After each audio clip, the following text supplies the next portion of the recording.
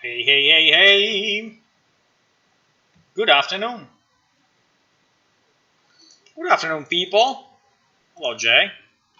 Yeah, it's a bit early because today I plan to do a longer stream. So today I plan to stream from now until the evening.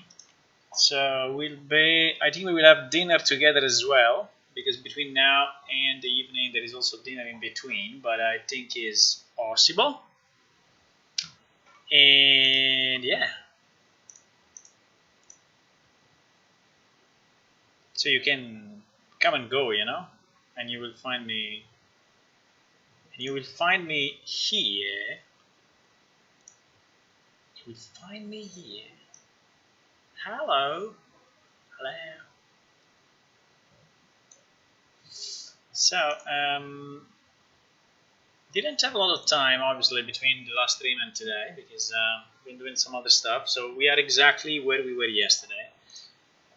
But just to summarize, for the one of you that maybe have not been with me yesterday or don't remember, what we did, we adapted rain to snow. So meaning we took the rain effect and we kind of cloned it to make a snow effect. I think the result is pretty good. Also, we adapted the same technique for the coverage of the ceiling.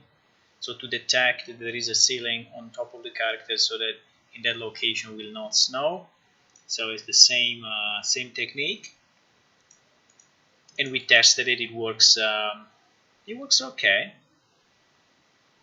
Now, one thing that I want to do today. I think today we will do multiple things, but the first one is to better separate weather in the different areas of the game. I think it's pretty much done already, but we need to be sure that it's actually working properly. Yesterday was a bit late and I couldn't finalize it. So there is one thing I want to do. The other thing I want to do, I would like to review one video that's been posted recently. I think it's the 3rd of August. I think we can watch it together. Which is this one. It's 27 minutes, but I think we can watch it maybe after doing the snow rain separation, which is an explanation from the technical director of technical art director of Unreal of the new changes that they did to the Niagara particle engine. And I think most of that I already know, but maybe not, because I watched the Epic Games convention where there was where there was the explanation of many of those things. Hello, Hula. What do you mean by personal cloud? What is that? You want PlaneShift to run in the cloud so you can have your own server and we can sell it as a service. This seems to be a good idea, but a bit complex. And I don't think we will have many customers anyway. What do you mean by that? Okay, so let's just check. So yesterday the server was, if I remember right, just 1 second, I always forget. Where are we? Here, 1 second.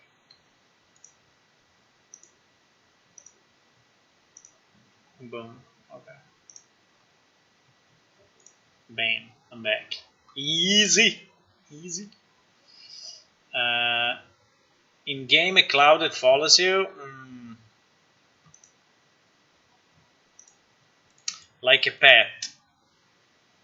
You want a cloud pet. Why not?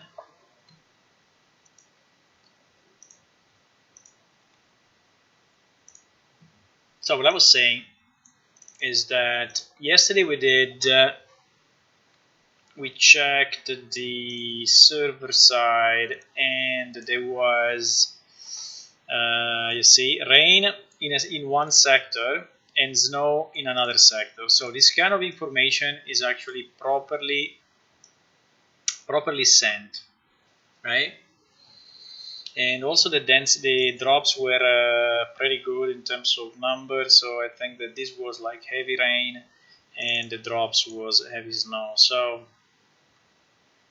but for some reason, this information was not coming to the client side, because we have checked the client, and well, I don't even know if the client. So what I want to do, I want to clean all this mess that we have in printing on the client side, because it's really too much.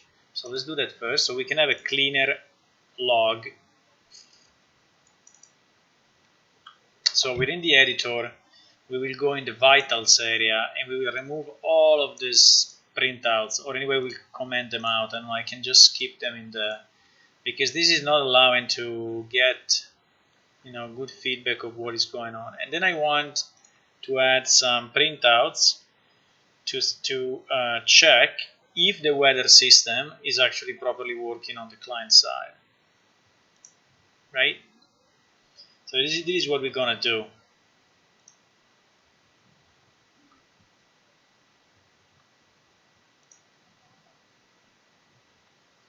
Well, a joke, but actually a flying pet could be good, and a cloudy flying pet could be nice. You never know.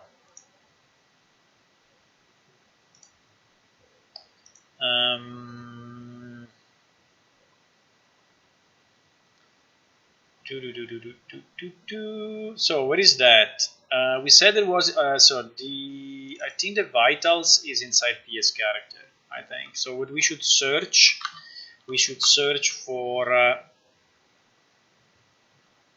like got physical rates, like this thing, or dirty status received. I think this one is probably the easiest.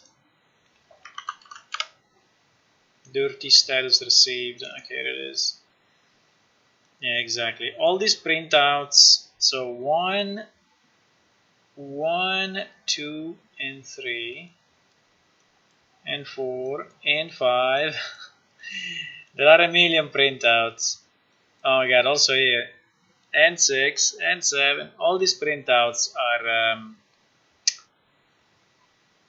are too much. Are too much. So how do we do this? Should I just remove them all? I think I can just remove them all and clean the graph. I don't think we need it. These are the first 3. So the first 3 are this, and this, which are totally useless. Okay, so these 3 we just delete. And we just connect this with that. Okay. This is already. What is this? Make mask. Wait, did I do something stupid? No.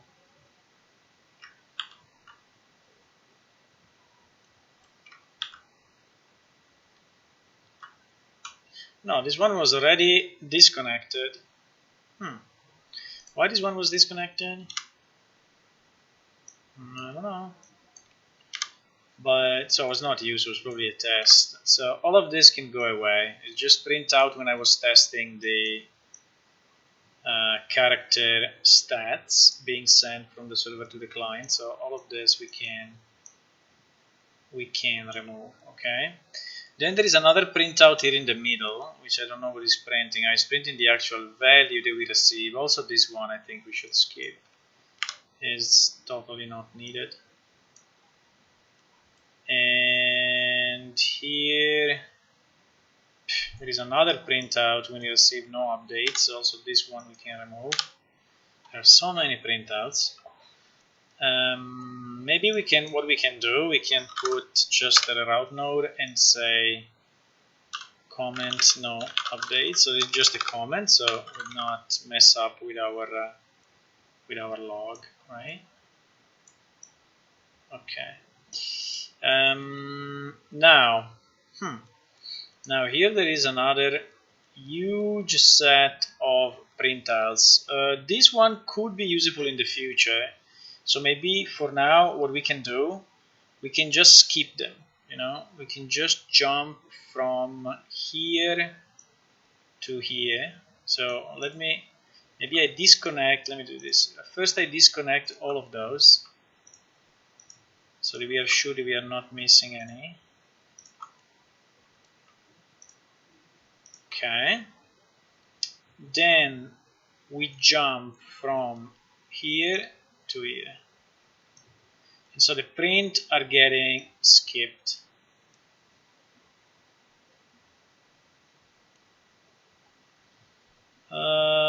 Here there is a bit of a mess though. What is it? I think I didn't do the redirection. Okay. So it will not do the append, and it will not do the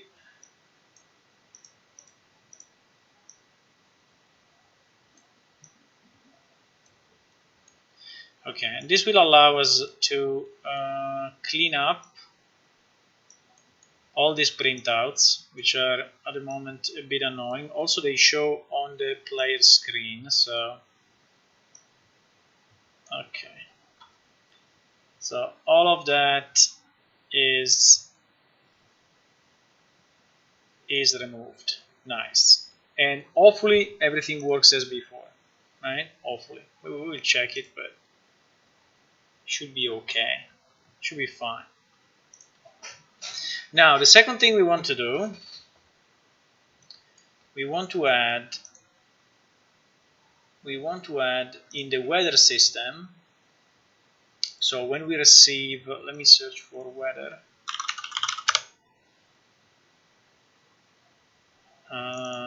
Event receive weather, exactly. This one, receive weather event. So this one is called from, let me see if it's called from the server directly. Yes. It's called, so this is the entry point, okay? And here we are still on the server side. Here we are on the client side because we do the switch. So I think what we can do, we can print out here. So we can have one printout here, just to say that we received a weather event. And so we will be sure that we know it. So we can say receive weather event. Now, do we want to print? Well, obviously this one I cannot print. Yeah, we can print.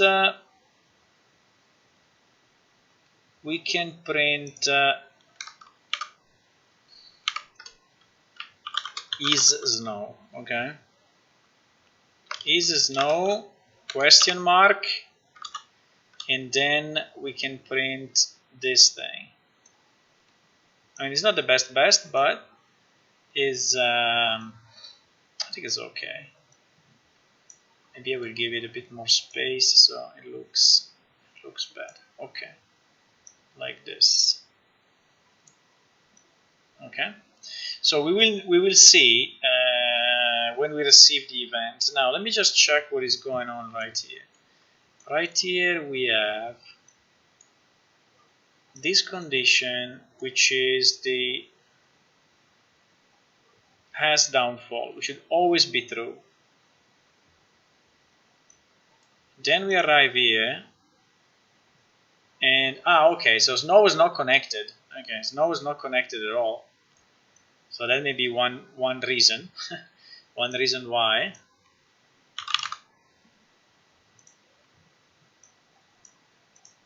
So yesterday we didn't connect this piece. This was probably one reason why it was not working. And so here we have the snow, here we have the rain.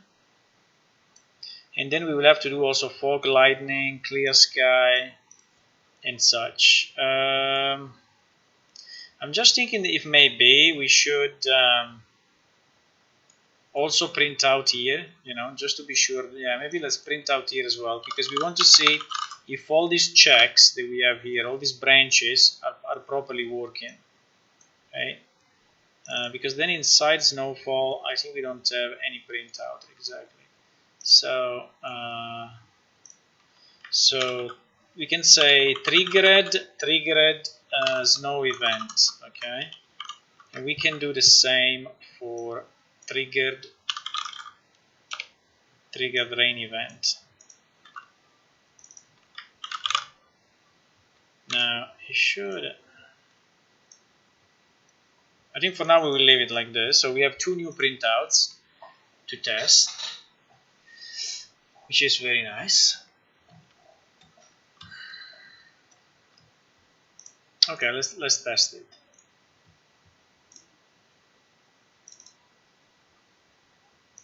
Launching the server, launching the client.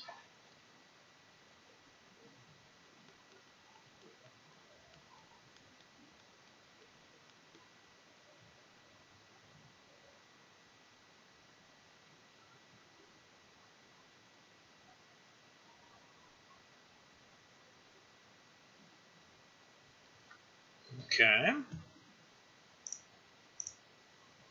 The server is still loading. It's loading factions right now.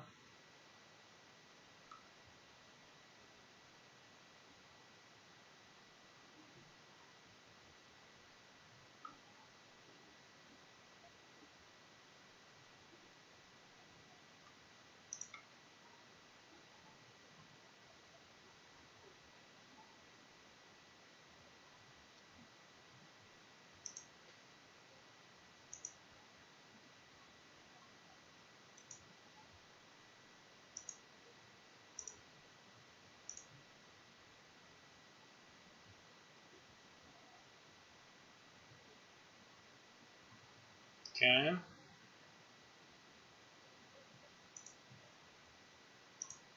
It's still loading. We can start to log in. It will take a bit more. And now again we have two sectors which are pretty close to each other. We just decide the sector by coordinates, and so they are basically two adjacent sectors, one next to the other, which are separated in the middle of the main plaza. And on the left we should have the the rain, and on the right we should have the snow. It's still loading. I don't know what it's doing, but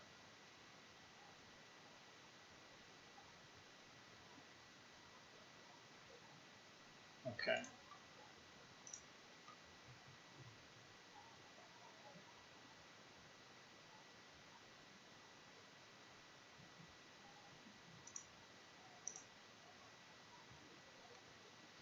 Okay.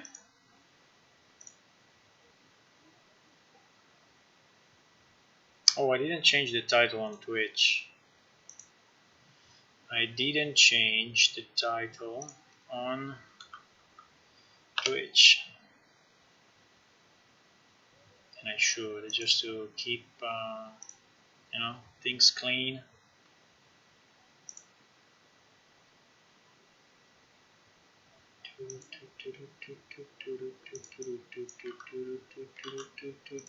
I have to copy it from here.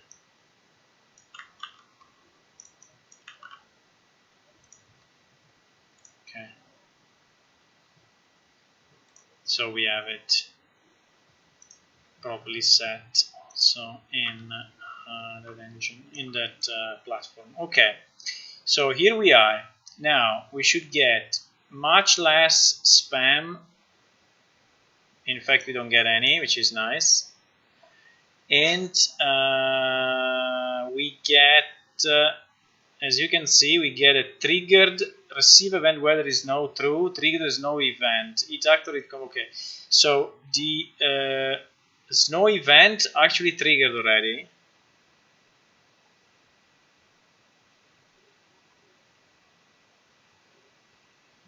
There's no event triggered already, so... Oh, and the rain event arrived now. And the rain event... No, the rain event I don't see it. Holy moly. There are thunders as well. Okay, let me try to go in the other sector, okay?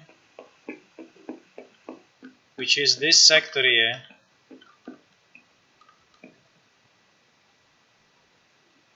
So here, there should be no rain, but snow.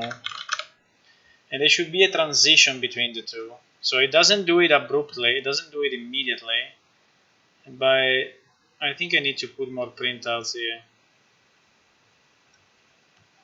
Did we do the timer that is checking the...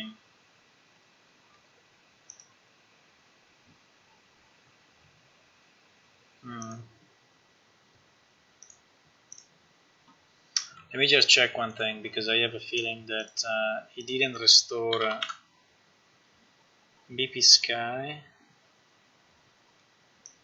BP Sky, rain.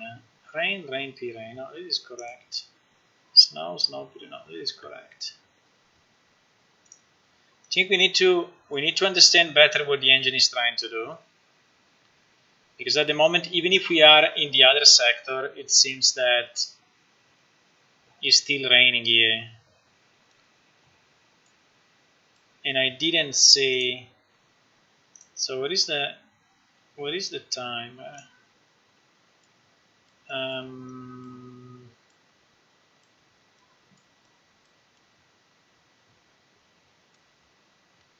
Set timer by function name. Apply weather settings. Did we create the timer of 1 second to check the player location and send? I don't remember if we did it. Did we do it server side or?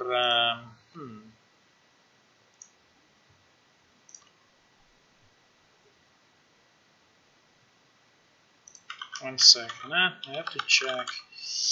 Weather. So should be inside weather manager. We have inside weather manager. Exactly. Inside weather manager. Yeah, apart from this, which is not something I need at the moment. I think it's simpler if I just go in weather manager. It's not open. Why it's not open? Weather manager.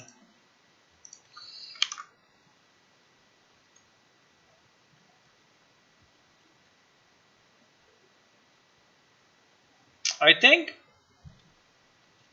the timer can be client side or server side. I think it will be the same for us. So we can have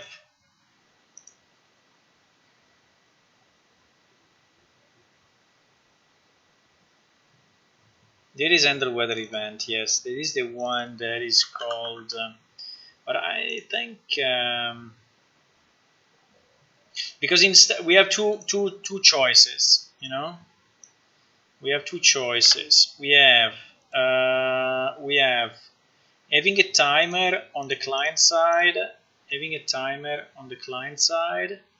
which is continuously asking to the server based on the location of the player, the current weather, and then the server is sending it back. Or we can just have this timer run server side, and so we don't do back and forth, right? I think there is no reason. I mean, the only reason could be a bit of a performance thing, but it's okay. I mean, one timer for one timer every. The only issue is that if the weather didn't change, we should not send the weather back, because I think that we can just say that the weather is the same as before, right? Because we don't want to start a new rain event.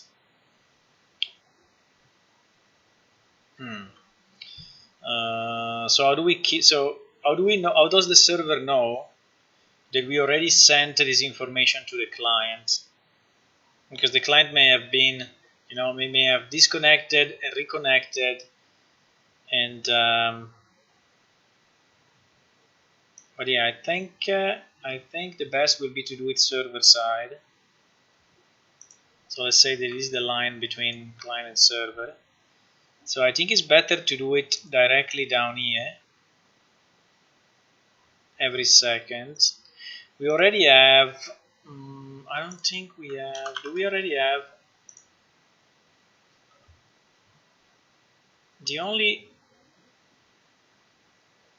We have this UPS game weather event, which is, well, we have the event of the time, for example, because the time is passing. Maybe we can put it into the time event,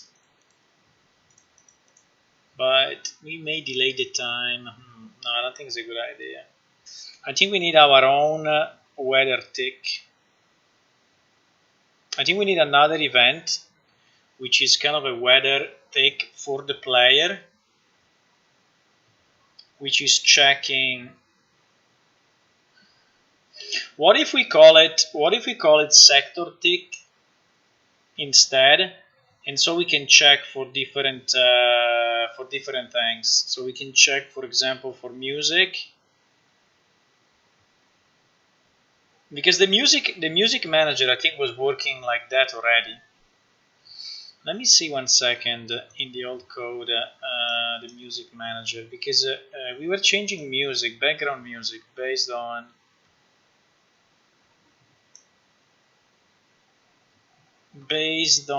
the location, right?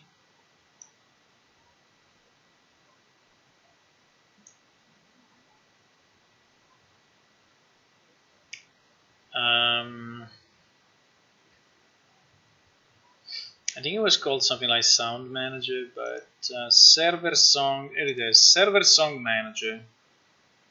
Which, by the way, this one has not been ported to Unreal at the moment.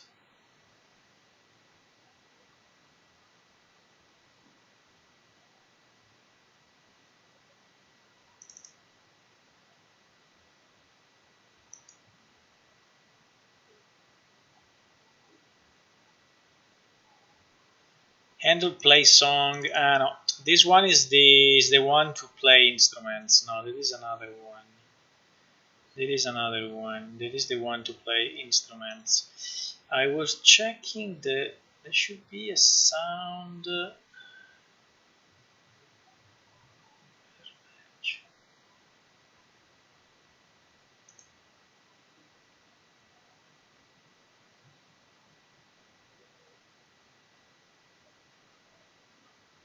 There should be one dedicated to background music. Introduction, guild, group, GM, Genmesh, exchange, events, maybe it's inside events, entity economy, creation, command.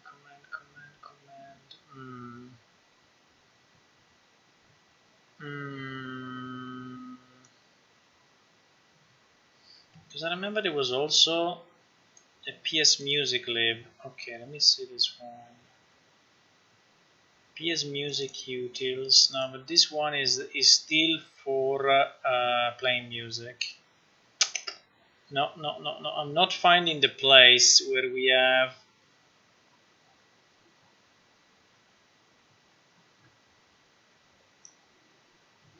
I'm not finding the place where we have the definition of. And by the way, where was that? That was inside the sector XML, I think. No. Let me go check. Where was that? If I go under the old, assuming I can find it.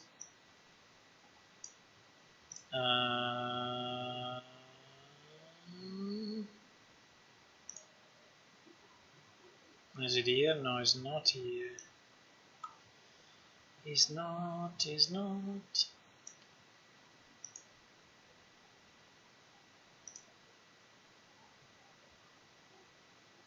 What is that?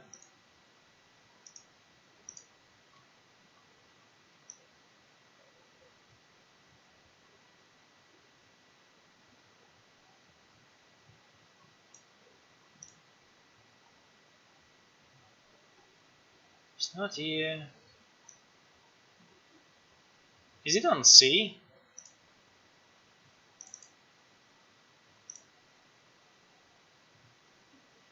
Should not be here.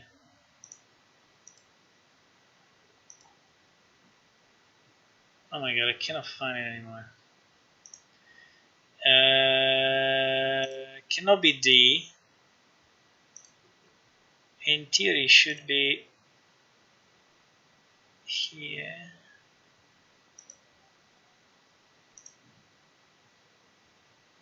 PS. Why is not inside of this?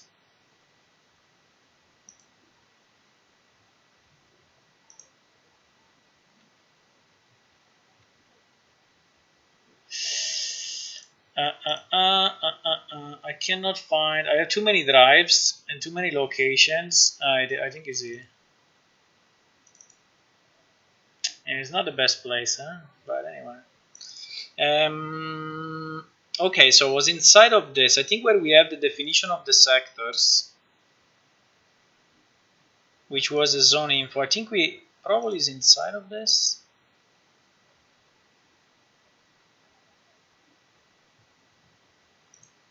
Here we are loading all the regions.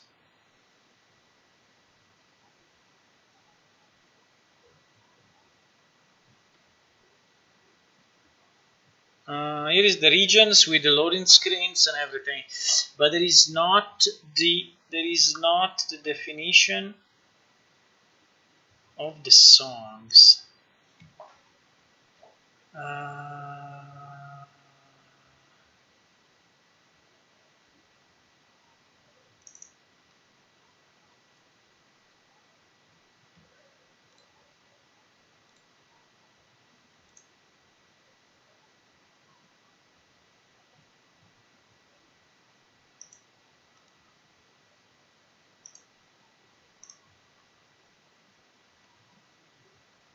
I don't think it's in the database. I don't think it's in the database, but I cannot really remember where the hell. Do you think it's in the database? I don't think so.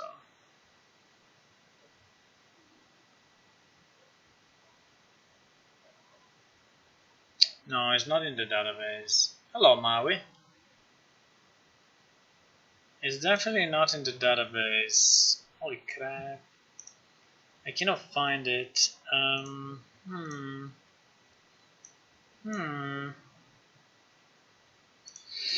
We can do a search for sound.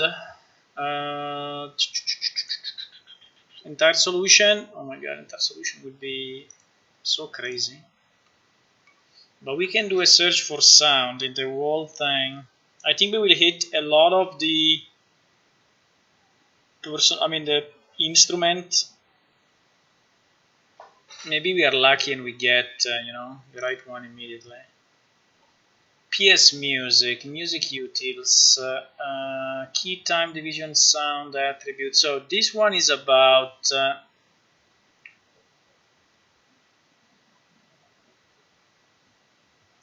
this one is still about instruments.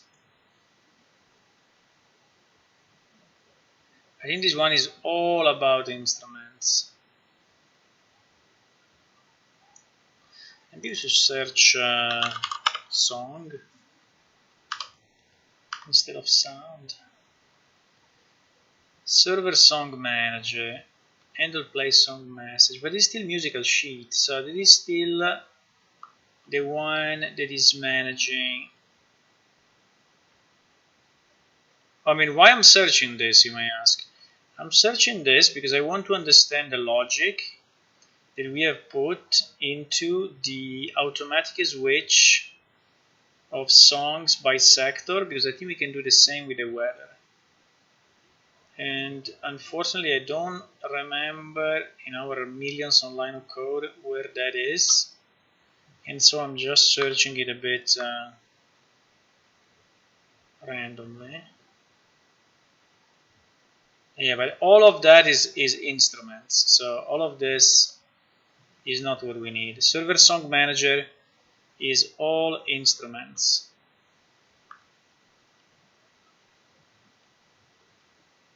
I'm pretty sure that when I find it, I will say, oh yes, I knew it was here.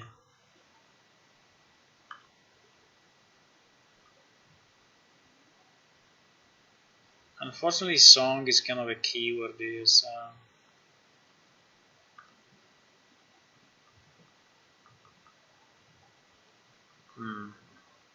Maybe song is not the best keyword, but I think it should be sound or song. These are the two that... But is there a starting from here? It was there. No, no, no, stop, stop, stop, stop. Fuck, I pressed too many times. But it was inside PS character. And jam, I saw it.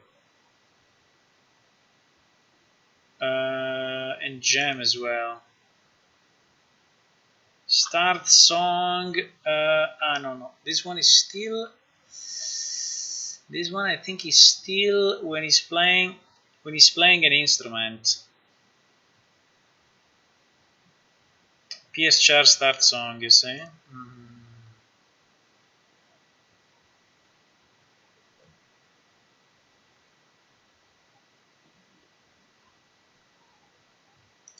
Yeah.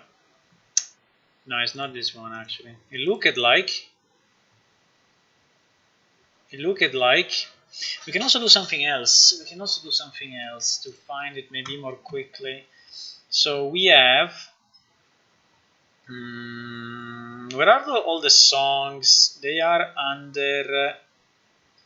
They are, I think, under data effects.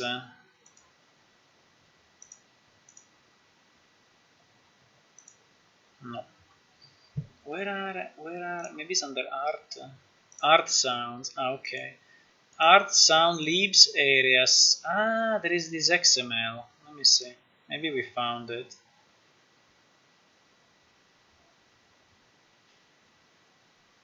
No, these are the sounds for the characters.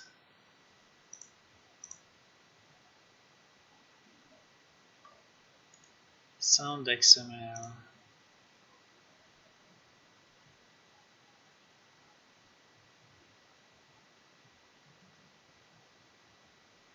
These are the other sounds. I think I need to go... I think I need to go... Well, music seems to be a good place, but... I think the place is right, but I have to go in the installed version, because there is just the source. Okay, there is the source, and I think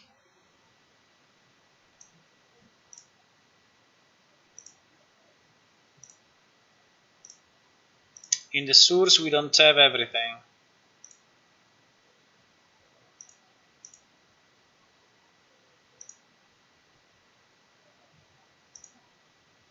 It's like this.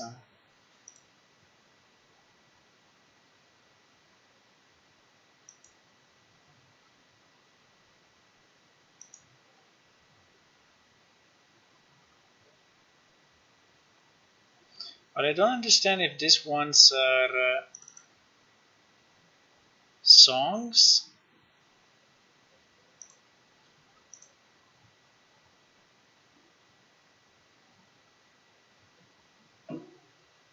Yes, these one are the songs.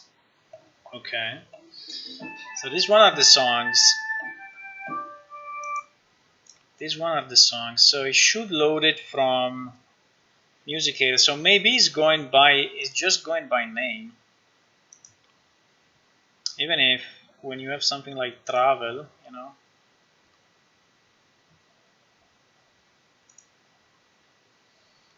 music. But if I search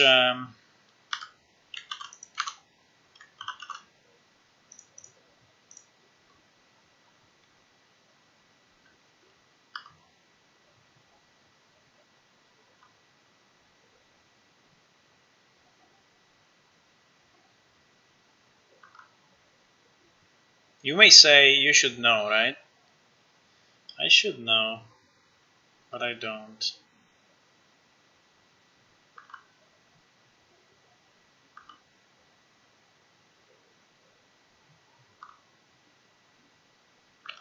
There should be a place inside Sound Manager which is managing this.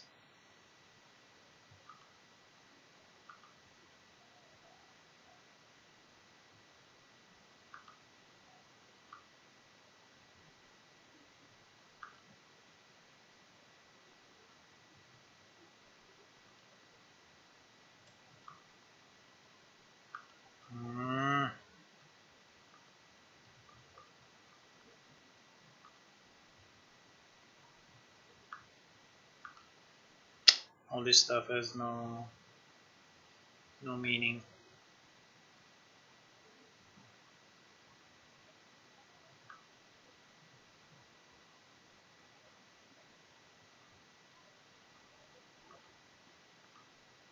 It's not what we are searching for. It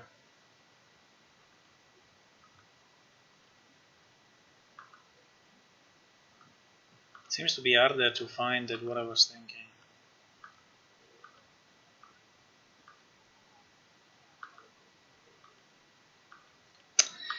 It may be handled client side just in the gem movement, I think, when it's checking in which sector you are. No, if I search like this, I will never find it. I think I will spend my day searching through. Okay, let's try to go by logic, where it can be. Where it can be. Let me close all of this. I think if we search like this, we will never find it. It's millions of line of code, so it's impossible to find. We need to go. So one place that I think it can be is in gem when we are moving, right?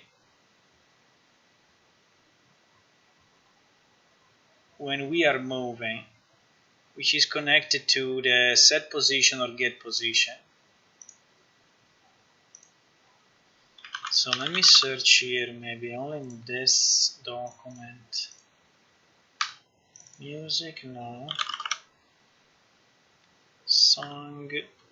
Hey, song, the problem is that it's taking only the instrumental song. I think it's probably done client side somewhere.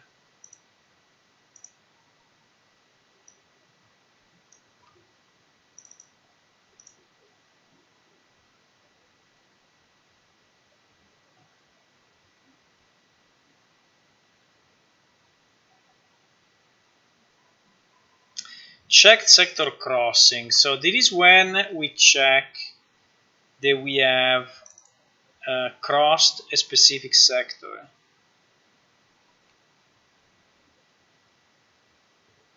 And there is actually a new PS new sector message. So this is when we cross the sector.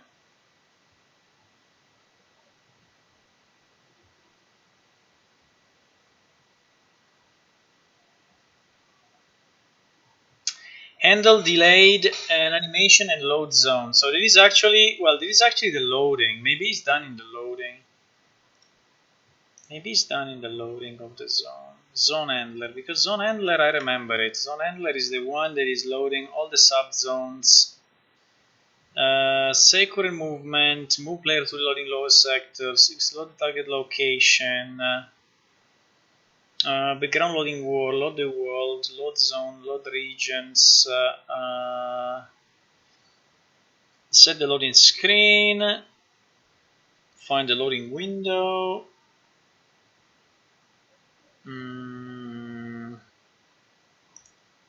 If the background is defined in the script, move the player to, which is here. How is the tiger done? It's done with a software called Face Rig. It's done with a software called Face Rig, which is this.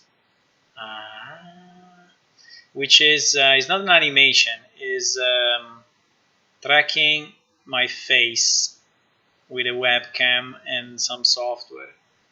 So for example, if I blink my eyes or if I close my eyes, you see the eyes stay closed. If I look one side or the other side, if I look up or down, if I bend my head one side or the other side, or if I open my mouth, so is and then there is a way to redirect that into the stream, so into OBS, into Streamlabs OBS, and have it displayed on screen.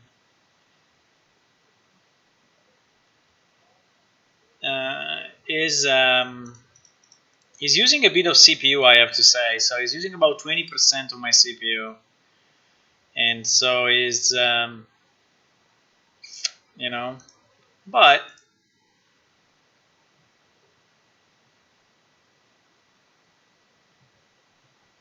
I think it's fun. It gives you something to look at when you know. I mean, I don't know. Do you like it? But it's tracking my face real time, assuming I'm in front of the camera. If I'm not in front of the camera, like if I move completely out of the camera, it will reset. Like now I'm really far. I mean, I'm a bit far away. It will just reset to a kind of a standard idle animation. But if I go back into the camera, yes, now it's tracking me again. So it's basically always tracking me.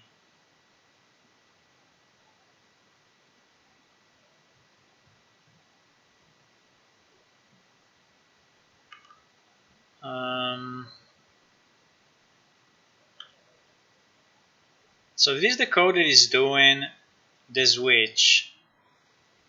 Now I was really expecting to see here the background music, but it seems he's not doing this, unless he's doing it into the, let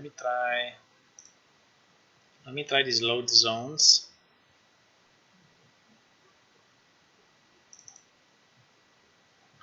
Background loader.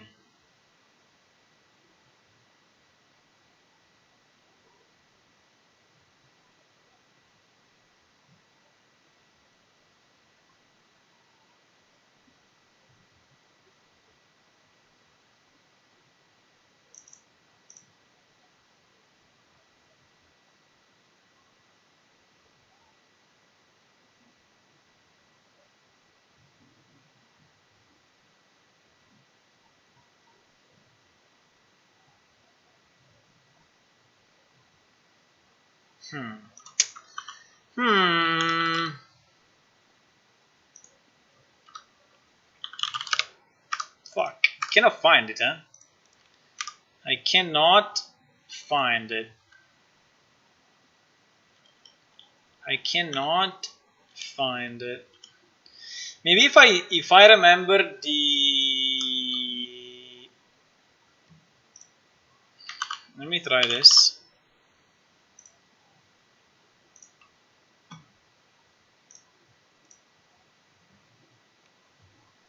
I don't think he will, but maybe there is a comment where we say like load the OG music or something.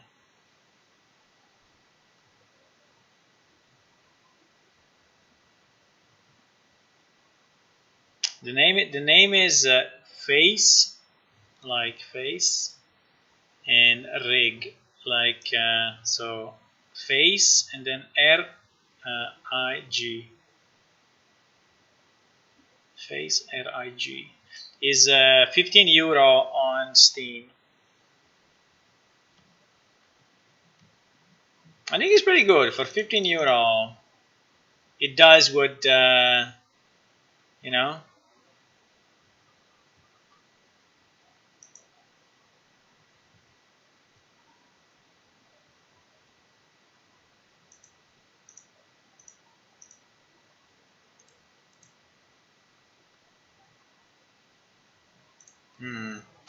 Cannot find this thing, boys. I cannot find it. Should we redo it? And that's it? We can redo it.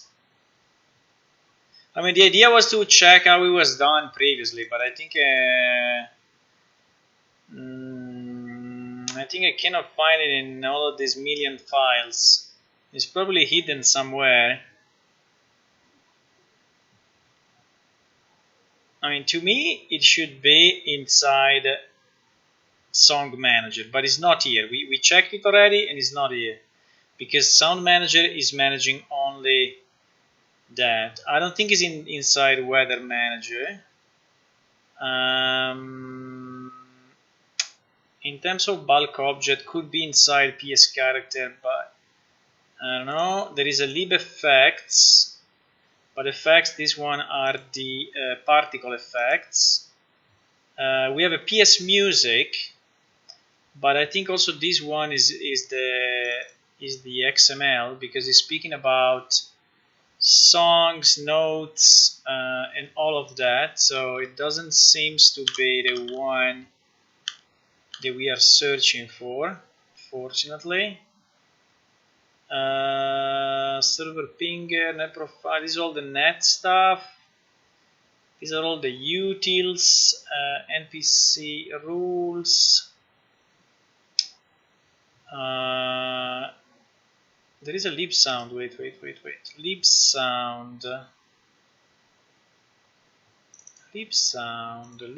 Sound control.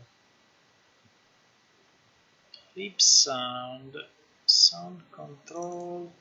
This is probably sound file.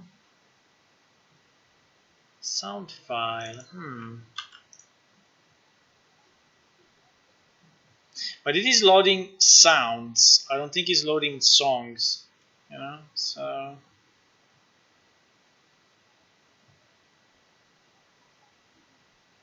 load sound file, unload sound file. Get sound, put sound, update, load sound lib.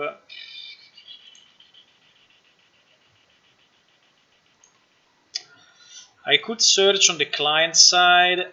Let me do this. I could search on the client side, so only on this project. When we are okay, GG is not anywhere. It's not anywhere on the client side. I mean on the client app. Then it could be.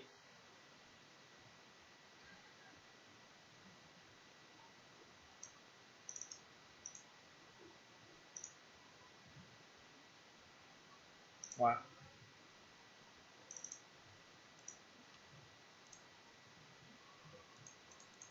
Okay, it's here, but load sound file. Maybe let me try this on the client. I mean, if I cannot find it, we will just redo it, okay? But it's a bit silly that I cannot find it, actually. Sound data.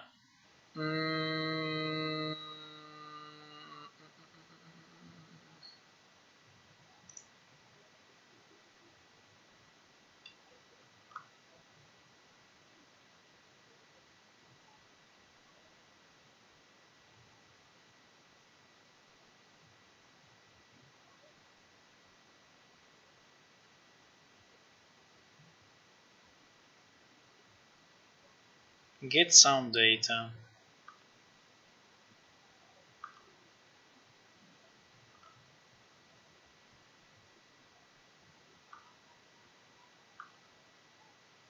It's only here.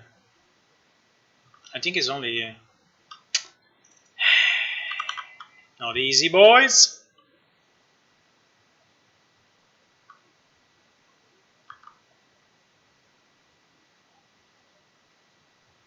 What I'm searching for where we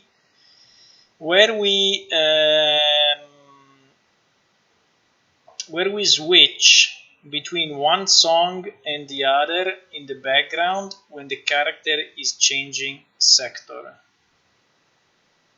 That is what I'm searching for.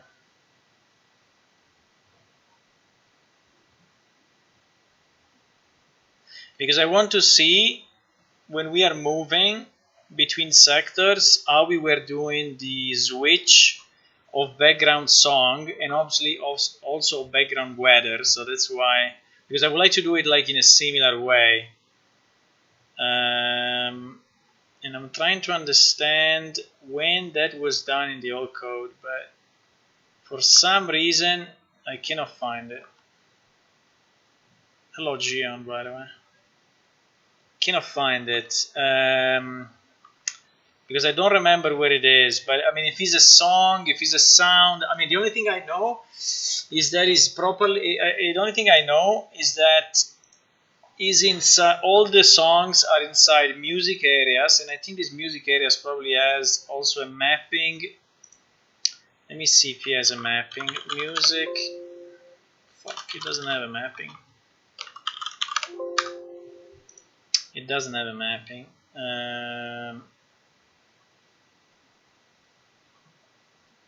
Or is inside?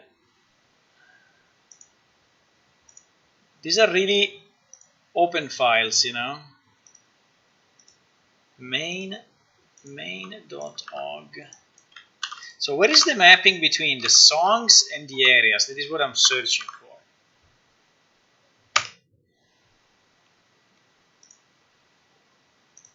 It's a bit weird when you do search entire solution and is immediately exiting, you know, after 1 second. I think it's not searching.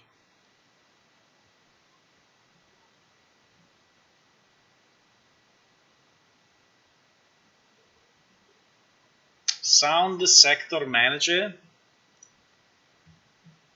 Where is sound sector manager? Do we have a sound sector manager? I mean, are you referring to the old plan shift code or to what? What is that sound sector manager?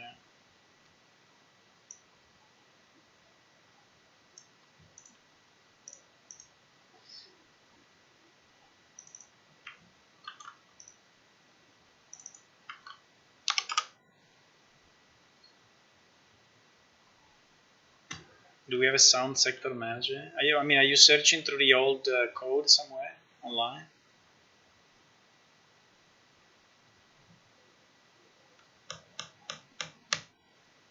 Yeah, we have a sound sector manager. PS sound sector. Where is this thing?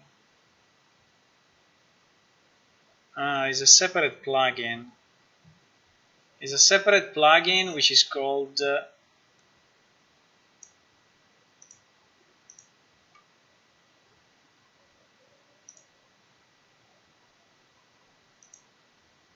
no idea why I didn't find it, but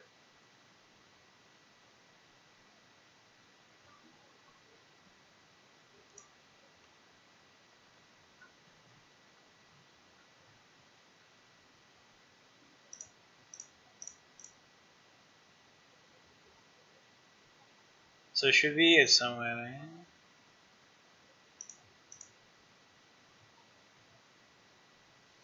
No. But anyway, there is a sound manager, sound sector, sector manager CPP. Yeah, I think there is also PS sound sector. This thing. How did you find it? Just to understand, how did you find this? PS sound sector. PS sound sector and ambient.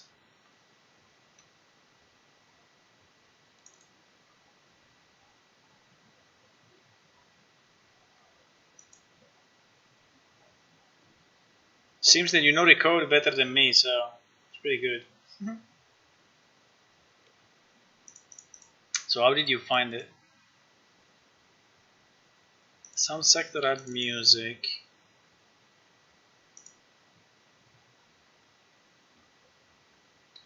Resource type, minim volume, start loop and end. It seems that it's loading it from some XML that at the moment I cannot find, but there is probably an XML somewhere, maybe inside SoundLib or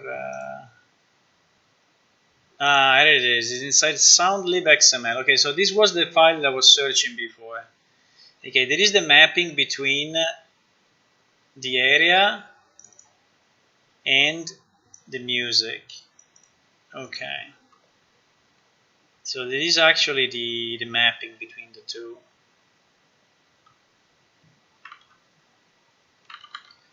And then is adding here the sound to the, okay.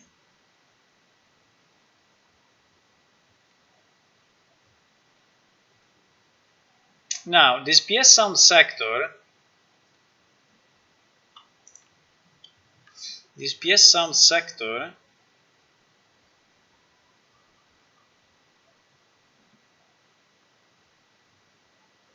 yeah, this is exactly the way, I mean, this is the object that is managing the change in music.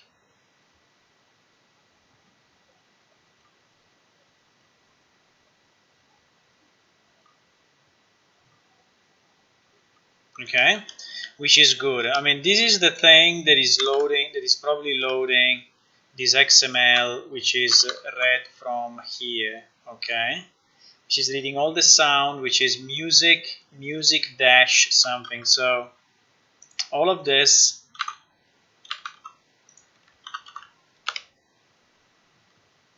yeah, music resource. You're saying this music resource. Now,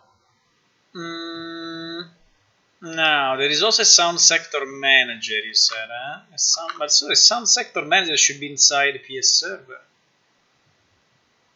Sound sector manager. Oh, it's not in.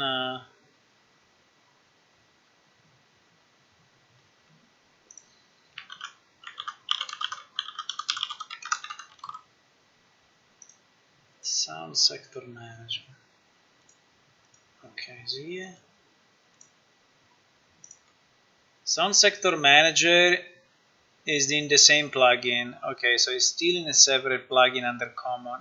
Okay. That is what is messing up with me, because here I don't see it in the server side, but it's a plugin connected. Is a plugin connected to it.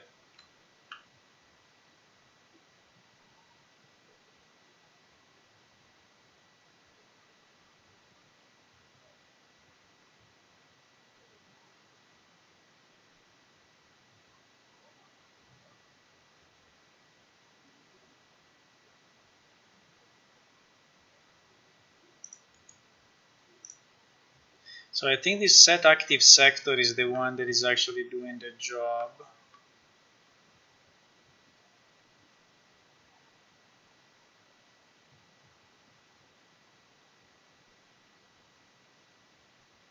Yeah. The set active sector is the one.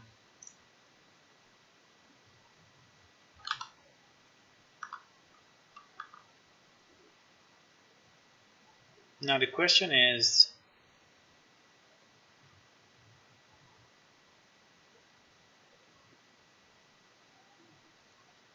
yeah, it's client only somehow, but I want to see, here it is, sound manager load active sector.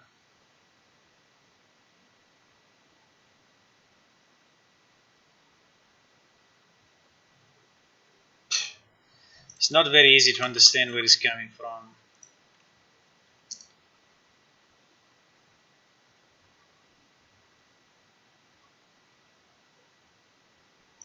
Load active sector. Okay, this is the UI. This is in the window, inside the window, like the login window, the card creation window, which are actually trying to load a specific music, faking the fact that they are in a sector, but in reality they are in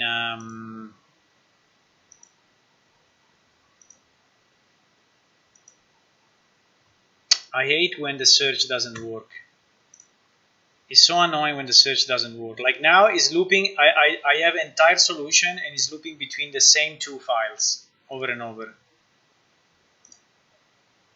You know, it's continuously looping through these two files. Fuck you.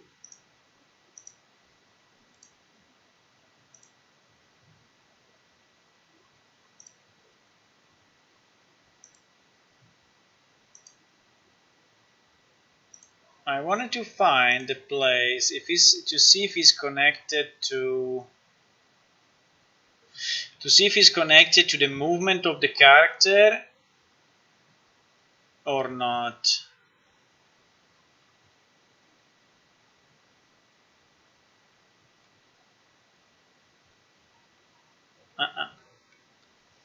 Mode handler. Get a current sound for our main weather object. Weather sound, downfall parent, blah blah blah. String sector name, load active. So here is where he's setting, you see? This thing is setting a few things. He's setting the time of the day, the weather, and the active sector for background music. Which, by the way, makes a lot of sense. So I was thinking to do something similar. I was saying if we could have, you know, one single place where we manage, you know, the time, the weather, and the music. Set sector music.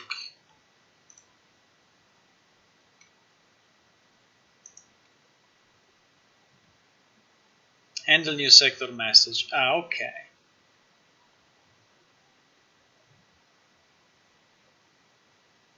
Okay. So I think that the sequence is while the character is moving server side, we are detecting the crossing of a sector. This is in the old game, In the old game. We are detecting the crossing of the sector. When we detect the crossing of the sector, we send a message to the mode handler, which is this guy, which is actually handling the new sector message. And here is setting the music. Actually, he's doing a bit more. This is called set sector music, but he's actually doing a bit more because he's also setting the time of the day, the weather.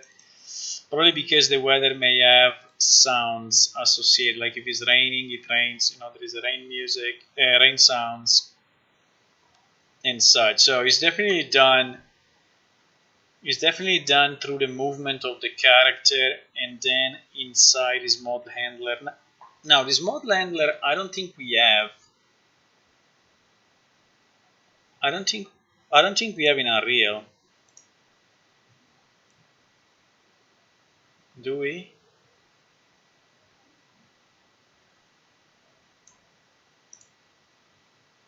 No, we don't have. We didn't port this thing.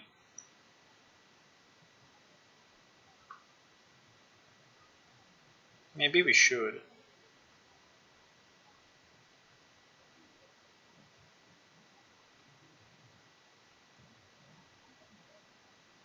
Yeah, he's doing a bunch of stuff. He's doing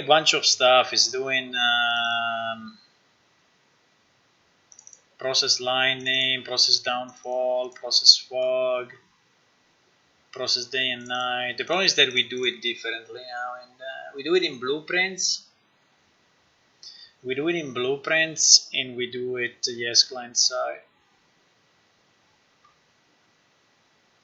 This is client anyway. This is client side. This is in the client directory. So all of this is, so this is the way that we were managing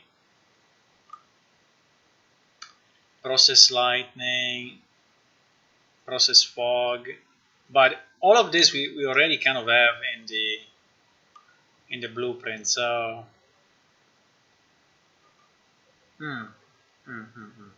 okay, now I understand better how it was working. I think I just wanted to understand the logic to keep it kind of similar.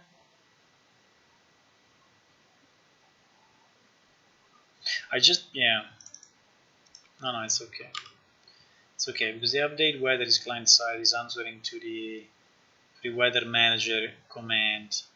Create weather. You see, there is really a lot of stuff here. Create downfall weather object, create weather statistic object. And then I don't know why there is handle combat event. Okay, why is it inside of this? But There's also a bit of an attack. Yeah, because actually it's a mode handler, so it's handling all the modes of the game. Other block, other damage, other miss.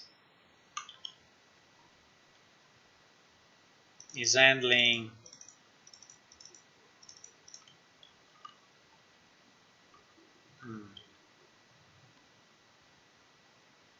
handle cache file. Okay, but all of this is done differently now because it's all in blueprints and is all in client side, and I think that at least half of this file we already have. So I don't think we need to port this. So going back to our discussion, so I think that the best way to do it will be to have a timer server side which is checking if we are crossing the sector. We need to understand when we are crossing the sector. There is no way. We cannot do without, you know. And sectors for us are only positions. So I think we can do it every second. I don't think we need to do it. I think we can even do it every 5 seconds if we want. You know, because if it's for changing the music and changing the weather, you know what, I think we can even go with 5 seconds. I think this is okay. I mean, a sector anyway is 1 kilometer by 1 kilometer, so the time that so it's not that you are switching between sectors so often, right? So I think we can do that. I think we can have, so for the problem is that for every, so it will be like a tick, you know, it will be like a tick. So it will be like just a slow tick. It will be just a slow tick. I would prefer to do it. Server side and in C++, by the way. So because it's something that may happen often, you know. And now the problem is, where do we put it? We should put it in a place that makes a lot of sense for this, because it's not only weather; it's sector crossing. Now, we can put it in PS sector. We have a sector class. Yeah, I think we put it in the sector class. I think it's the easiest. So here in sector info, there is all the definition of a sector, the weather, the thing. There should be also the music here. No, because this was managed by this other class, the sector manager, the sound sector manager. But in theory, it should go here. I think we should put all inside the sector thing.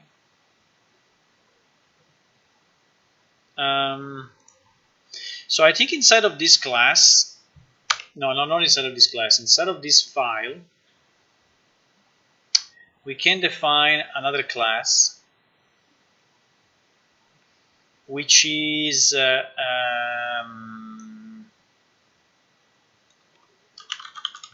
which will be called it has to be an event, so it should be a UPS or something. UPS sector check, sector position, sector UPS sector check,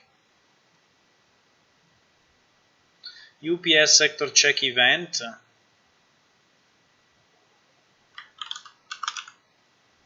I think they should all be events, right? And it should be derived from, let me see, the same way this guy,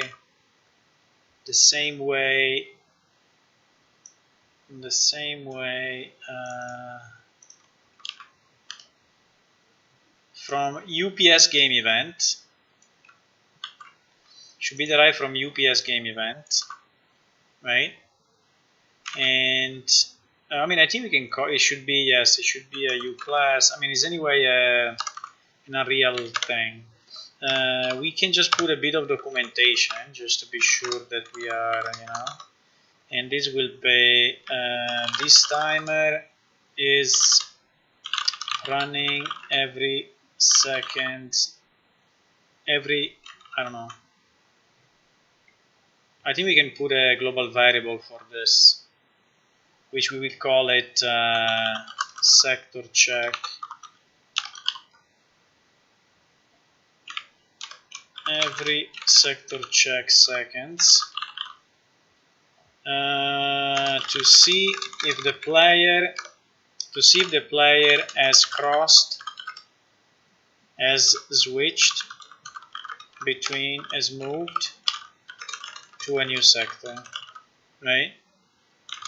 This will trigger weather, music, and potential other things. I don't know now what, but it could trigger other stuff, right?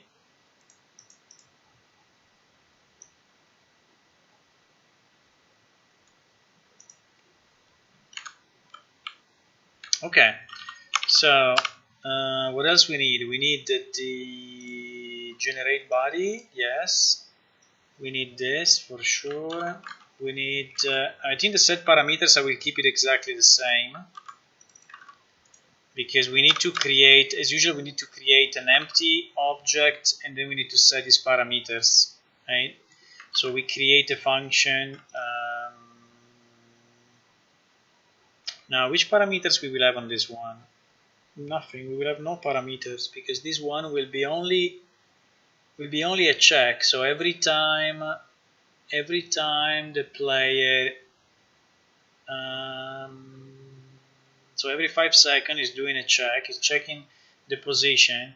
Well, I think he needs to have at least the last known sector, right? Just to see if it's different from the previous. Right? Because this one has to trigger the change. So we need, do we keep it by ID or do we keep it by name? I would prefer to keep it by ID actually. So we will have an int which is current sector, which I don't know, at the beginning will be set to 0. I don't think will be set to anything. Then we need a trigger for sure.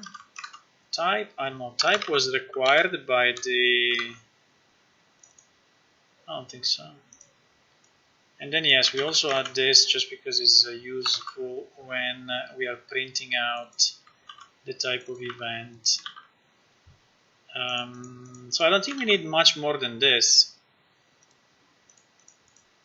The only thing that we need is the generated thing. Yes, we need to copy this include. So at the beginning we need to have the generated. So ps sector info.generated.h, because in this case we have a U class, so this is becoming an Unreal Engine thing, and he wants to have the generated at the beginning.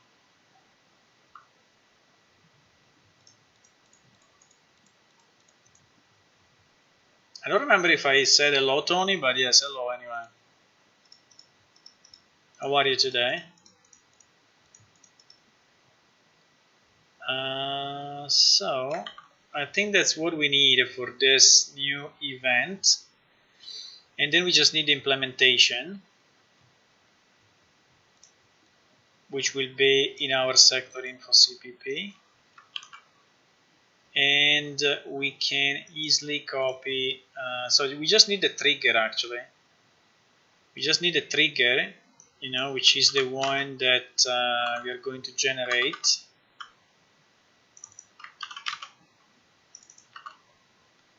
And the trigger will check, will get, yes, but I need the actor though, because I need the actor. I mean, this one is not running inside the PS character, so definitely I need APS character, and this will be the player, right?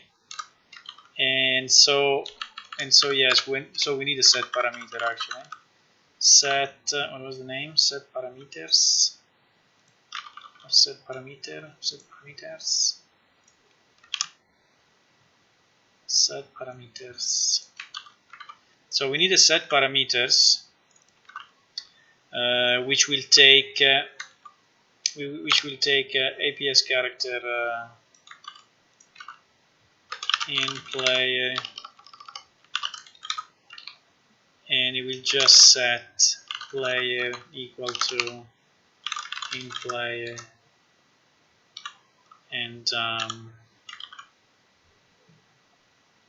that's it. So we have to remember to set these parameters, okay? We also need the tick. Sorry, without tick it will never work. Huh? We also need the ticks that we need to pass to. Yeah, so this should be like this. No, why we did it differently? I don't know. It's the same. Is the same. Delay ticks. The name is delay ticks. I think it should work this way, right? It's just the definition of the. Okay. So delay ticks and delay ticks, player in player. I think this is the only thing that we need. So these two things. So when we implement it, then we will just take player, which is our APS character, and we will do get actor locate. No, not even. We will just do a get sector. We will just do a get sector, which will return PS sector info pointer sector whatever. And of this one, we will just check if sector, I think is ID or whatever. Sector ID is equal to our, we called it current sector. I like it more the other way. So if this is equal to that, then we do nothing, or we can say then different. If it's different, then, so here we check if the player has crossed new sector. Now the only problem could be that if we do the check every 5 seconds and the player is going between 2 sectors continuously,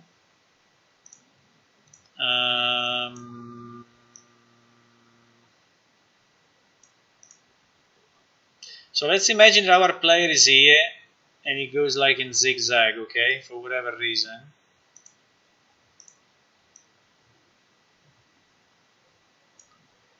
So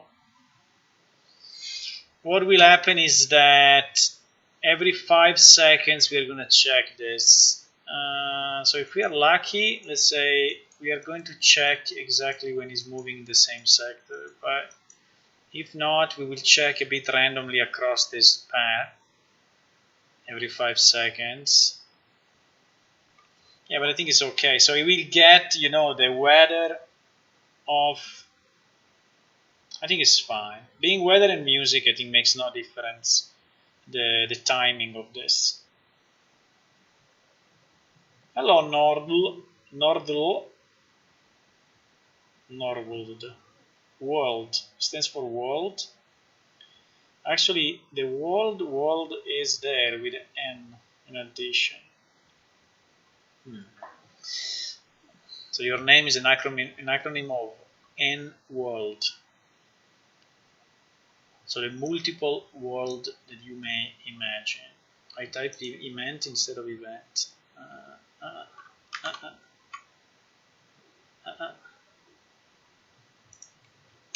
Thank you.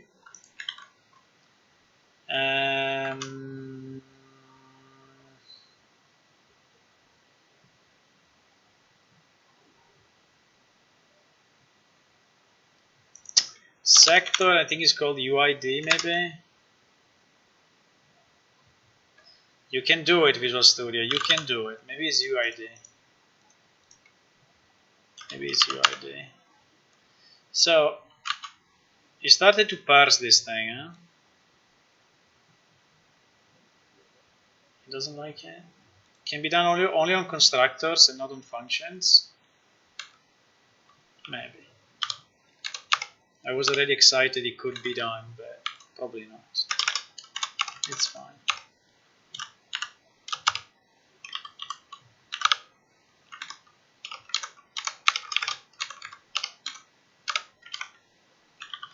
Okay.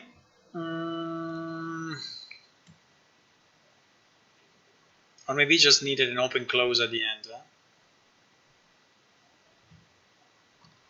I need to change it everywhere. Yeah, but I didn't use it anywhere yet. So I think the only place is here. Yes, and also here. Here and here. Okay, so if we check that the player has actually changed sector, okay. Now what happens? Now what happens? So this is just the timer that is running, and is by the way, he should schedule himself again, huh? So because it is an endless loop, so we start the timer once, and then we in the trigger we trigger it again. Correct? So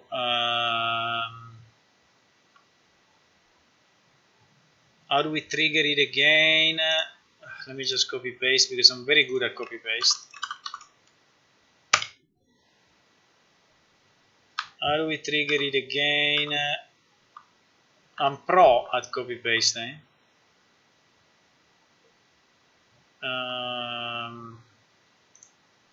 Like this.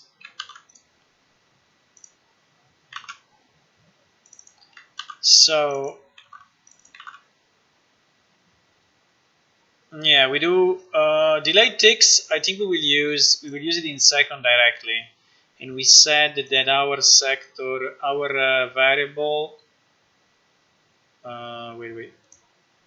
We will call it sector checks, right? Why is saying that is not implemented? Is implemented here. Anyway, it doesn't like me. Huh? Sector check. We can put this sector check time seconds. Let's call it seconds. So we know that is in seconds directly. So we can put it in PS whatever. We can put it in PS constant. I think we have one class which is holding all our constants. Yes, is here, and we can put it here. Oops. Define. So for now it's 5. Okay.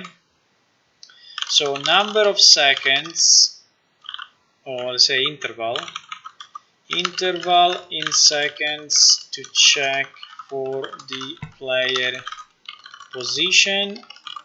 Now to check if the player has changed his sector. Okay. Nice. So I think here we can just use that, and then we need the player, right? Well, the player will be the same. So when we reschedule, we just use player as the same thing, right?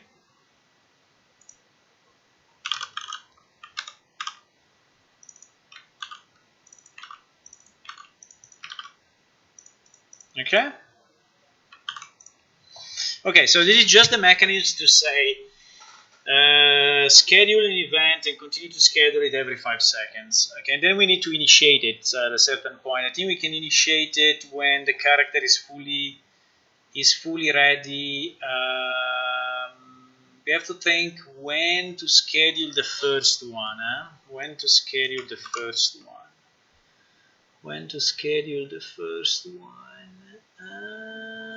I think the best will be when we transfer the player to the world. I think we have a place in I think it's in pre-game helper, or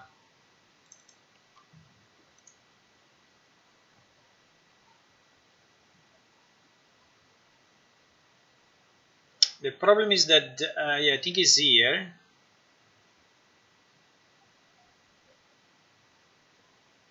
set the client as ready, send the game time and weather to the current sector to the client. So this is where we are updating the weather the first time. And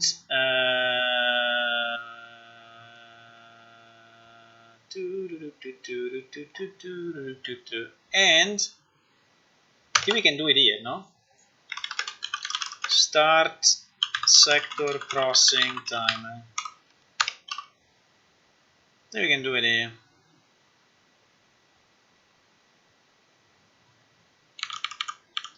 The player is this guy.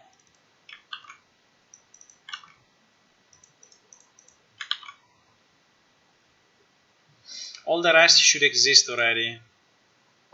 Because if we are in pre-game helper, means that the server is fully loaded, all the events, all the managers are up. So I think this can be the right place.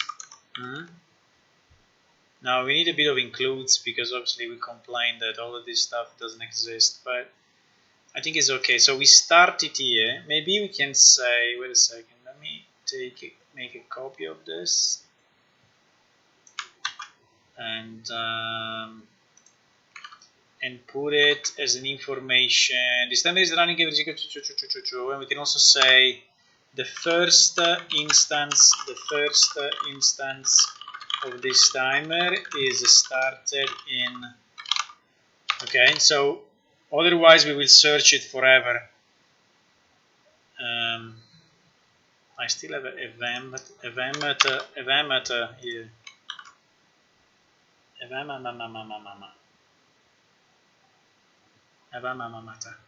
Yeah, I copy pasted everywhere. I know. There are still some. I think it should be fine now, no? But anyway, we will do a compilation and see. I think I can close. I really don't like. Yeah, this is another nice stuff, you know. I didn't change win speech bubble, but for some reason the editor thinks that I changed it. Why?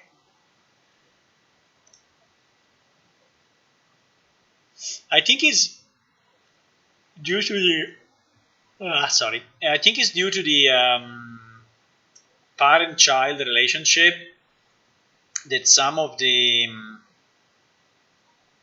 some of the assets have. So what should we do here before compiling? By the way, I need to. This is still here.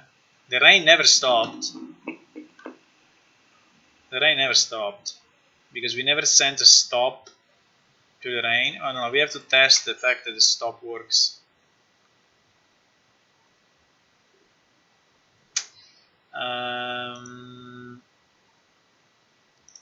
And also we need to stop the server. So what we do here when we know that he changed sector.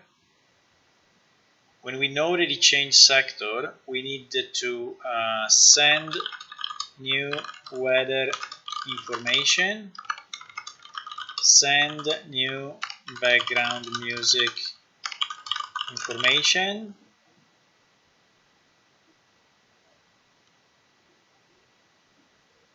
anything else? No. At the moment, these are the two things that we manage when we are crossing a sector, I guess. Because time.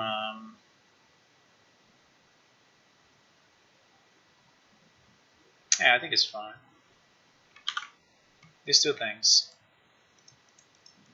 Okay, let me try to compile and see what happens.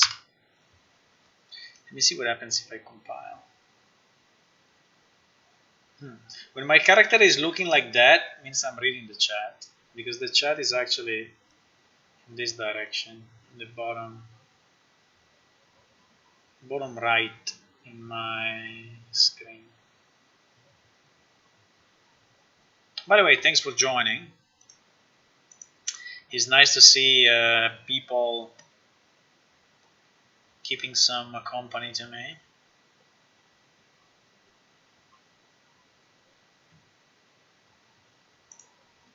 By the way, we have a target. We have a target of 3 average viewers on Twitch to become affiliate.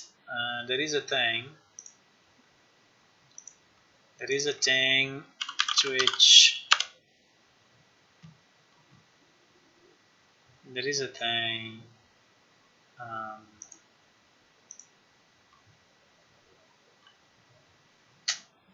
There is a thing. Under insights, achievements, there is this affiliate. Affiliate is basically a kind of a status that you reach on Twitch and allows you to do more stuff. Like you get badges or whatever, you get coins, I don't know, you get some stuff. Now, I don't know exactly what you get, but you get some stuff. And it's basically asking you, to do a number of things to reach it. And the first one is to reach 50 followers. Now we have 93, which is not a lot, but still more than 50. So we have achieved this. And then he asks you in a 30 days performance. So he's considering the period between the previous month and today. He asks you to stream at least for 8 hours, and this is not a problem because I stream 35 hours. To stream on 7 different days is not a problem because I stream for 11 days out of 7. But I have an average of 3 viewers. The problem is the average. So we need, and at the moment our average is very low, so it's 1.42 because the majority of the people are watching on YouTube. And yeah, I don't know, maybe if you can watch on Twitch instead of YouTube, because on YouTube you already have all the achievements, I guess, all the most important achievements. So if you watch on Twitch instead of YouTube, this number will go probably up.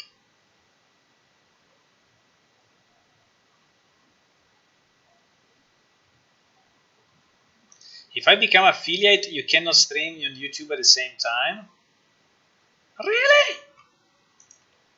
No. No way. Then I don't want it. Because YouTube is keeping all my videos. So the problem of Twitch is that it's not keeping the old videos, while YouTube is keeping them all. So if you want to see all the 200 streams that I did, you can find them. And so Twitch affiliate multi-stream. Affiliate multi-streaming.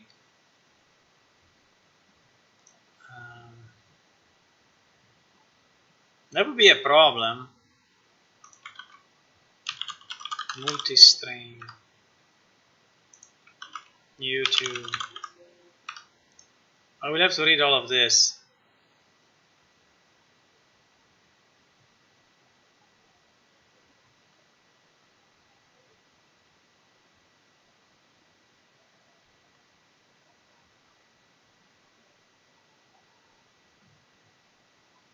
I don't know. Seems a bit silly, but I mean, like they are protecting themselves from. I don't understand.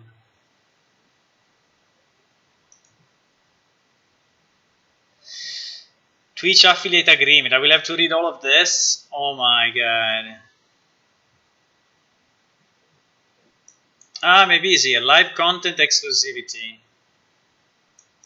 Solely for any live audio-visual work you choose to provide to us as a user content on your live Twitch content, starting from the beginning of the initial broadcast on any such live Twitch content, continue for a period of 24 hours following the end of the initial broadcast.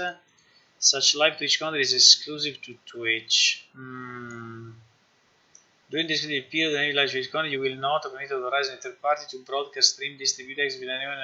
So basically what you can do, you can load the video on YouTube 24 hours later. So basically they are asking you to stream only on Twitch and then to upload after 1 day the video to YouTube. That's very bad. That's very bad, but thank you for telling me because I was not aware of this. Okay, so we will refuse the affiliate then. We will not sign this. Because it's a pity, because on YouTube we have all our stuff, you know. And...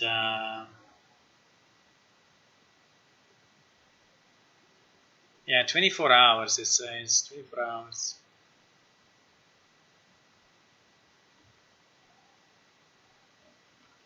I say the advantage is that you can get monetization, I think, so you can get like uh, ads and ads revenue or something like this.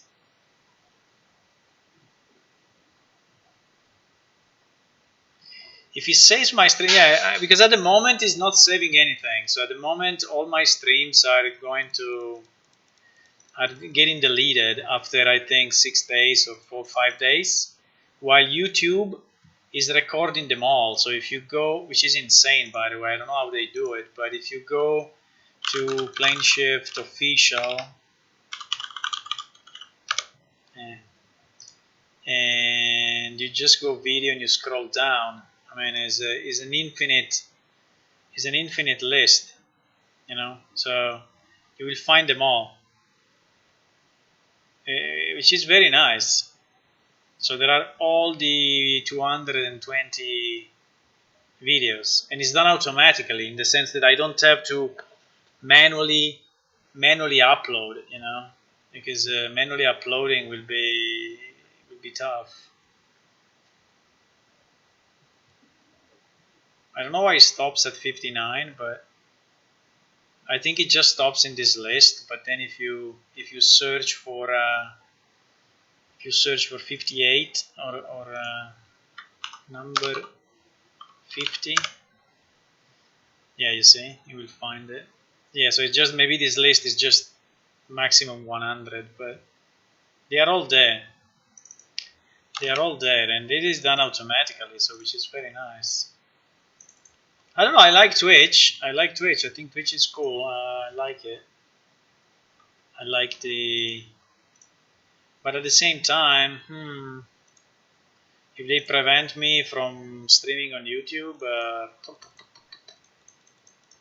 it's a problem. Or we can just decide we stream only on Twitch and then we archive on YouTube. That could be okay. But it will be more work for me because I will have to manually archive. I mean, to manually archive is kind of annoying.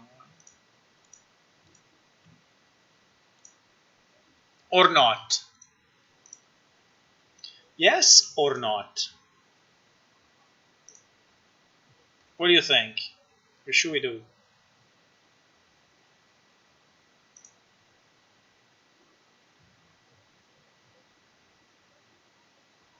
What should we do, boys? Check the best in the sector blah blah blah, current sector blah blah blah, anywhere. Okay, so did he compile? One succeeded, not even an error. Oh my god, how is possible? How is possible? Not even an error. What is going on? What is going on? Okay, well actually this code doesn't do anything, but well it's just running every 5 seconds and doing no checks at the moment and starting when the player starts, but it's okay. So okay, so let's send the new weather information. How do we send the weather information? I think under weather manager we have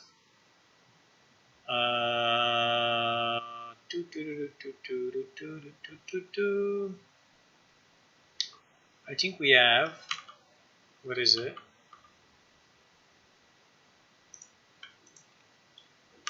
When this thing is triggering,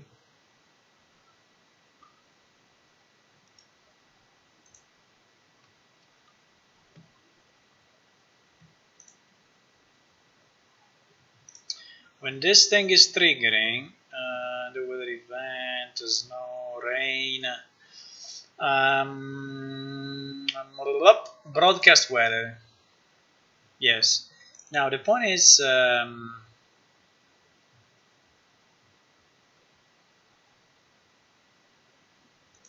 how do I get it from this?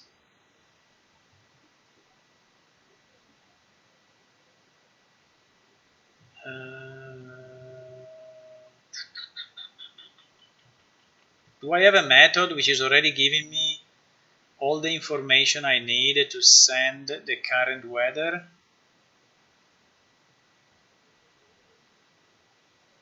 Or not? If I don't have it, it's very annoying.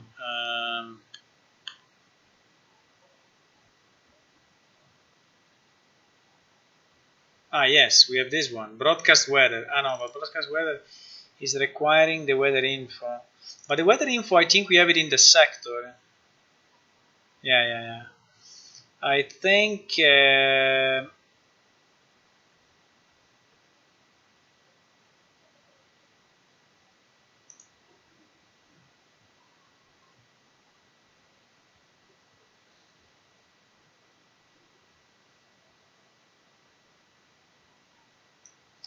So I think we just need to do this. I think it's much simpler than what I was originally thinking. We just need to do this. We get the pawn, which actually is our player. We get the sector. We have it already. We have already the sector. So from the sector, I should have...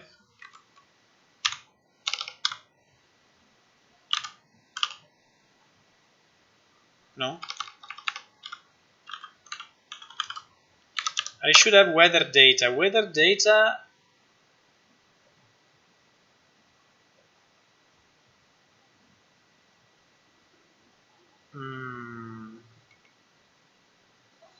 No, weather data is not info though, because weather data is not... Is there a weather data.info? No. No. No. Fuck. 1 second. We have a problem here. So weather data is a tmap hash containing all the various possible weather data. Yes, but this is the one that is potential. I want the one that is current. No, but we have it for sure. We have it for sure. It must be in Weather Manager. Wait a second. Weather Manager has the list of all the sectors. I'm sure of that.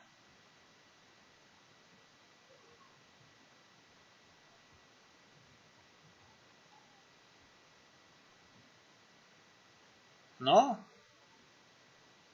Weather Manager doesn't have this. We are not storing it. This sounds pretty stupid. How is it possible?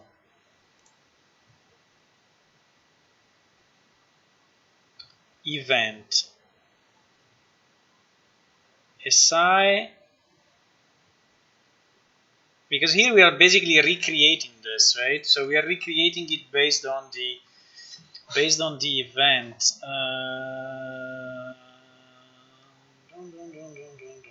I mean, it's not too complex to do because it's anyway only this, but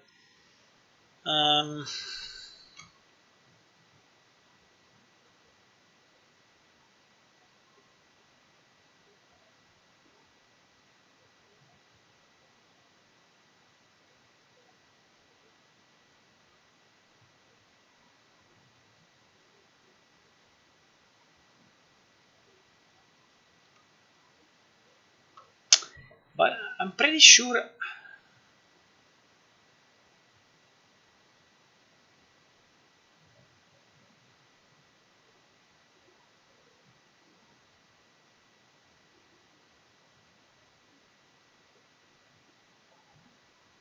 UPS weather event.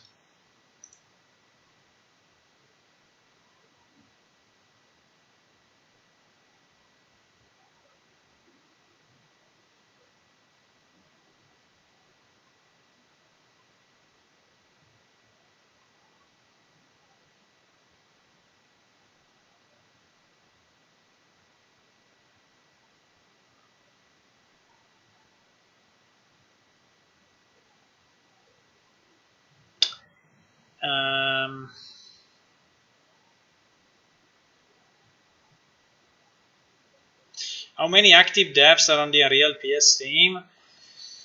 I would say 4 or 5. I mean, the coding side is mostly me. So this work is mostly done by me. But we have people on art, people on background lore, and we have people on rules. We have people on levels, so the people working on levels, people working on NPC. So I think it's 4 or 5, kind of semi-active. Then depends a bit on the period, because again we are doing it on the spare time, so we're doing it as a hobby, so and not as a job. So there was a very active guy until there's another guy who was helping me on the coding. He's the guy that helped on the updater. It was very active until last month, and then it completely disappeared. It's gone. It's not even in Discord. It's not anywhere, everywhere. I tried to contact him, but gone, disappeared. Maybe it's just in holidays. I maybe just went 1 month of holiday, but he completely disappeared. It's a pity because it was very useful.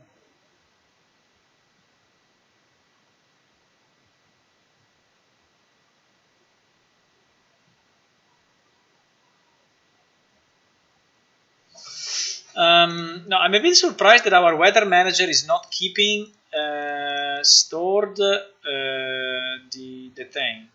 So the only thing that, well, actually we have, we have one variable, which is this events, right? Events. Now I don't know exactly what we store in events, but maybe that's it. So in weather manager we have this one, events. Ugly, but we need to copy our events. So how is these events populated? Is an array of all the events. Stop weather. If event is you see, because yeah, but why is an array? So I have to scan. I have to scan the full array to find my sector. It's a bit stupid.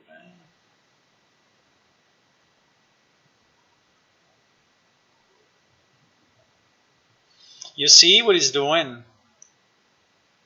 It's doing a cycle on all the events, and then is checking if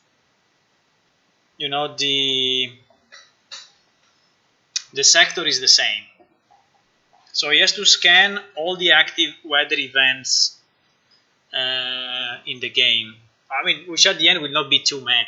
I don't know, maybe there are 50 or so. But but still would be better to have kind of a T map by sector ID, and you can just extract by sector ID. That would be, I think, better.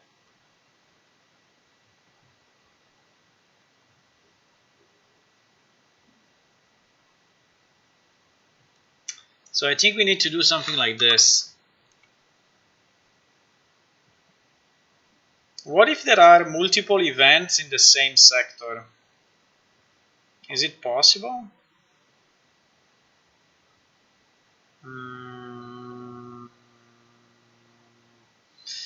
Like it's raining and snowing at the same time? Maybe that not, but there could be rain and fog at the same time. Even if in that case, I think we have one. No, I think we also always have, because we have in the same definition of rain also the fog. So I think we decided to have maximum one event per sector. So I think what we need to do here, so I think we need to find the current weather in the sector, right? Which unfortunately will be a cycle on. Can we create a function instead of putting it here? Yeah, I think I will create a function on weather manager, no?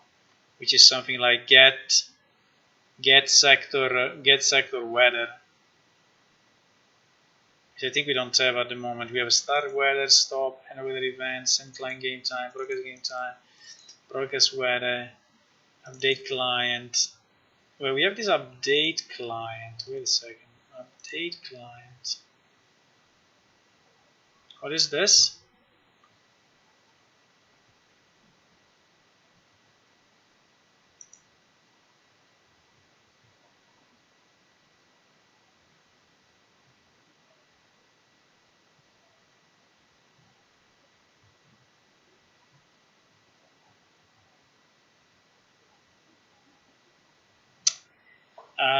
I don't think this code is correct.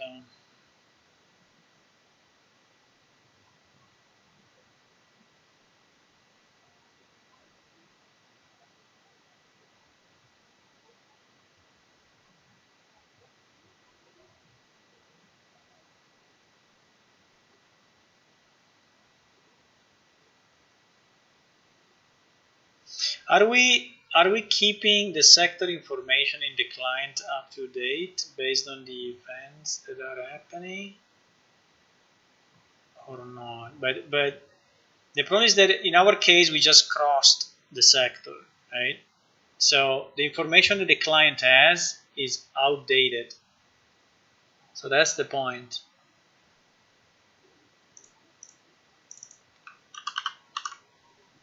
Where do we call this update client?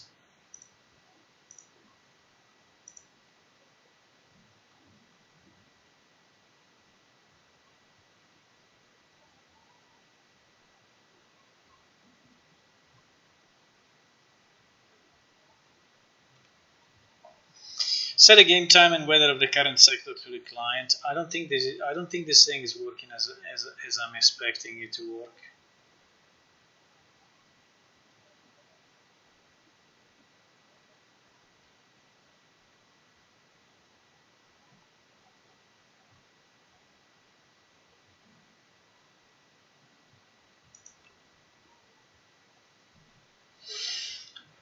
Who's updating?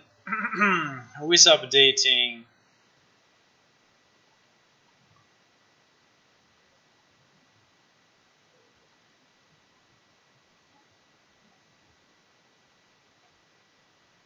Well, actually, now that I think about it, the sectors are static because the sectors are read from cache manager. So when I do get sector, which is this one, when I do get sector, in reality I'm asking cache manager to return the sector by calling. I'm doing this all the time. So actually cache manager is keeping the information of all the sectors up to date. Yes.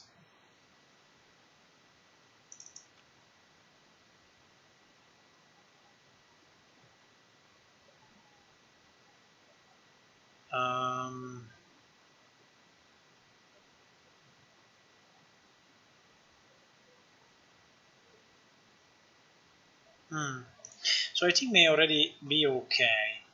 May already be okay.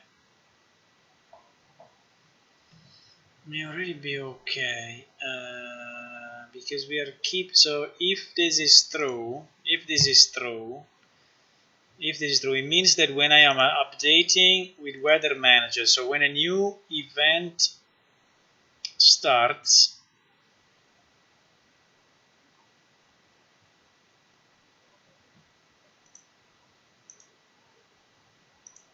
I'm inside handle weather event,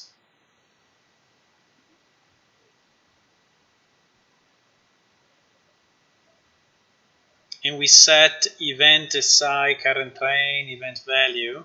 Here we are actually setting this value inside SI, which is a pointer to the same sector which is managed by cache manager, which is the same sector we are retrieving with the get sector. So actually all the sectors server side are pointing exactly into the same structure.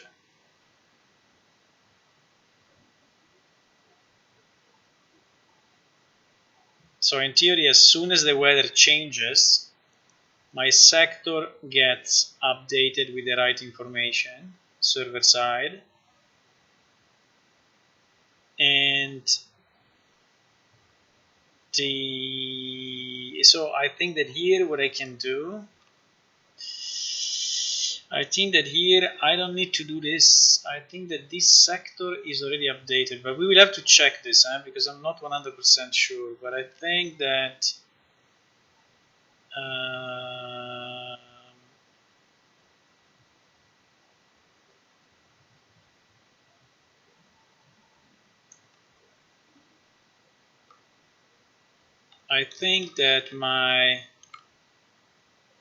my sector is already up to date. The problem is that I don't have, so this sector is already okay. The problem is that I don't have my network weather info available,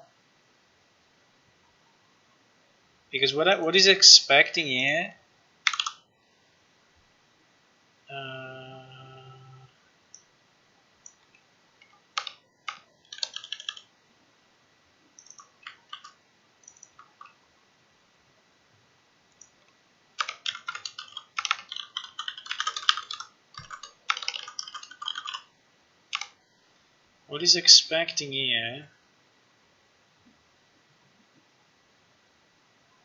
is an fnet weather info, which is the structure that we create only to send the information fnet weather info. But this fnet weather info, I think, is created on the fly. Is this thing?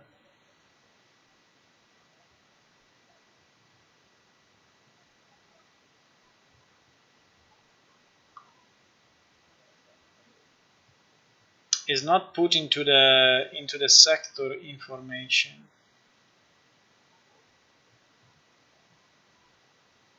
Because the sector does not have. It's a pity though, because we could have inside. One second, I'm looping on myself, but I think I will reach a solution soon. So the sector.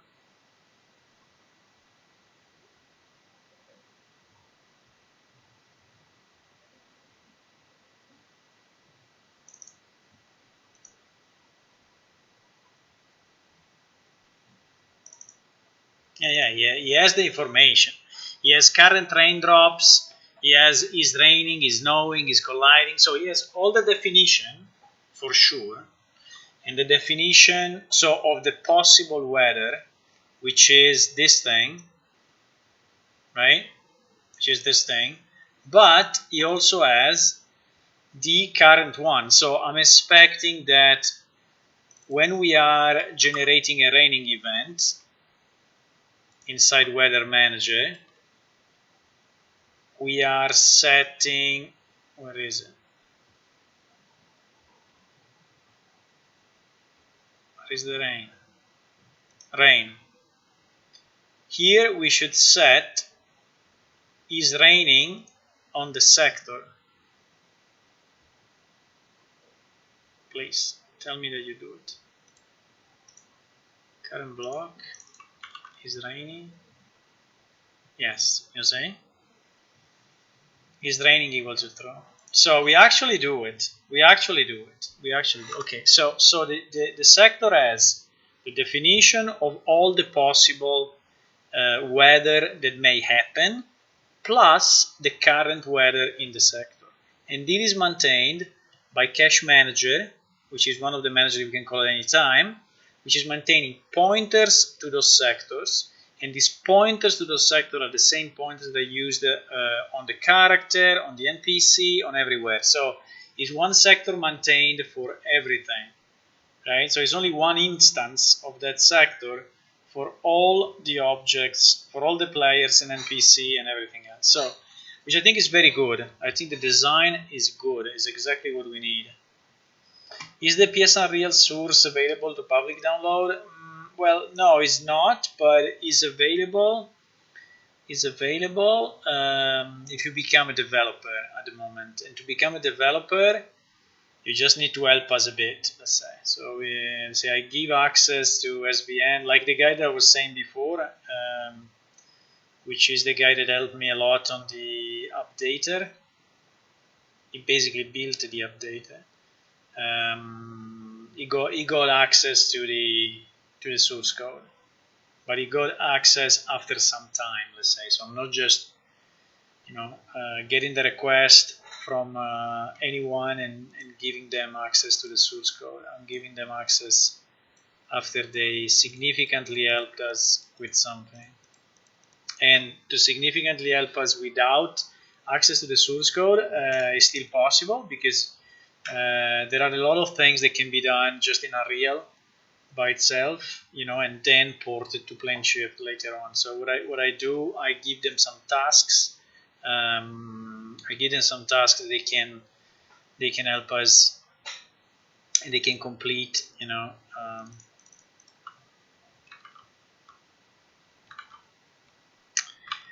So now the problem will be that if I have to create my new F network info. So basically now what we need to do here, we need to create this F net weather info, right?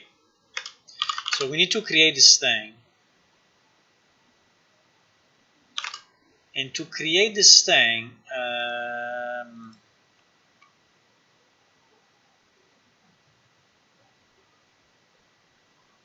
we don't have a constructor, so I think we can make a constructor with all the parameters, right? I think would be the best, because we only have one empty constructor. But I think we can create. Will be a bit annoying because it's a million parameters, but I think we can do this. So we can have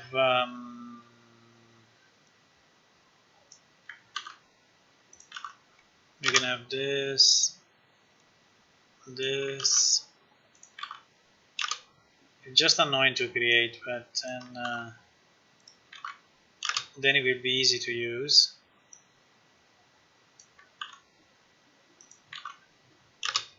Has fog, is lining. He also has the sector name.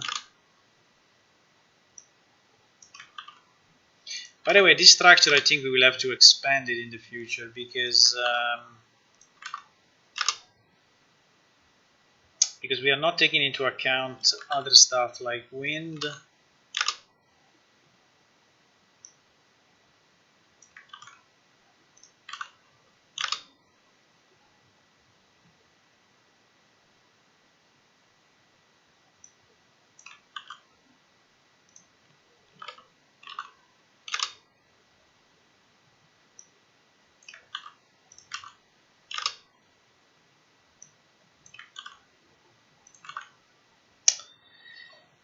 Now the only problem is that we need this to be different names, otherwise it's getting crazy.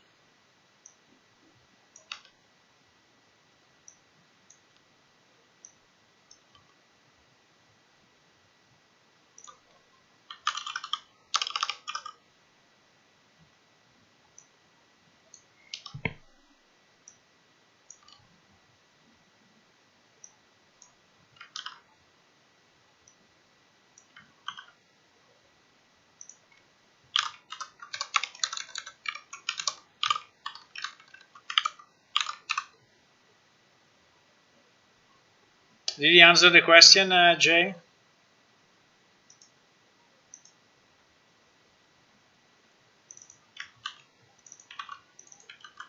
He says no.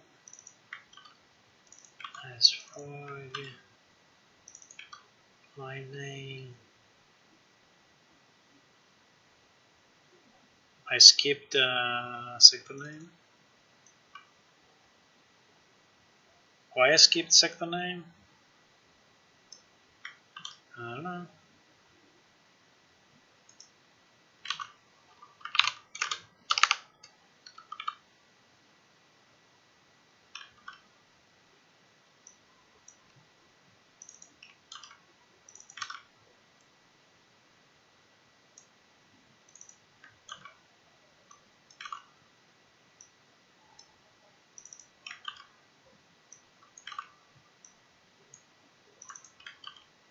If you don't change the names, it starts to be, it will annoy you forever that the variable is shadowing whatever. So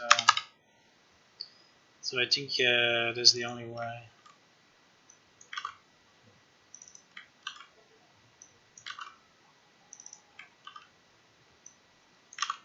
Okay, so we have a big constructor where we can construct a new net weather info, right? So we can generate it. We can generate it now. The problem is that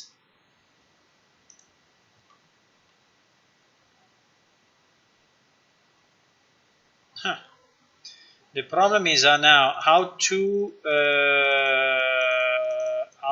map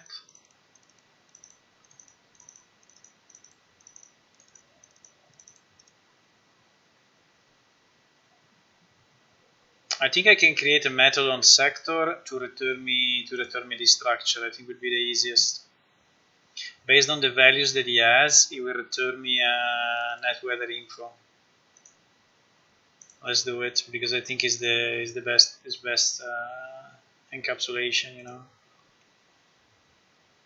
Do we have all this information? Because I see is raining, is snowing, is colliding, is non-transient, but like the drops is here, but like the fog, okay, the fog is here, and the name, okay, is the name of the sector. So yeah, we should have everything. The only problem is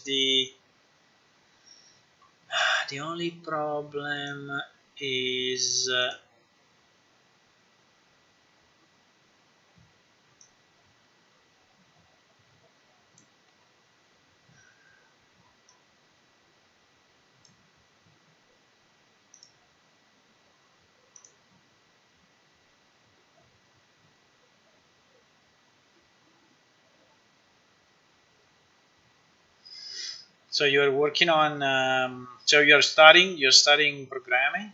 Okay, nice.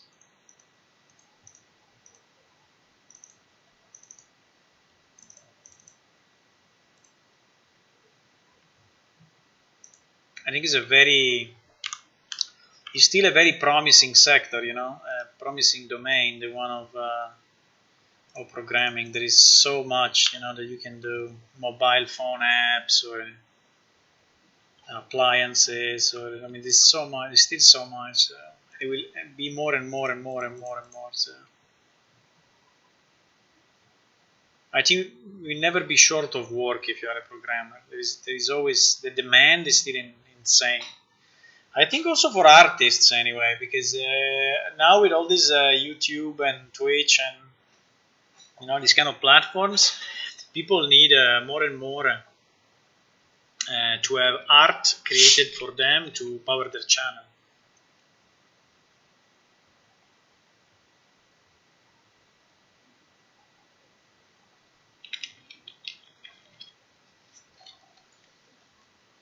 Like video editing, making intros, making logos, making icons, making banners.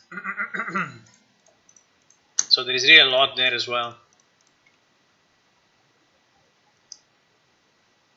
Okay.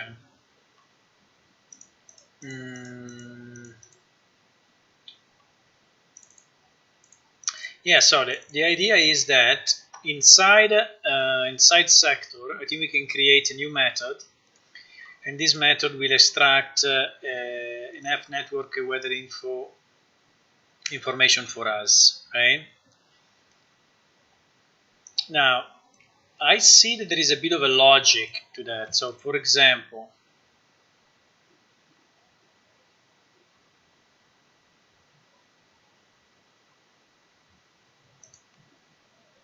the downfall.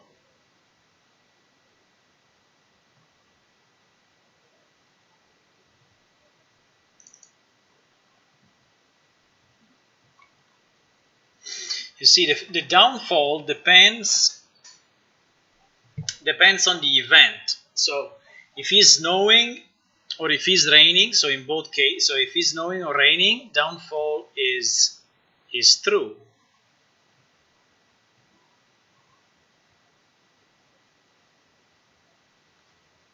How do I derive, for example, the as fog and as lightning?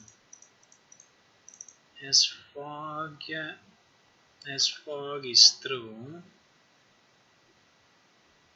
Fog density old. Fog density.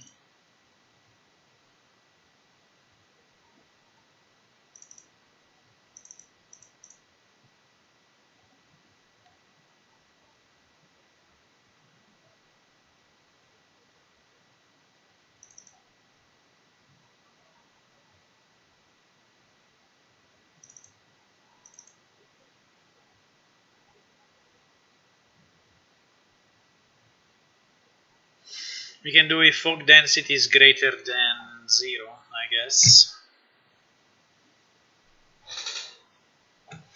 I don't know if I like really the structure the way it is created, because it's there is some duplicate information. So like this has downfall, I didn't understand why we created this variable. You could just have, two parameters, one for snow, one for rain.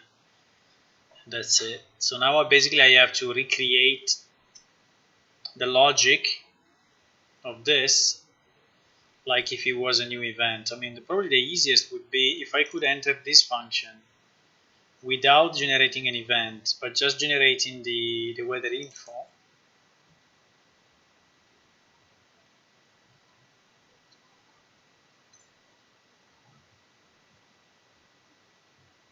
Yeah, but it's not possible because here is doing other stuff. It's broadcasting to all the players, and no, we need a new piece of code.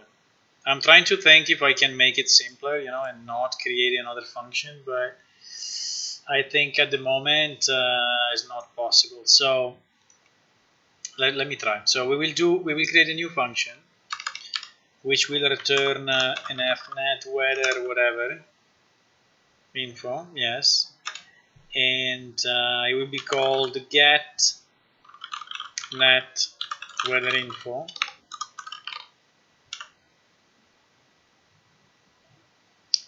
and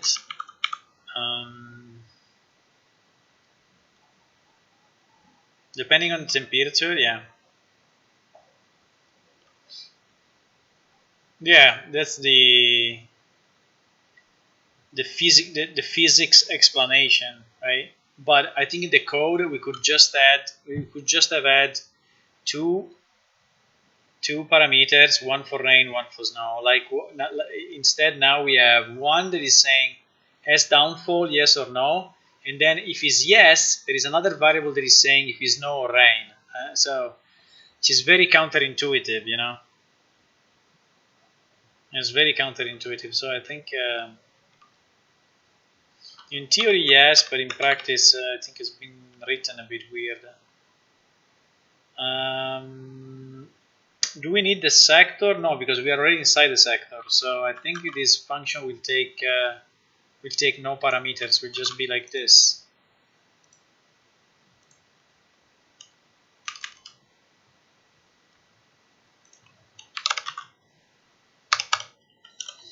We just take no parameters. So we need to create here our weather info. And so here we need to set all those million parameters. Or I can do can I do it with the constructor, with the smart constructor? Maybe I can.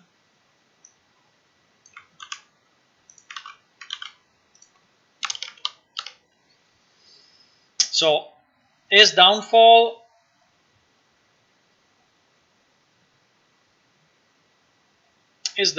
should be true if is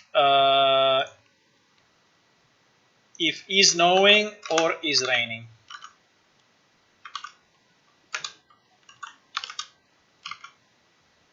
which is a bit stupid, but that's the way it is.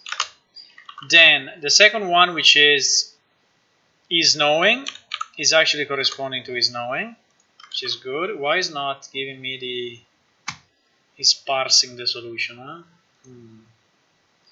Is parsing a lot.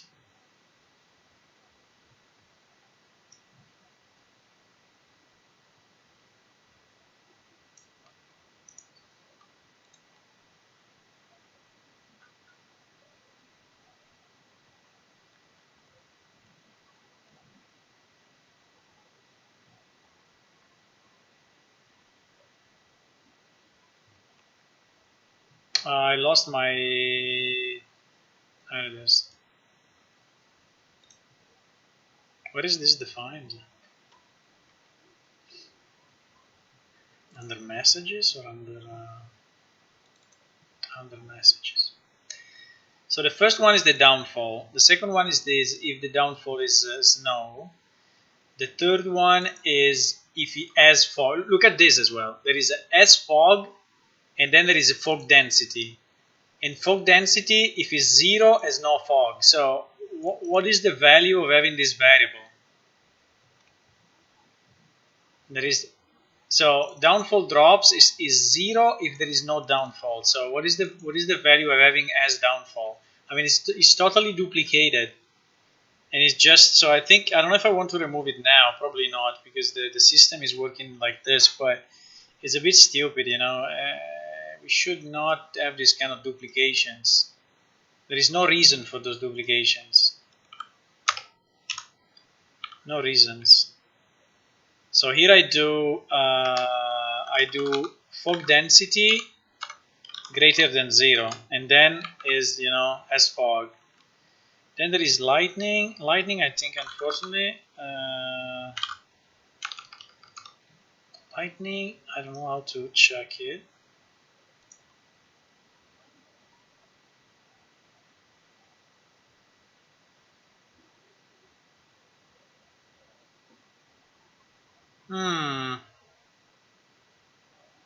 Lighting, I think, is generated on the fly.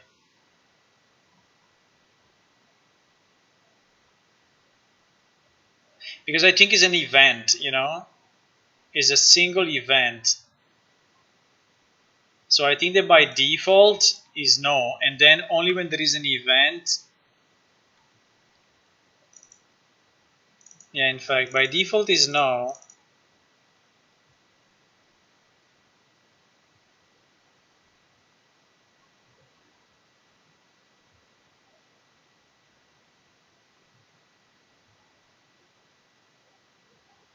Lightning. Lightning is here. Lightning.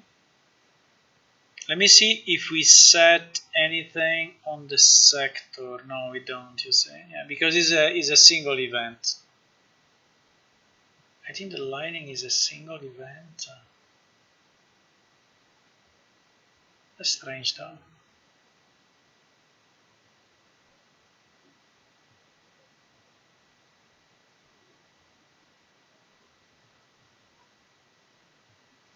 I don't know if for lightning we are generating one lightning event and sending it, or we, because the easiest will be to do it on a seed. I mean, like having a randomized, pre-calculated randomized seed, so that you say, instead of sending one event for every lightning, I think it starts to be a bit too much, you know. If you have to send, maybe it's not happening very often, but still. So for now, lightning, I think we will leave it empty. So we will say false as a default. Sector name, I think it's just name. I think we have a name for the sector. Yes. Then we have drops, and there is downfall drops. No, there is drops. It's current raindrops.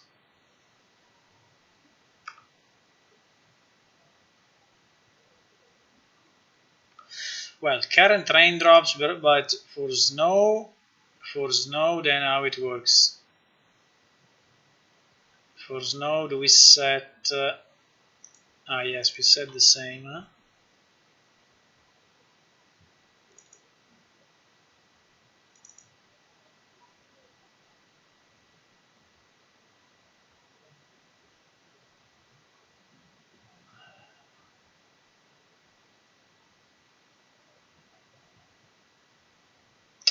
No, wait a second. Current raindrops. Are we setting current raindrops in this block? Ah, yes, it's the first thing we set. Okay, perfect. Perfect. Perfect. So current raindrops is correct. Then we have the fade. I think it's fog fade something. Yeah, fog fade. Then we have fog density. Then we have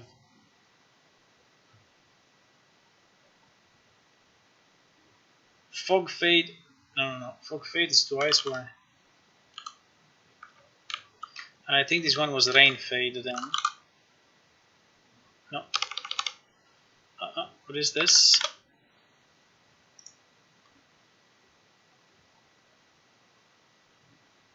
Fog fade. Why?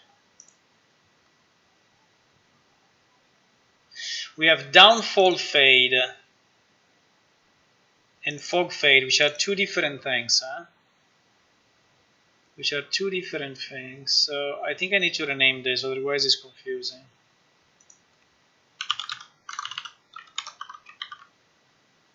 Let me rename it downfall fade. Downfall fade. Hey, but downfall fade, I don't know if we have.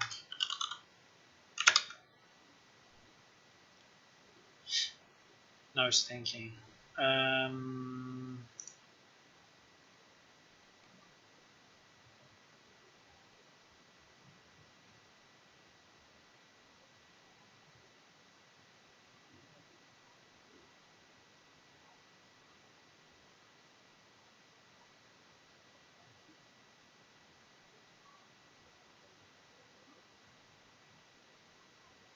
I don't see it. Or is a miss?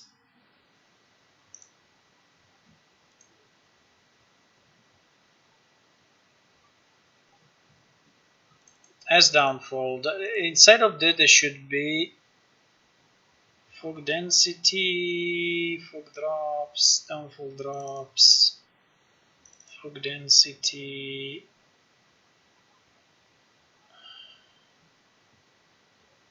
event fade. So there is downfall fade and fog fade. I set it as the same. Why set it as the same?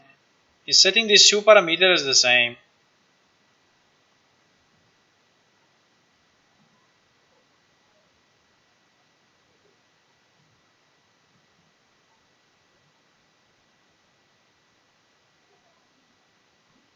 You see that here, I mean, this system has been created and then has been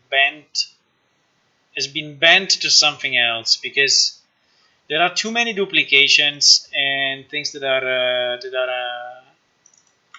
so we will use fog fade for both of this though, but it's not really optimal, huh? It's not really optimal. Then I think that R, G, and B are all of them are there. Okay, so basically here we created a new network weather info of the sector based on information is on the sector, assuming that the sector is always updated. Assuming that the sector is updated, right? By the weather events, and we will see it very soon because we will print out this information, I think.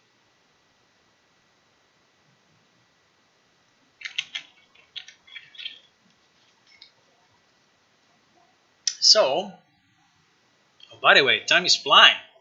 It's already 8 o'clock. Holy moly! Holy moly! It could be cooking time. I mean, we need to do dinner. I think we can do dinner together tonight, okay? Because I decided to have a long stream. I don't know why, but I want to have a long stream today because I can do it. So the answer is because I can. And so I will. I think I had lunch a bit late, so I'm not super hungry yet.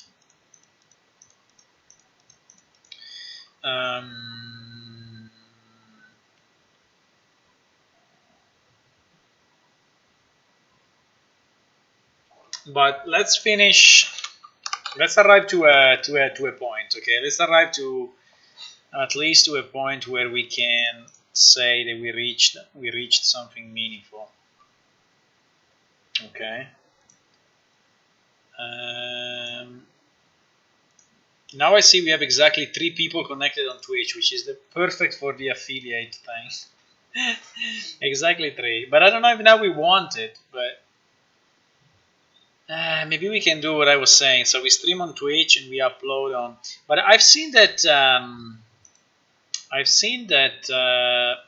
there was a Streamlabs, right? Streamlabs announced the multi-stream thing recently. So they added to Streamlabs native the ability to multi-stream, which is something that I was not. I mean, I'm doing in a different way. I'm doing through another thing that is a restream, but and you see that the typical example is Twitch and YouTube at the same time, or Twitch, YouTube, and Facebook at the same time. Right? Reach multiple audience, no extra effort. So if they do all of this, but then at the end you cannot do it because the affiliate program is not allowing you to do it, then what the hell?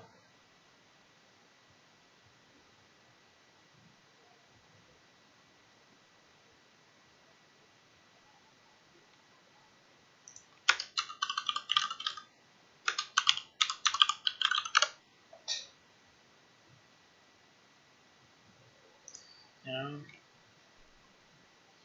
Twitch affiliate multi-streaming, how to? There is even a guide, you know.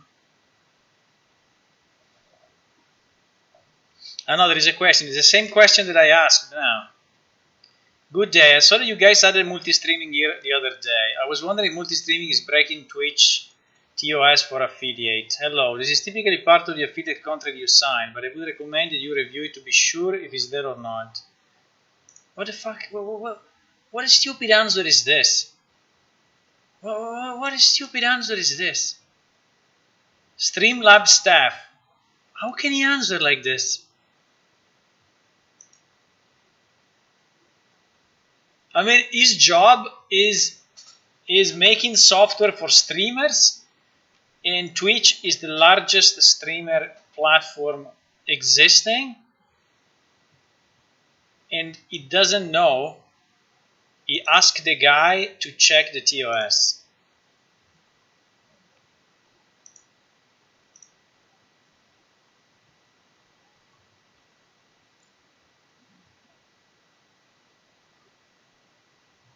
Hi there, I have converted your request into a ticket in emails. Please keep an eye for that email. What the fuck it means? I mean, 6 months ago, huh?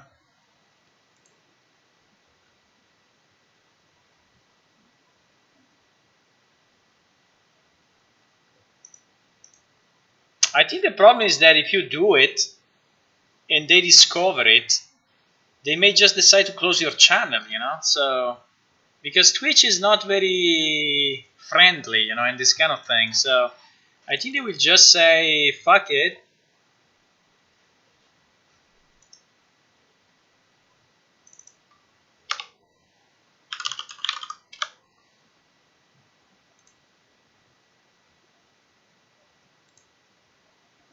Can I answer to this one? I don't know.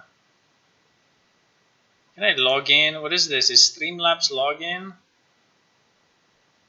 Login with Twitch. Yes, I'm playing shift. Yes, there is my email.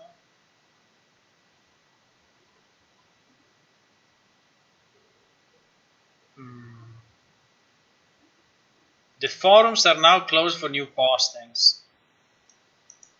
Okay, GG. So they decided there were too many good questions, and they just decided to close it. Okay.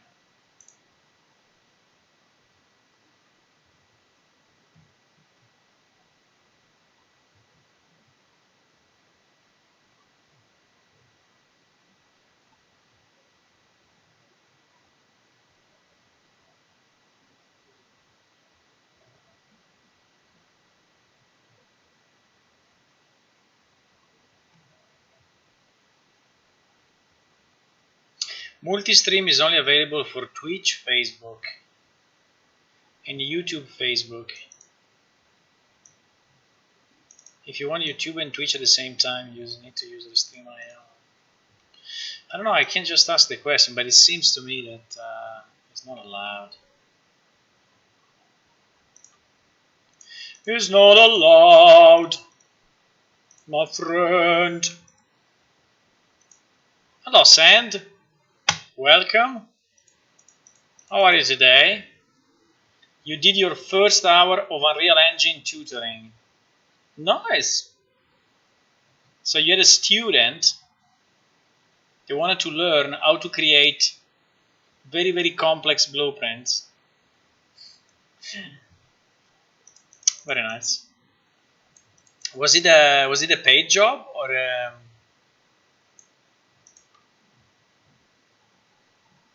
not? I mean, did you do it just for fun, or was it like paid tutoring? Ah, money, money, money, eh? Money, money, money, printing money, huh? Money gif, huh? Money like this, huh? Money like this, eh? Printing money. Look at that. I see. Pretty good. Pretty good. Congratulations for that. Okay, so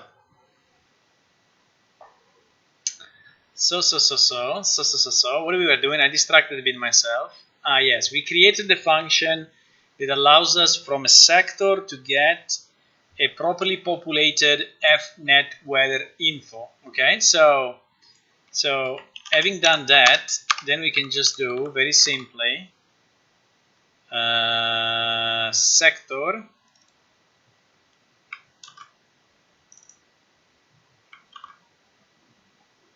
sector, which by the way is identical to current sector in this case,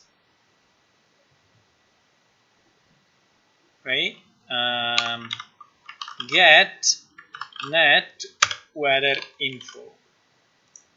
Okay, so this will basically send to the client the new information every 5 seconds. If the sector has changed, only if the sector has changed. If the sector didn't change, we will not receive this. Okay, so let's try to compile it, and I think we can test it a bit, and then I think I can. $20. $20 is not bad. $20 is not bad. I mean, it means that it was value into that. Otherwise, the guy would not have paid $20. So it means that it was value in it, which is nice. Good job.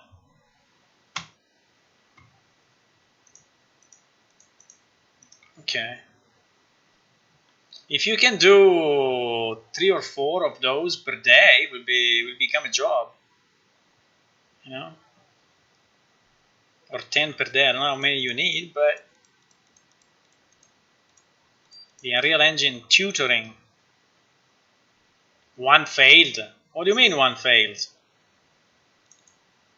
Failed undeclared identified. No. Yes. No. Yes. He's always right. The compiler is always right. Incredible. Oh, you already have a second client? Ah. Very good. What did you teach? Sorry, I mean, was like the basics, or was like introduction, or was targeted at a specific theme?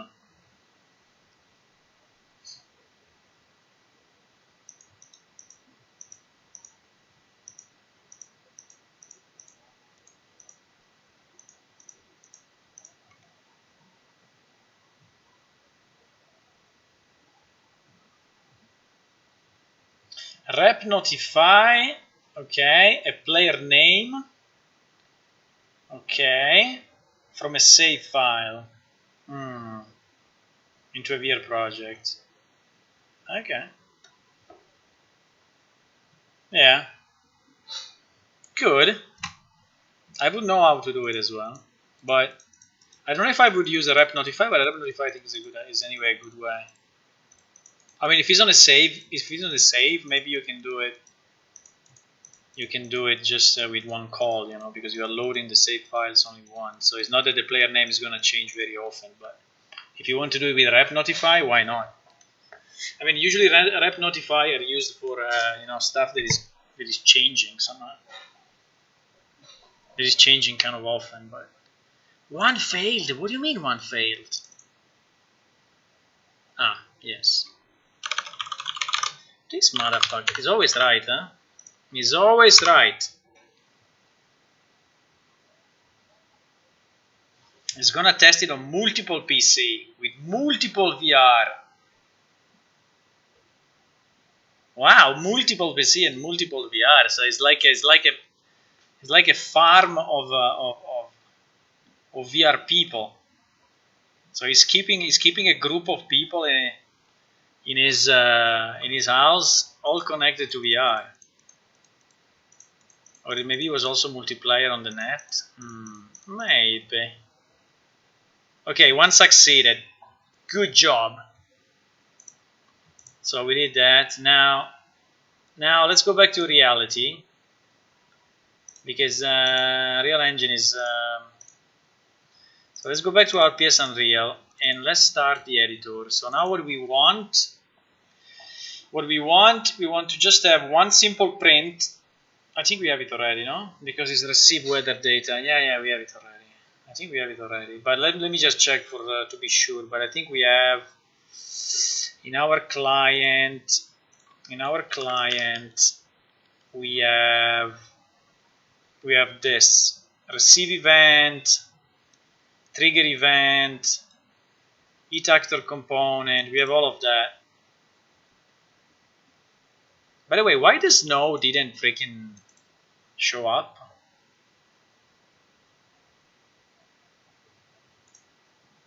Receive event is no. Triggers no event. It didn't work.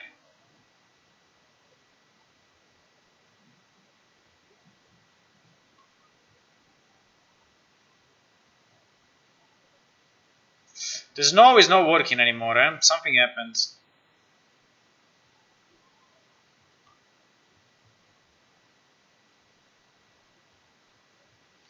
There's no. I mean, it never worked. It never worked in the real way it should work. So maybe that's the reason. But there is, because actually the event got triggered now. So we got a snow event triggered blueprints. BP character, eh? The rep notify was your idea. I feel it's like more reliable. So somebody else sure. Yeah, okay. Yeah, I think it's good. It's good. Rep notify is good anyway. I mean, it's the same. It's the same as an RPC call, just done in a different way. So, I mean, you're not losing or gaining anything. Yeah, I think it's just more intuitive to be used when you have to update the value multiple times. But also, if you have to update it one time, it's okay. I mean, it's perfect mechanism. So I think it's fine.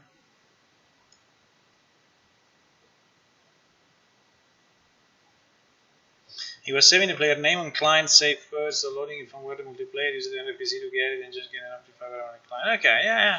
I think it's fine.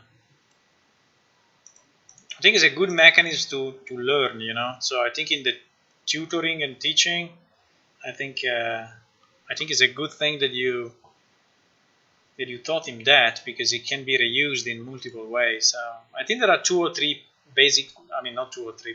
Say there are a number of basic patterns in Unreal that everyone should know, and the rep notify is one of them. And until you know it, you're like in darkness, you know. So how can I do this? And the same for the RPC calls and the timers. There is some stuff that you just need to know that it exists. When you know it, your life is much better.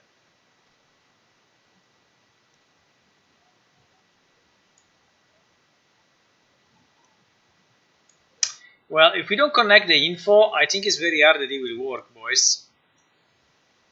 What do you think? What do you think? If we miss the connections, which by the way is not this one, but is this one.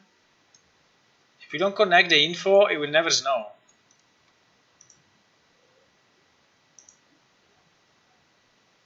Okay, so I think we have everything to test, and then I can start to cook dinner. Or let me do this. I can start to cook something, and then when we wait.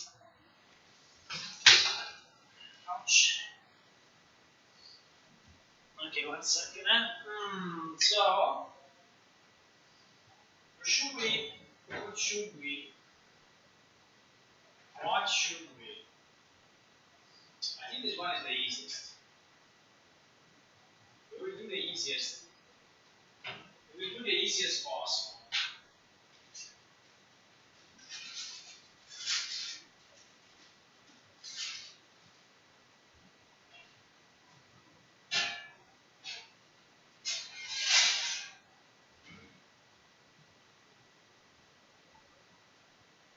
So to keep the cooking time as short as possible, we will do the simplest dish that an Italian guy does, which is, let me see if you get it, which is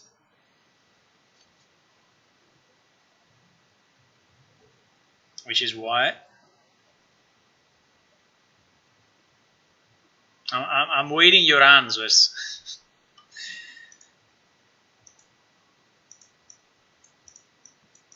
Which is pasta. Okay, so I'm going to do pasta pizza. Pizza could be also pizza. To cook a pizza is very good. Or you buy the pizza already done. Or if you want to cook a pizza, I mean to make a pizza, it takes a bit of time. And it's not super complex, but pasta. No, we will eat ravioli. Ravioli.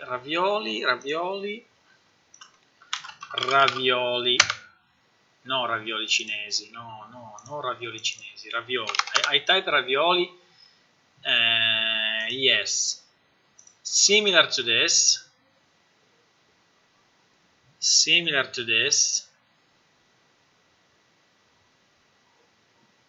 I mean, it's not exactly this. Let me try cappelletti, which is similar. Yes. Yes, exactly. So this one. View, open a new window. This one. Okay.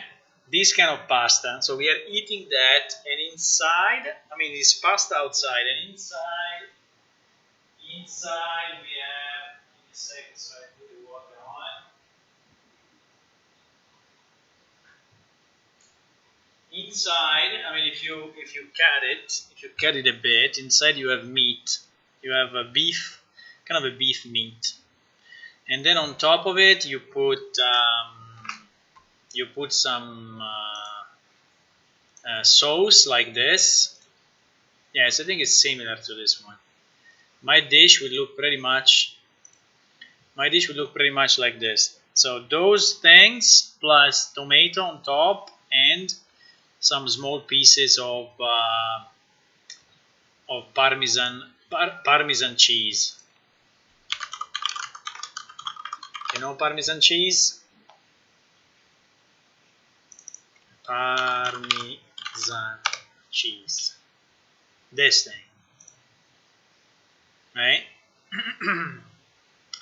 So this is pretty much how it will look. Pretty much like this. One second.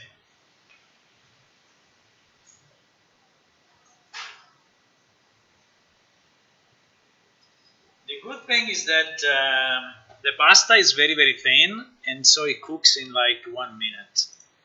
So it's super easy. So basically you put the water, and then in 1 minute after the water is hot is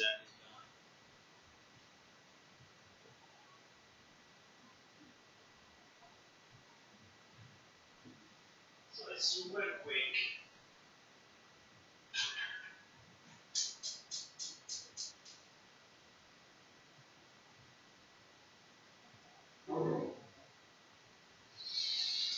Okay, we are boiling the water now. Boiling the water, waiting for that. Okay, so meanwhile, what we were doing? Ah, yes, we said everything was set up, so we could start the server and the client, right? And see, start the server and the client.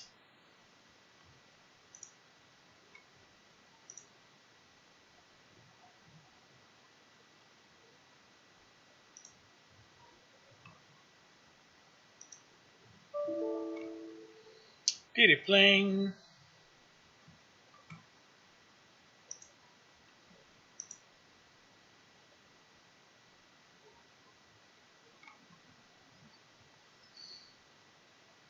I need to wait a bit for the server to go up.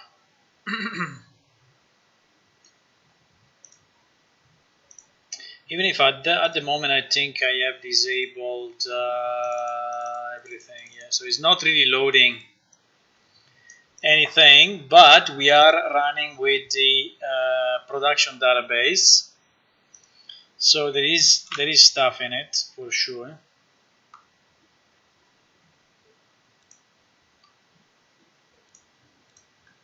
Okay, let's try to log in now.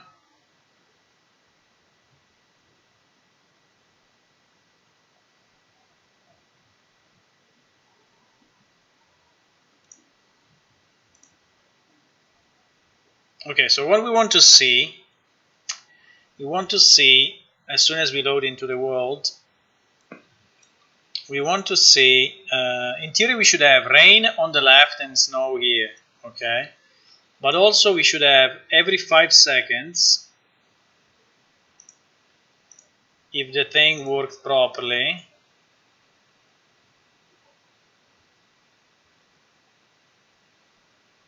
we should receive a weather event, you see? So now at the moment, our position is ax central. If I go, because the line, the split of the two sectors is pretty much this line. If I go on this side, okay, on this side is raining, so the rain actually works.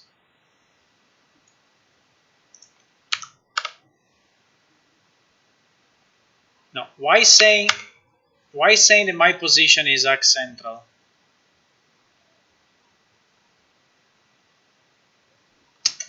No. Wait. There is something not working here.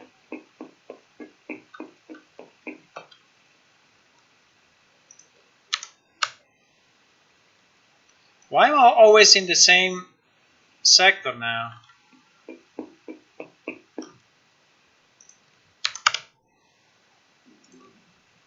Okay, now I'm in the other sector.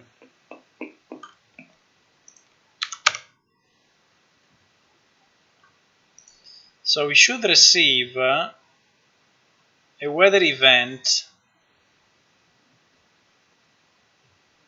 You see that the sky is changing?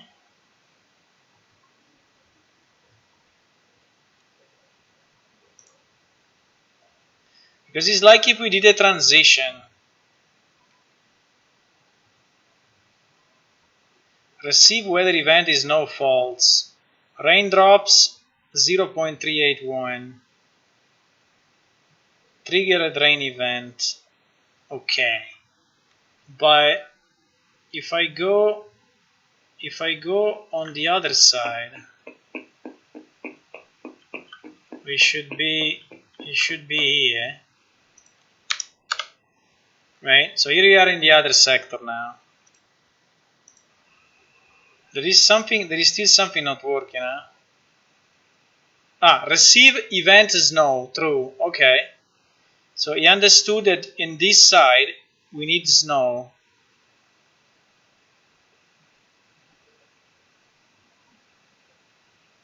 And he's saying trigger snow event. Yeah, the problem is that he's doing it continuously. We need to trigger it only once.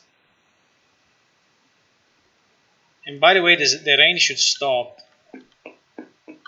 It seems to me that the rain is not stopping and the snow is not starting.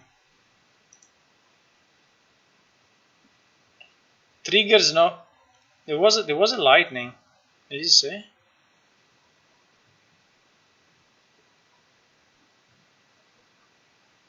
There was a lightning.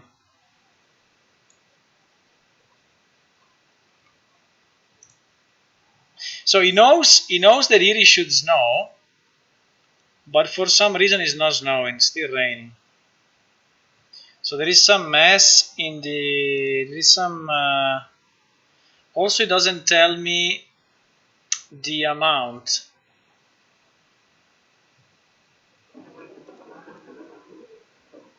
Holy moly! Became pretty dark, huh? Kind of scary.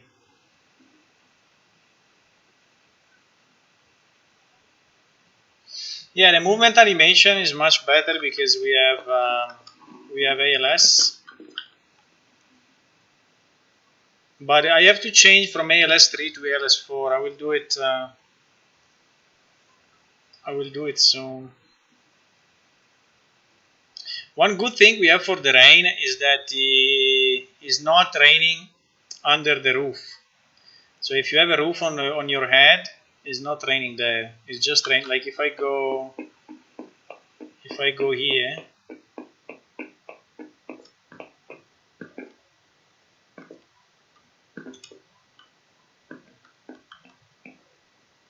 here is not raining, but outside is raining. So here in front of me there is no rain, but just outside, if you can see, there is rain. This is a pretty cool thing, and it should work also with snow. Now I don't know why snow is not working. I think that I don't know why, but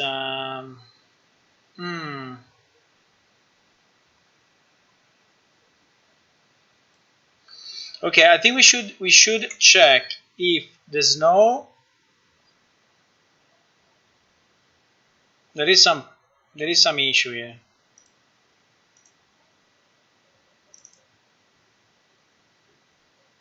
Because he was saying snow triggered, right? He was actually saying snow triggered. So he knows on the client side. So the message arrives till the client.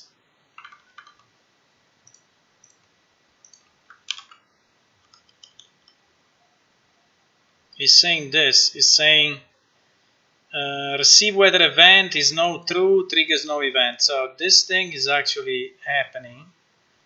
The difference is that while for rain was giving us the raindrops, for snow is not giving us the the amount of snow. And I don't know, maybe that is went to 0 or something, and we need to check that. But yeah, it's in the BP sky.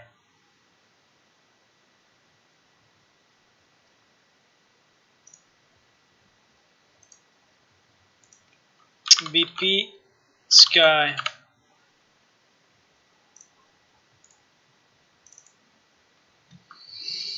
It's in the BP sky. So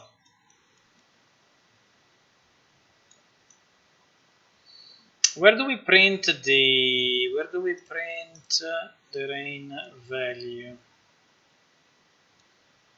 Raindrops, we decided to add it here. So there is a specific printout for raindrops. And then it's going to set target weather. For snow, we can, I think it will be 1000 anyway, because in the database is 1000, so I don't think it will be any different. But we still have rain.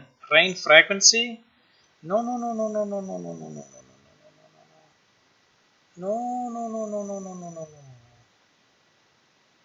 So when it's snowing, this should be 0. This should be 0.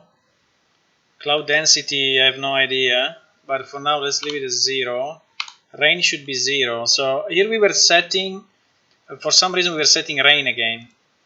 Because there is a copy paste, I just copy pasted that to this, but this should be all to 0. I mean, we can have some wind, we can have some fog, but so now it's going. I think now it will work probably, because otherwise the rain, I think it was taking precedence compared to the snow.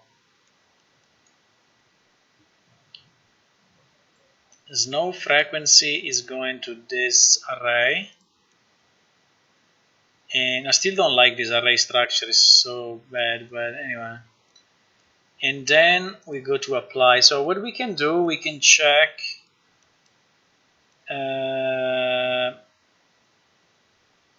rain scene capture 2D. So we said that this one will stay identical, right?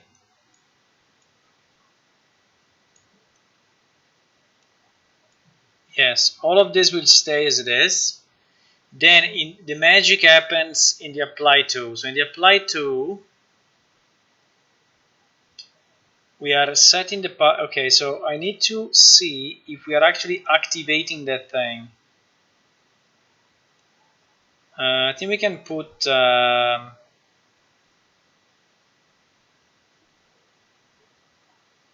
let me put some printouts for snow, because we can say, let's do this, append, we can say snow drops, or snow rate, actually snow rate, and we print out this thing, which by the way should be 500, the result should be 500 because it's 1 to begin with. And then I want to see if he's activating it. Okay, so I want to see it, and we can say snow component activated. Okay, snow component activated. Now, one issue could be that if this happens always every 5 seconds and we already have snow,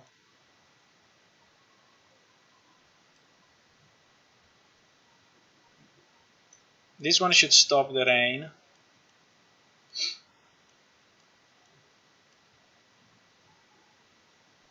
Move the rain component to the player position. Yeah, but we also move the... We don't move the snow component. We miss a piece. We don't move the snow component to the player position. So this will never work.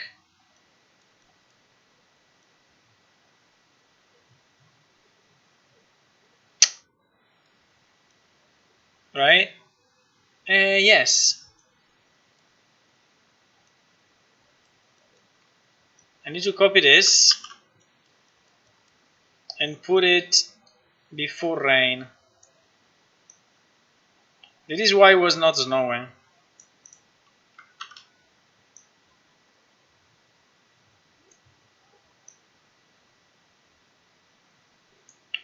That is why it was not snowing. So this should happen only if enabled, okay?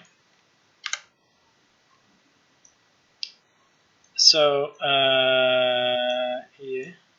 So if activated, then we set, but not the p-rain, we set the p-snow. Right? We set the p-snow position to the location of the player. And then we activate the component. The only issue I have, I don't know if we continue to activate it, if this is going to disturb the particle effects.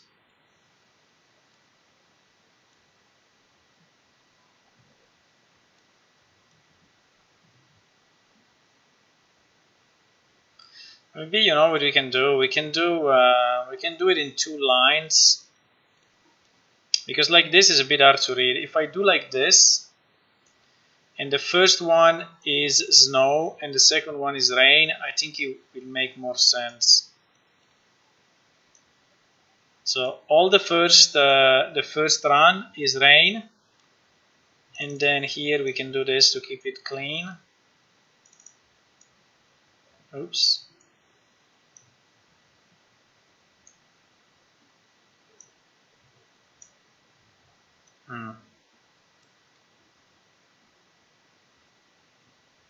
What the fuck? 1 second. Now this one should go. Let me do this.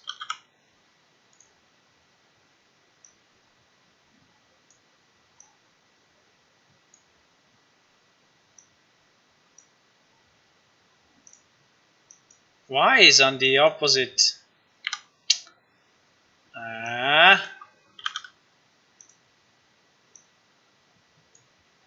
Okay. For some reason, he wants to.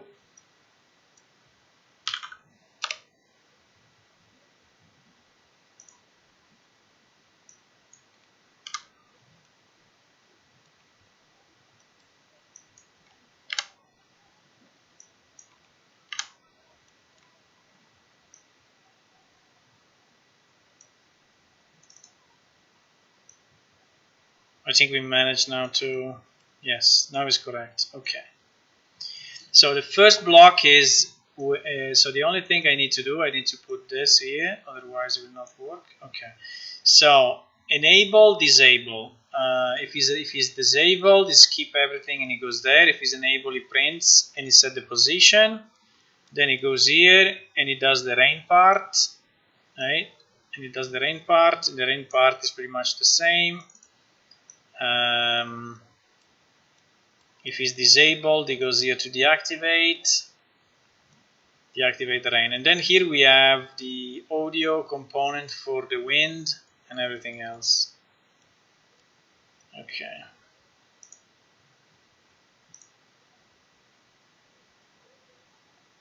We need to stop the server, otherwise it will not save. Okay, I think the water is boiling, so I think I can put the pasta in. And as I said, this pasta is super thin, so it will basically cook instantly. So in 1 minute. Meanwhile, I start the server and the client.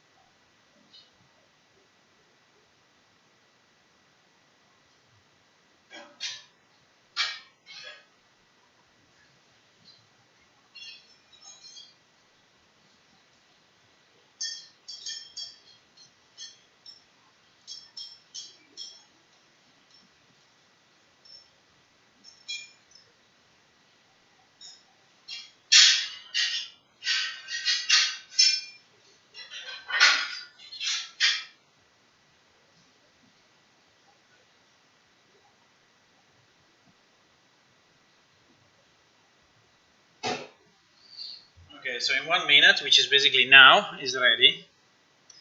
Meanwhile, we connect. And what we want to see, I don't know if we were on the left or on the right, but I need to take the food, otherwise it becomes mud.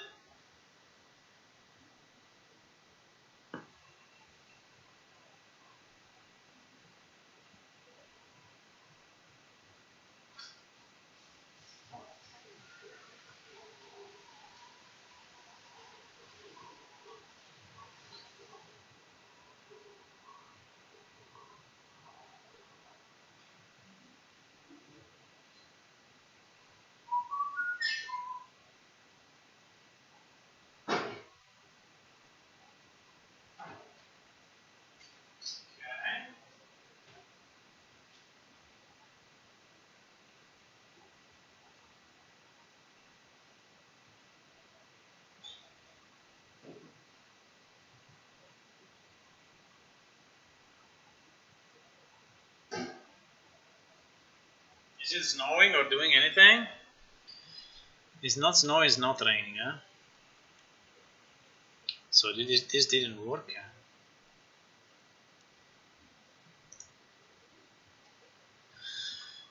Receiving snow rate is 289, which is actually quite a bit. Why the snow rate continues to change?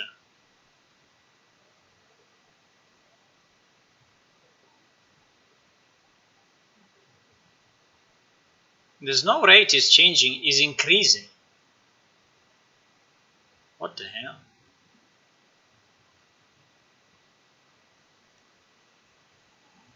But it's not snowing.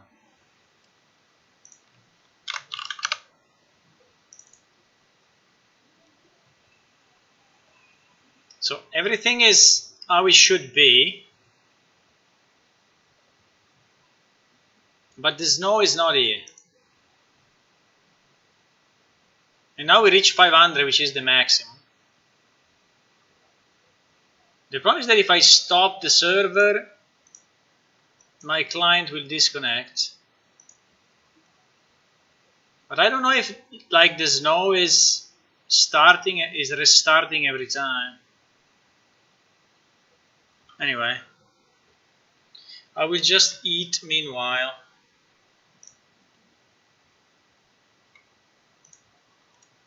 We can keep it running, but I think it will not snow. If I go on the other side, where is it? I'm lost. If I go in the other sector, where it's raining, I think the raining one is okay. Yes, here we are in the sector where it rains. And in fact, it does rain. So the rain is working, the snow no. It's a very light rain.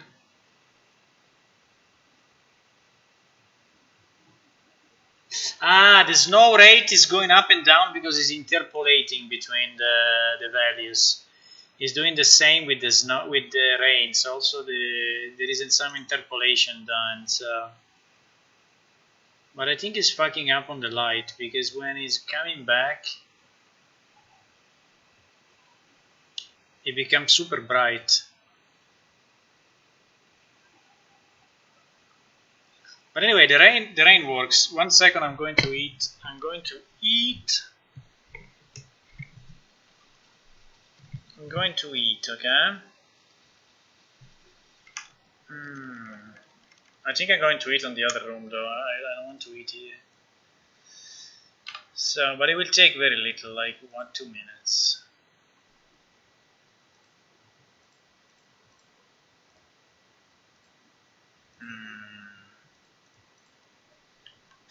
BRB eating pasta.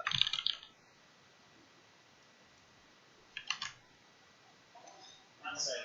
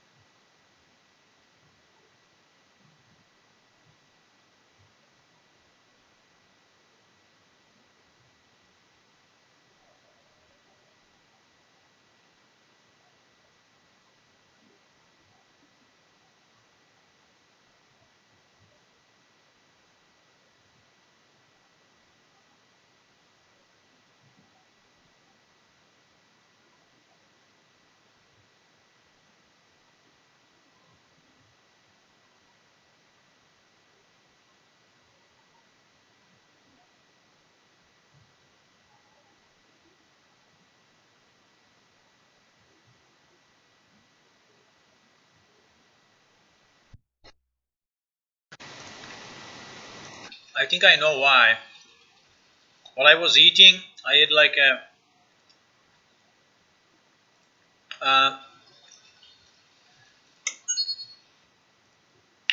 I think the line to the activation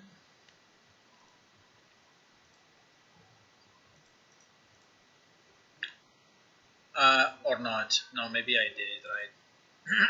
Because maybe it's not activated properly.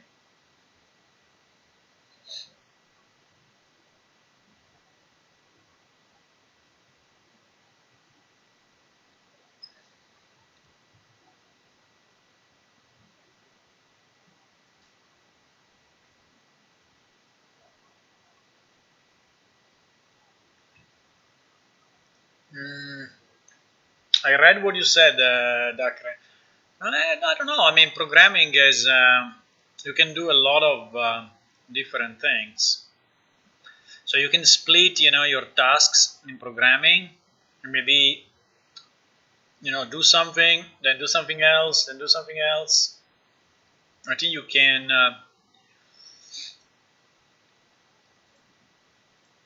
So just 1 second, and then I will finish eating. But while I was eating, I was thinking to that graph, and I was saying, okay, I switched the rain with the snow. I switched the rain with the snow, but did I switch it also on the activation or not? Activate. You see that here we activate rain. Here do we activate? Yeah, we activate snow. Fuck. Okay, so it's correct. And do we get the snow component activated message? Activated. Huh? We don't get this, huh?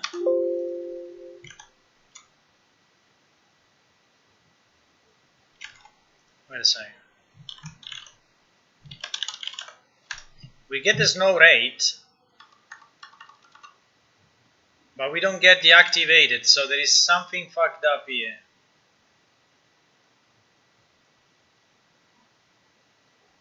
Or is not considered outdoors, or there is some other problem here.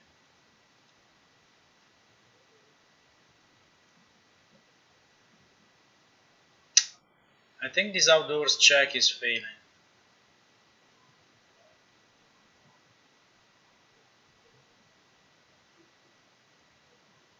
There are some websites when you can where you can provide your services as a programmer in case you are. So one of them I think is Upwork that I used in the past, and with Upwork you basically sign up for a job, but you decide the time. So you decide. Let me bring my dish here.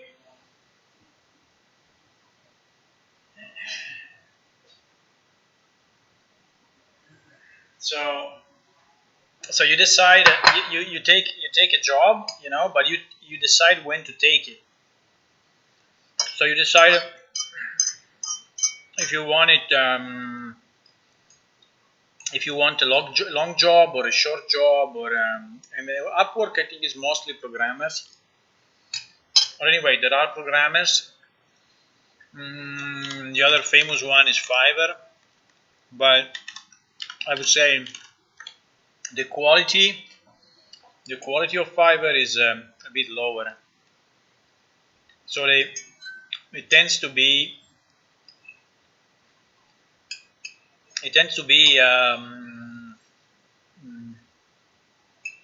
shorter jobs.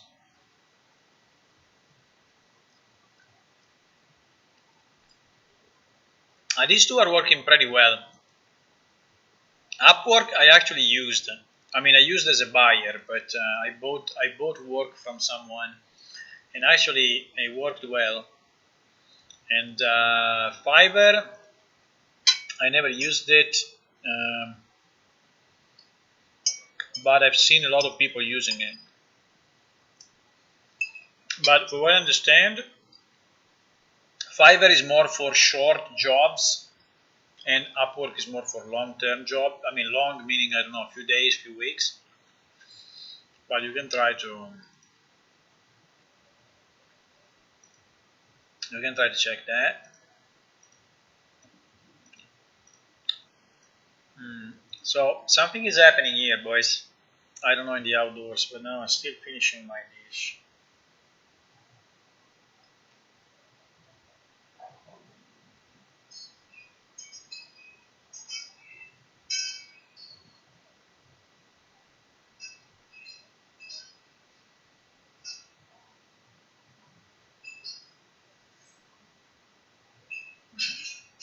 Not bad.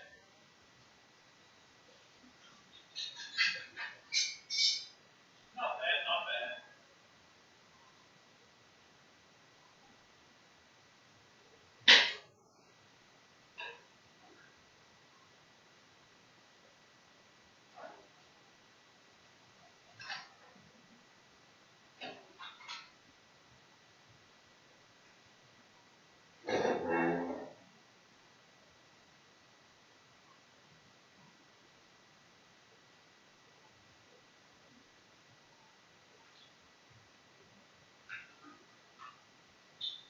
Yes, some strawberries.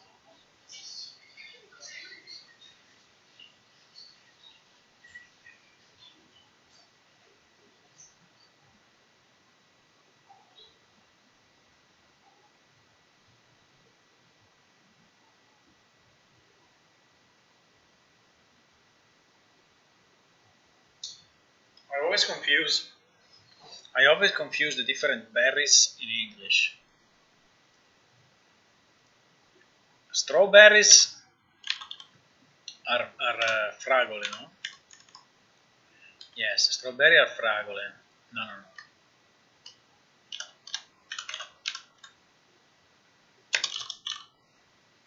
Ah, raspberry. Okay. I'm eating some of this. Very good. Very good.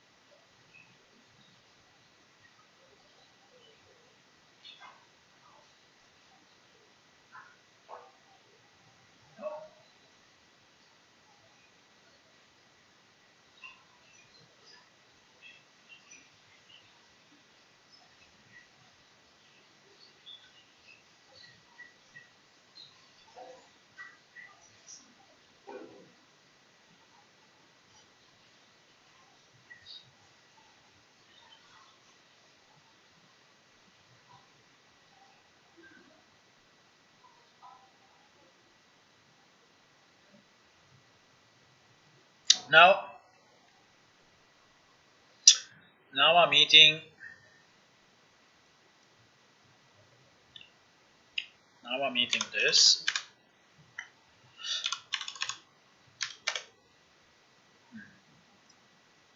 Now I'm eating this.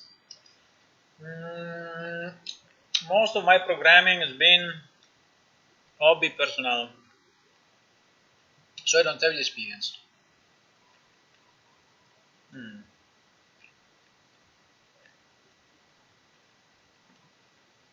Yeah, you need some projects. I mean, the real experience, the real experience comes from projects, and also comes from working with other people. Even if I would say the internet today has so much to offer, so there are very good examples and people helping. There are Discord channels for basically everything, so you can go in Discord and ask for help.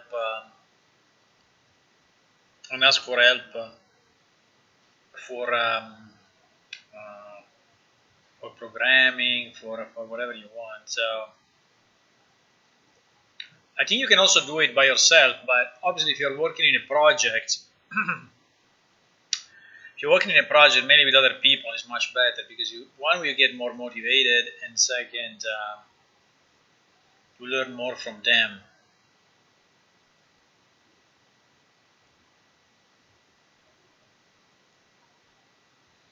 Is this value wrong?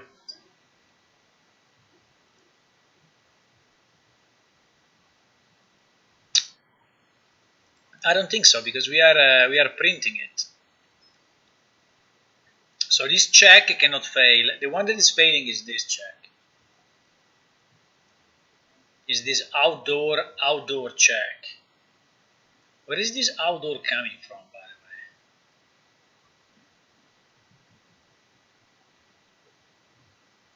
I have no idea.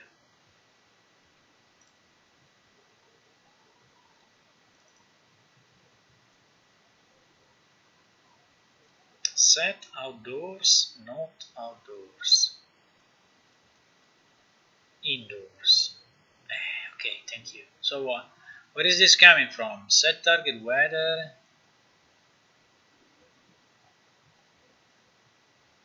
I mean, it's set to false, so in theory it should be okay.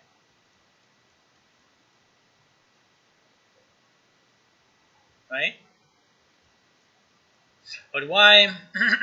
So why is not?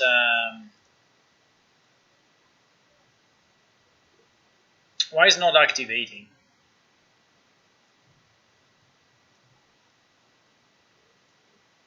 We never see this, right? We didn't see this. It means that it goes this way.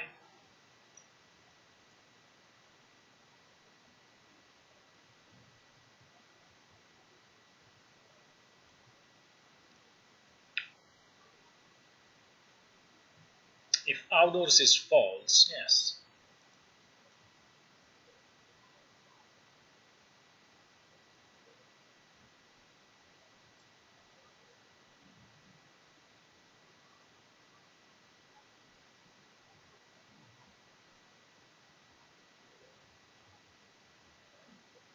It looks okay to me. I don't understand. I don't understand. Print. We can say branch 1 disable. Print branch 2 disable. Right? I mean, we will see it. No, sorry, I messed up. It's not here, is it?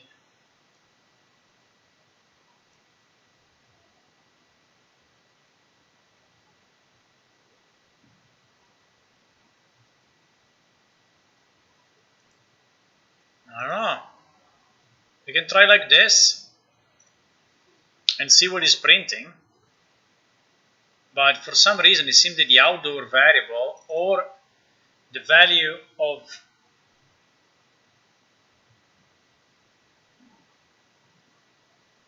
snow cannot be indoors. In fact, indoors was unflagged. Right? Okay, let it run 1 second.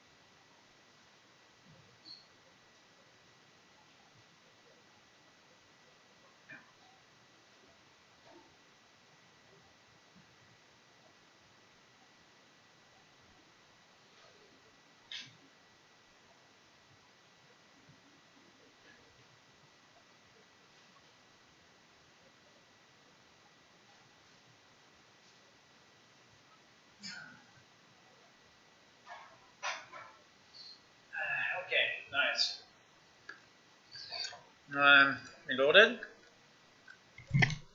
I think I'm back. I'll finish the eating.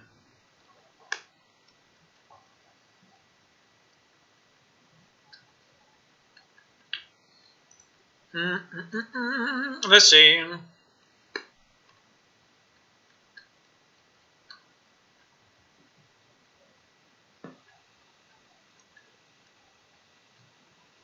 So here we are on this side, and this side works. So we need to go on this other side.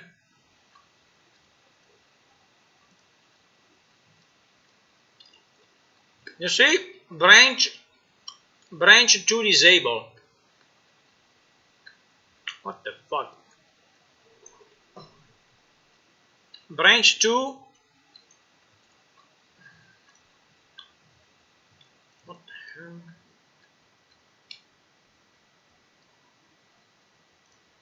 Okay, at least we know where it happens. Now, why it happens, we need to understand.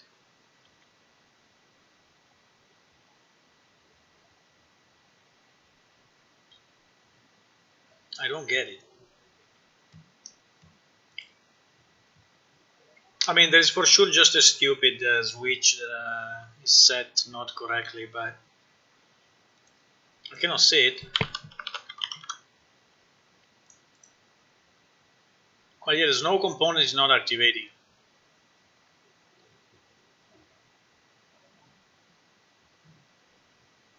So, just to review the flow, okay? So we receive the snowfall event, which is this one. The snowfall event is calling set target weather. Set target weather as indoors disabled. In the same way the rain has it disabled. Okay, everyone has it disabled here, by the way. I think it was a flag that we created some time ago to do something, and then we didn't do it. But anyway, he has it disabled. Okay, so we go here and we use this flag, right, with a not, and we set the outdoors. I mean, we could have called this variable indoors and avoid the not, but anyway. So outdoors will be true, right? Because it's not a false value. So outdoors will be true, right? Will be true. And it is executed because it's if, right? I don't think there is an exit. I don't think there is an exit before this. So this one is executed. So it's set outdoors to true, and you finish this thing. Okay? Now, for some reason, when we arrive here, we get the right value of snow rate, which is actually printed in the log, and it's 500, whatever it is. Then we go here. We say that it is true, that it is false, so we go here. Now we check the condition of outdoors. Oh fuck, I inverted this too. Fuck me. Okay, I think I understand why. These two are inverted. Why I inverted them?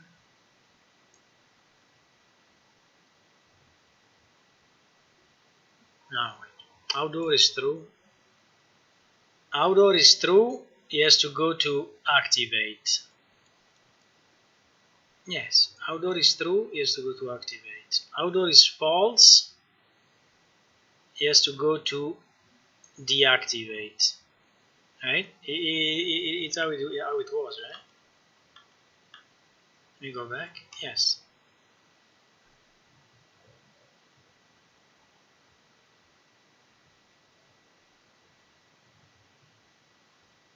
No, wait. Outdoor, I'm getting crazy now. Outdoor is true.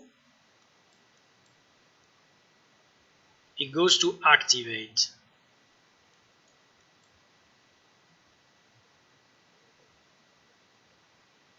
No, it's the opposite.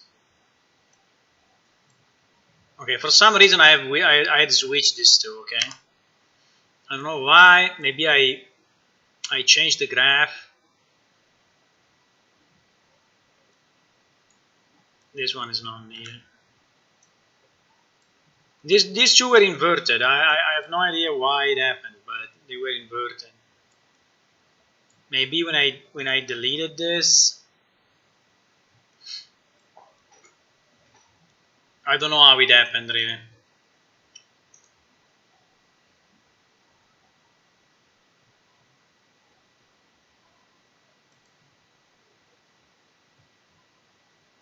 I don't know. I don't know, boys.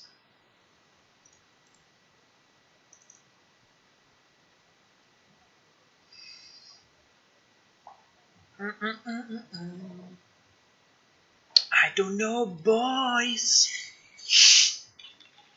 Oof.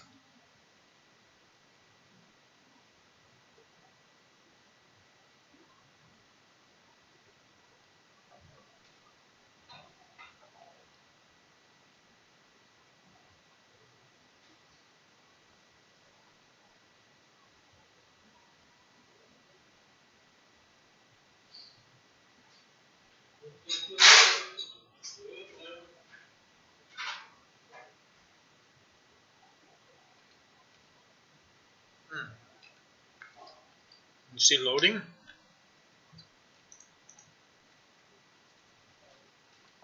Still loading.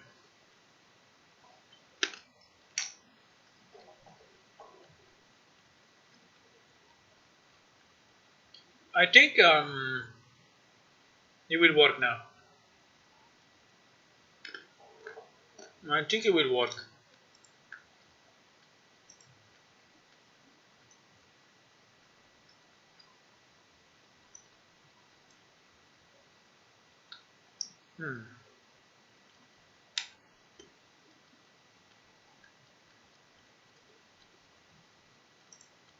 Okay.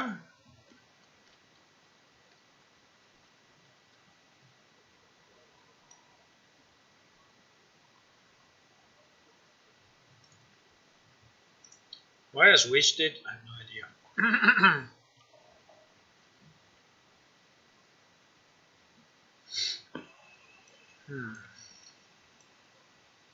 Which side are we? We are in the snow side.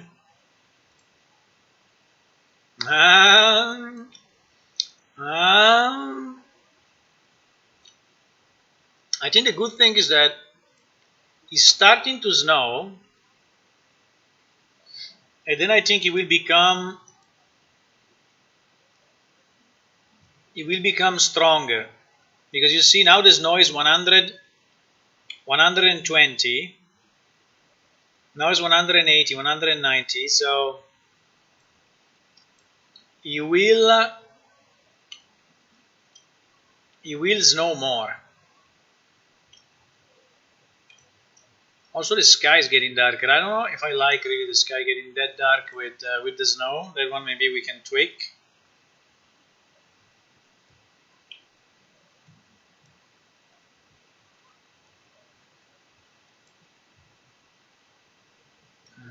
Doesn't seem to snow much though.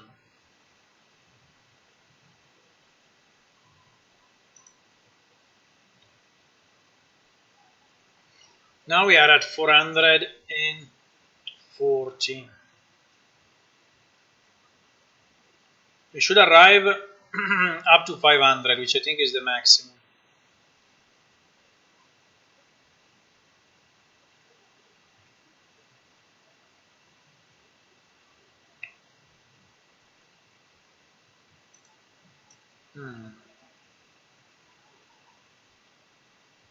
But I didn't see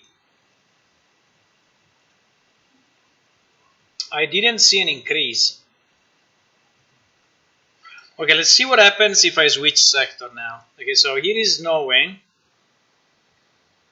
I go in the other side where it's raining. Okay, so here it should be raining. Now, what the thing is doing is interpolating.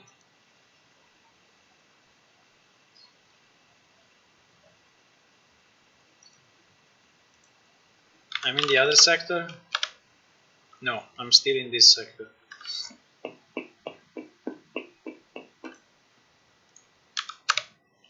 Okay, now I'm in the other sector. So you see that the rain starts and the snow start to go away. So the rain starts, the snow is still here though, but so the snow is going down and the snow is going down. Now we can decide the speed, but the snow now is about 50%, and the rain is about 60%. The snow is still going down. I think it takes too much time, by the way, to do the transition. I think we can shorten the time of transitioning. But still, I think the snow has some problem because it seems that when it's at maximum, it's not really at maximum.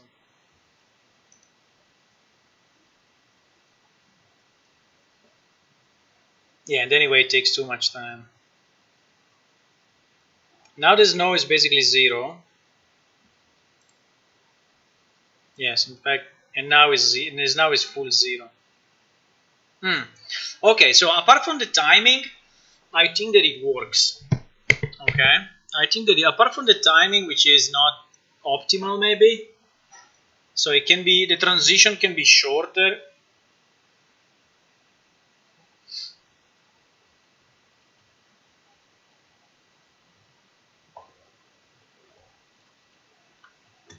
I think it's kind of working. The problem is that the snow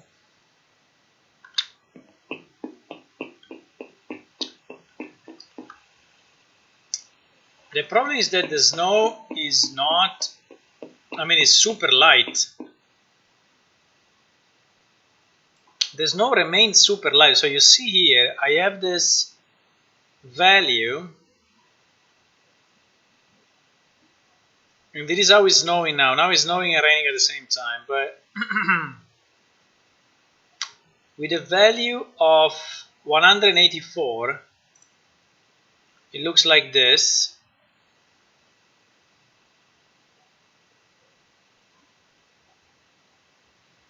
And I think that with a value of 500, it looks pretty much the same. And this is not what I tested, because when I tested it, 500 was pretty, I mean, there were a lot of particles. There were a lot of particles.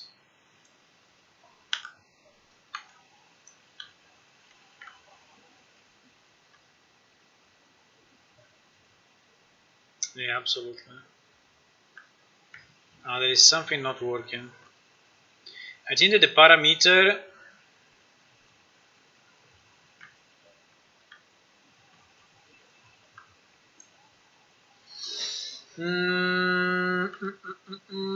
or we are not passing the right parameter or something else is happening, but definitely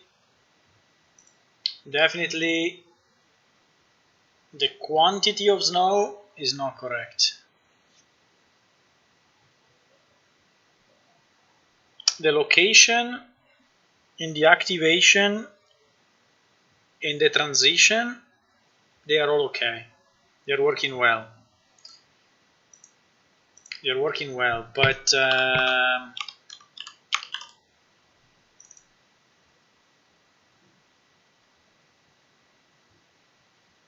parameter is not working.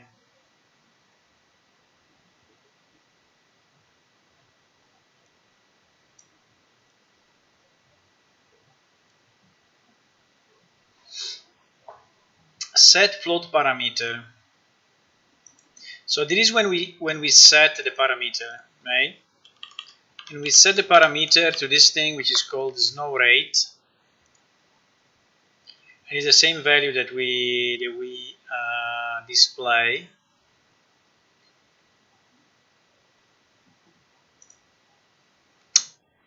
And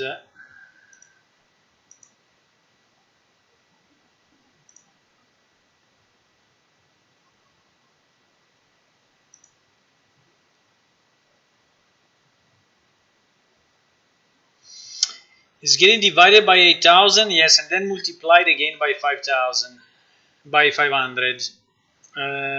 It's a bit long to explain why, but the reason is that we have a different scale between the database and the particle. So the imagine that you have this scale in the database and this scale in the particle system. So I need like to retarget, these two. I need to retarget these two values. And so what I do, I divide it by the maximum on the database to bring it from a range from 0 to 1. And then I multiply it again by the scale of the particle system, which is 500 at the moment. We decided 500. I mean, I could have the database having the same values, but I don't want to change the database at the moment. So that's why we do this division and multiplication again.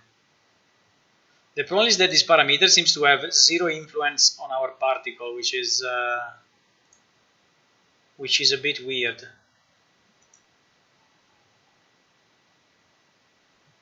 Or the parameter is not, because you see here, instance parameter is 0, so maybe it's not exposed. Maybe it needs to be exposed somehow. Because prain, well, but also prain doesn't have a parameter here. Huh? It has 0 array elements.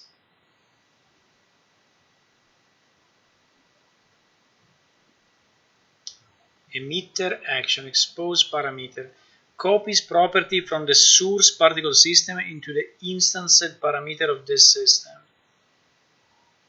I have no idea what it means, but hey, you see that if I do this, I see the spawn rate.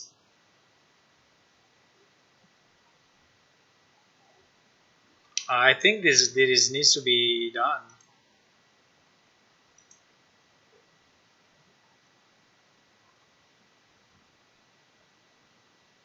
The problem is that the rain is working, so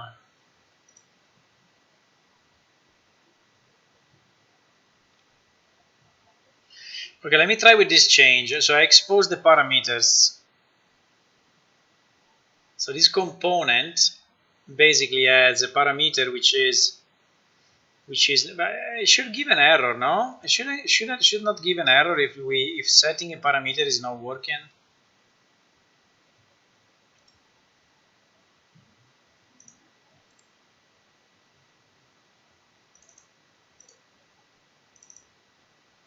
Should give an error on the log, but it's not giving any errors.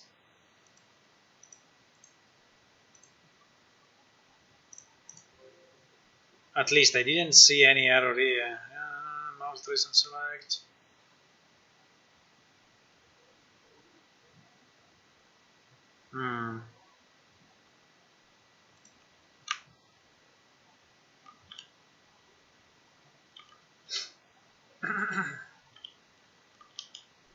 Actually, I manipulated those two things a bit. So it may be that when I did, because I did some tests to understand how the flow was working, and I think that when I did it, I maybe I deleted those things. I don't remember. I mean, we should go back and check the previous streams and see if.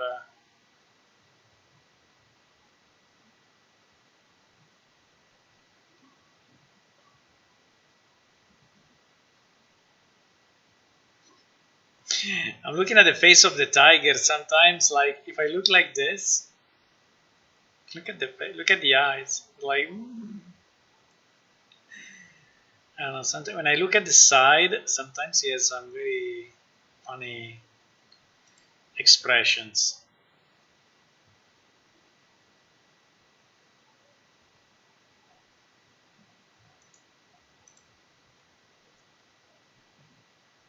I mean the tiger. I mean myself because I'm like that. That's me. You see? That's me.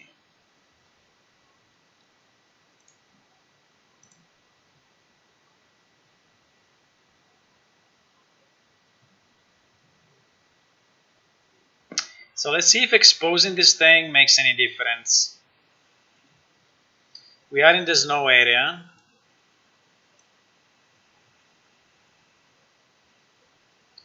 And hopefully it will snow.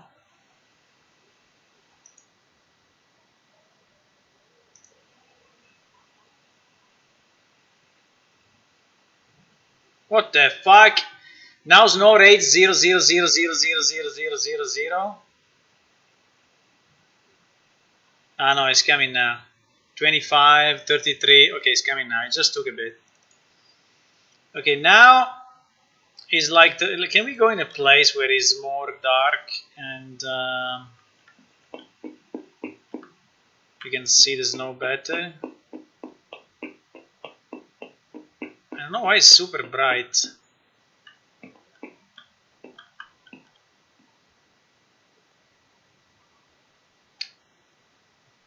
But to me it looks it's making no difference. This parameter is making zero difference. Now it's becoming night for whatever reason.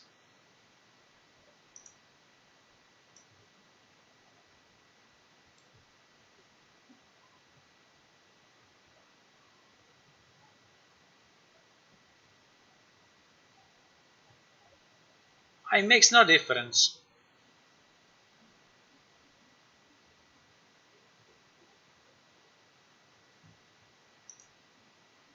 Now it's at the maximum, 440, but looks exactly the same.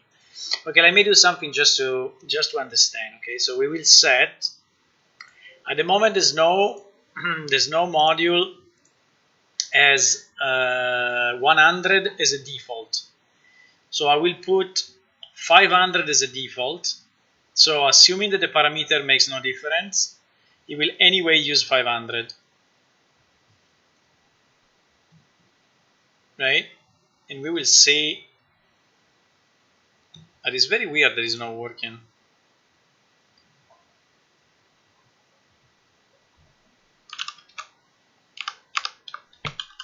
It's very weird.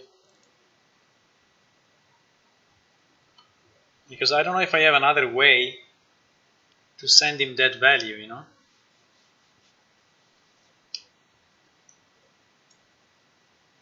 So P snow now is 100, yes. So the snow rate is here. So look if I put 500, what happens, okay?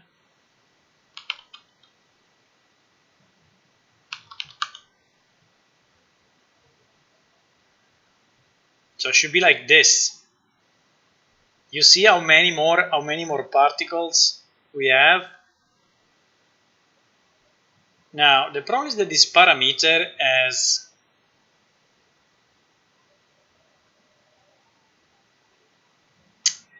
four values, which I don't understand too much, you know. So you see that he says parameter name, and then he says minimum input, maximum input, minimum output, maximum output. What does it mean? It means that I have to do like 0, 500, 0, 500, so that when the input is 0, it goes to 0. When the input is 500, it goes to 500. Maybe it's like this. How is rain? Let me check rain.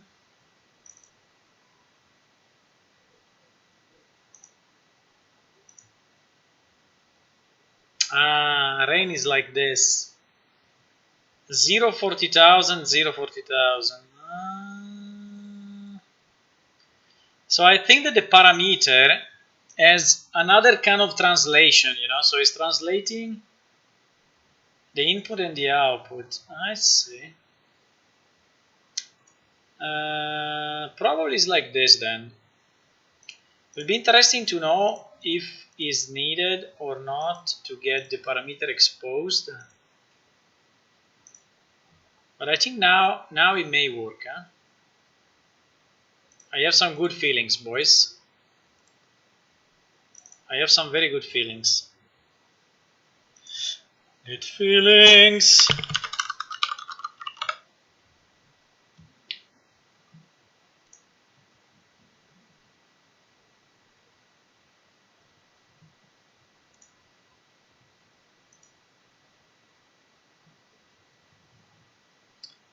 I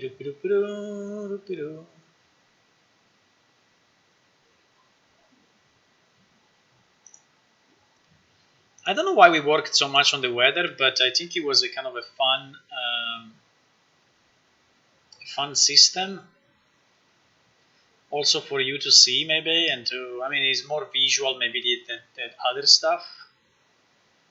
So I decided, because weather is not really, you know, a higher priority at the moment, but I think it was kind of a fun event.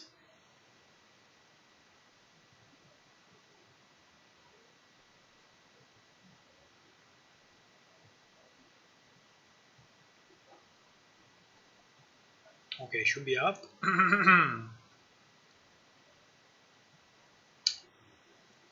You should be up.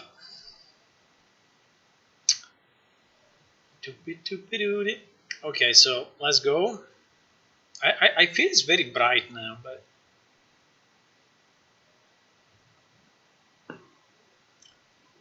I feel it's very bright.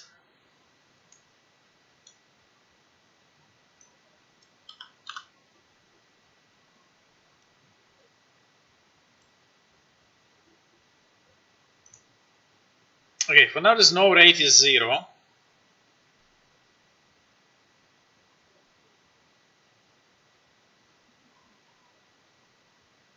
But at a certain point, now, it's starting to snow. At the moment the snow is very little.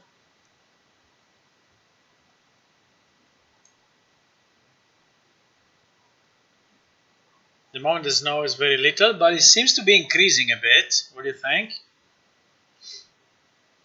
I think it's increasing a bit. Or not? Maybe not.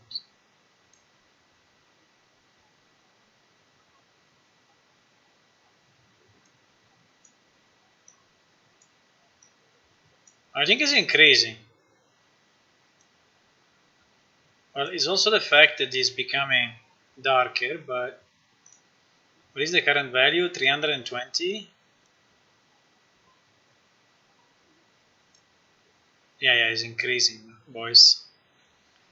I think it's increasing, no?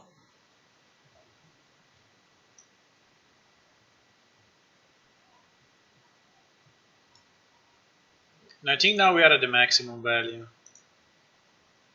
500.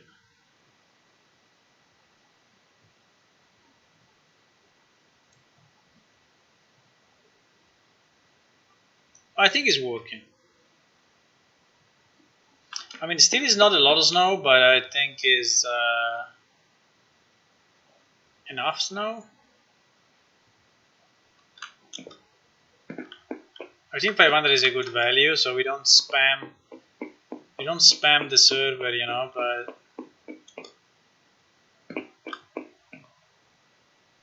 the funny thing is that the snow is only around the character. So you don't really see it, but actually it's only around the character, but I think it looks good. Nice. Let me see if I change the...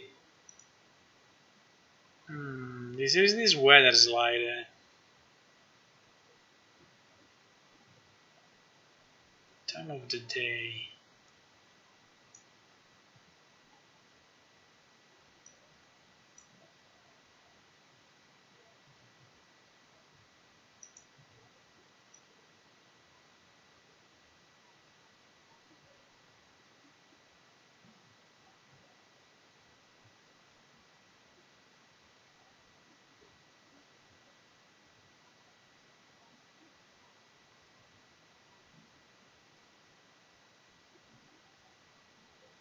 But anyway, I think it definitely increased, right?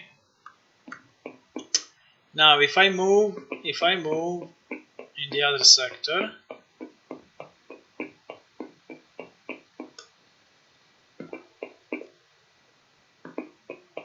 which is here, I will have a transition, which will happen. I think it happens too slow, by the way. I think we should speed it up a bit.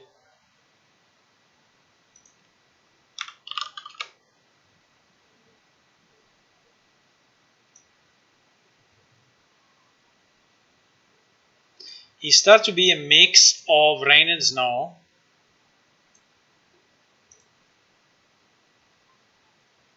Snow is going down, rain is going up. Also the light is going up a lot. This is something I don't get too much.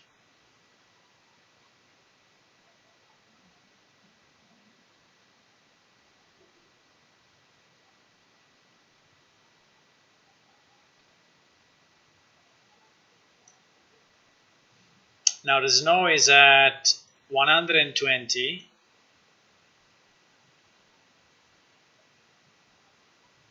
So it's very, very little. And the rain is at maximum. Okay, so I think it works. Just the transition is too long. I don't know where the transition time is defined, but we can check it.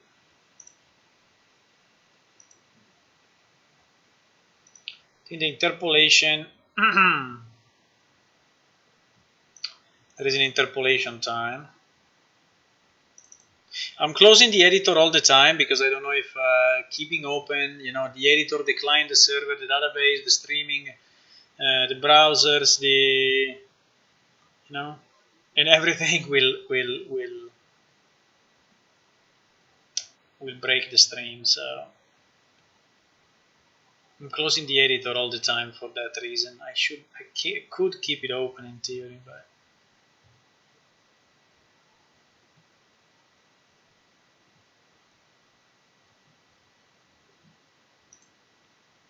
Okay, so let's check the transition time. Not here.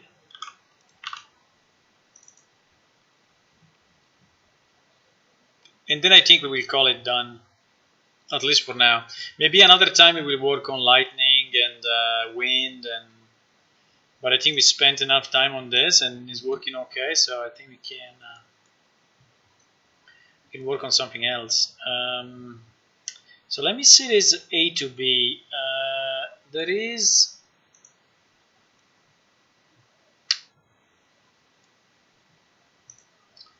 interpolate weather, exactly. Interpolate weather. So there is the function that does the thing. Interpolate speed 1. 1, what does it mean?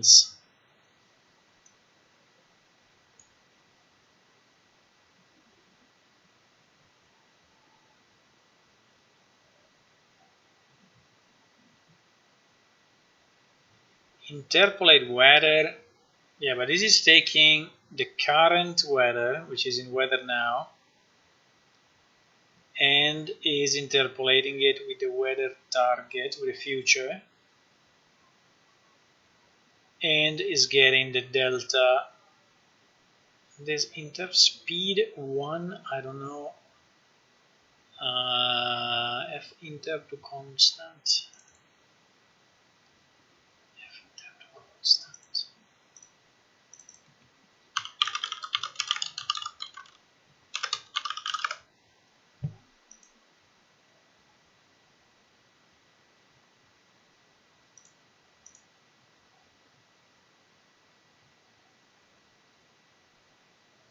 Tries to reach the target at a constant rate.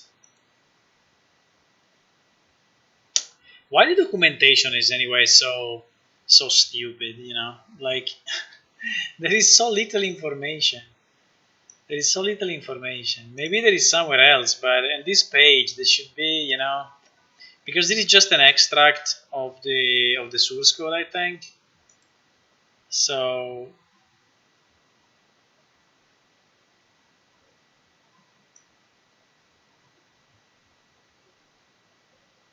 interpolation speed.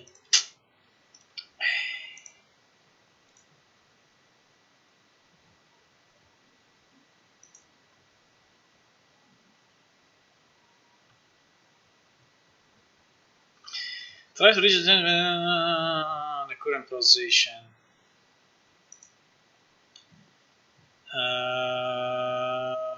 To give it as nice a smoothing feeling when tracking a position.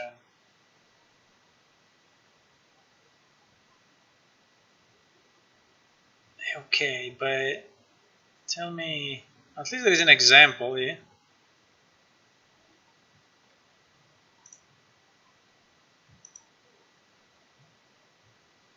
Anyway, I guess if we make it 2, it will go twice as fast.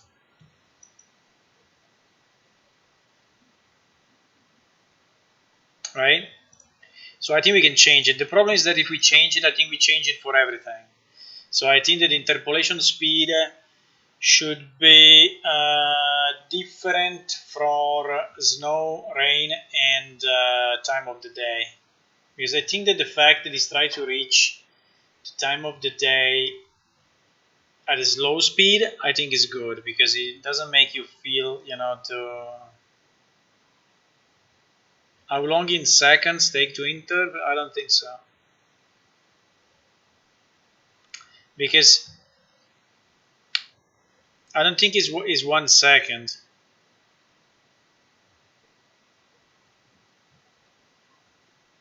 At the moment, it takes like 30 seconds to 1 minute, I think. So, I mean, it takes very long. The transition, as you have seen on the screen, is like very long. So this inter speed of 1 is taking like, maybe it's 1 minute. I don't know. It's 1. I don't know what is it. But for sure, it's not 1 second, because if it was 1 second, it would have been like instant. And it takes so long. But anyway, I think it's working. I don't want to change it anymore. I think we can keep it like this, and we can call it done for now.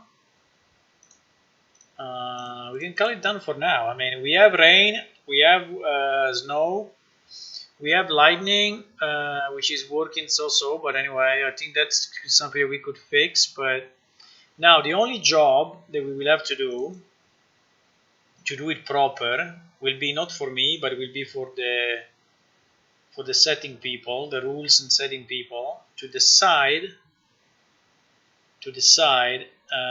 which sectors have which kind of weather, and to define properly the gaps, the duration, and such. Right? So that is important. We didn't do the stop. Holy shit. We did not do the stop.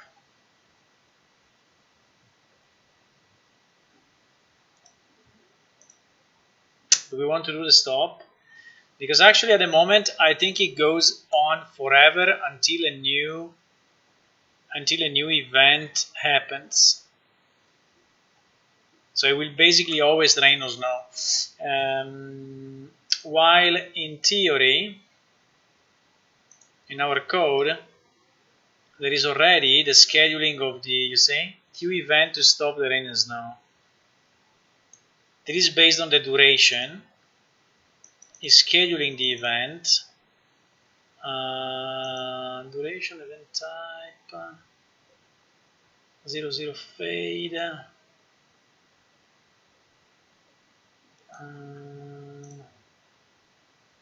is it working already? I mean, depends if you ask for a clear sky, it may work.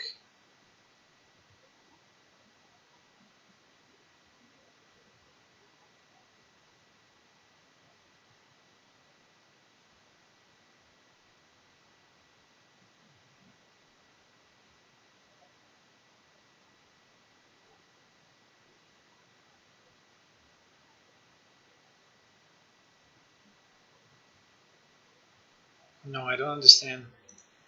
I don't understand how it works.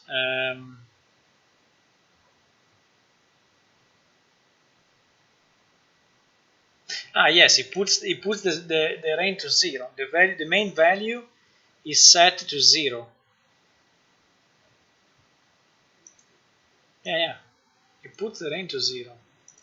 So in our log, let me see. In theory, we should have that in the server log.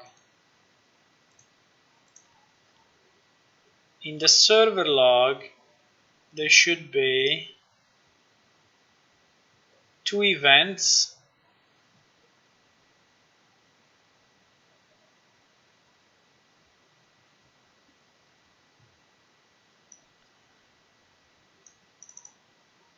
Yeah, with value 0.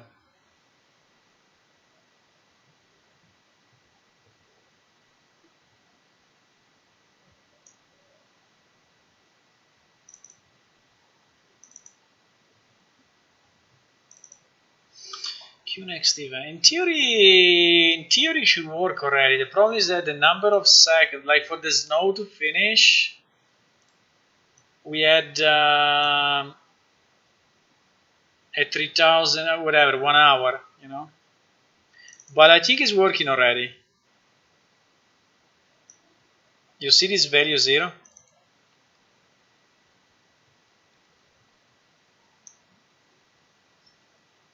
So when that will trigger, I don't know why the 65 for the rain. So the rain should last only 1 minute.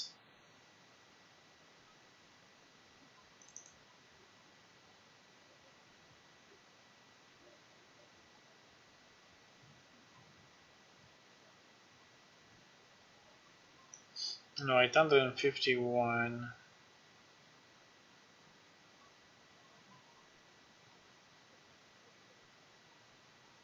I don't know, maybe we never waited, but I think if we wait enough, or if we shorten the time,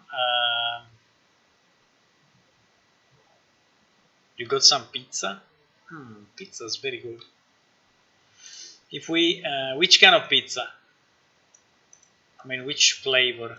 Which dressing?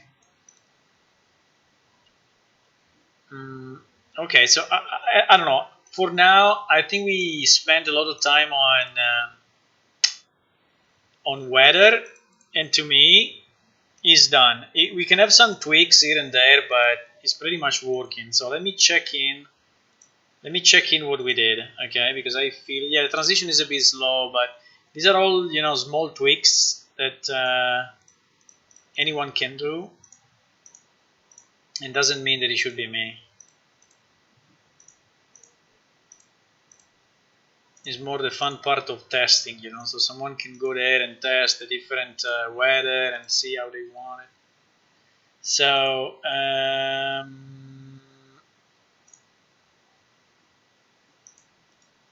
let me see what we should check in.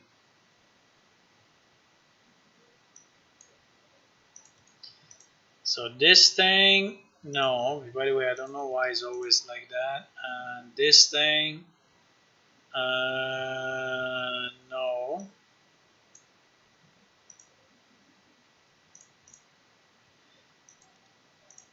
This thing, absolutely not. These two were my tests, so nothing. This one for sure, yes. The snow particle, yes. Well, we have a snow 01, but I think we are not using it. But anyway, we can check it in. I will delete it. The BP sky, yes. The sector that we extended. The vitals, what we did on the vitals, we just changed the verbose log. Yes. So we can say reduced logs for vitals, client side and server side. Then we implemented timer for weather checking. Implemented sector crossing logic for weather to be used for sounds as well, and that's it.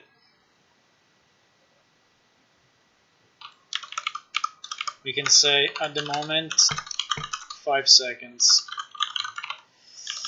I think that's all we did, no? And then we tested it. I mean, we tested it, it works. In the pre-game helper, what we did here? And we added the crossing of the sky. Okay, good.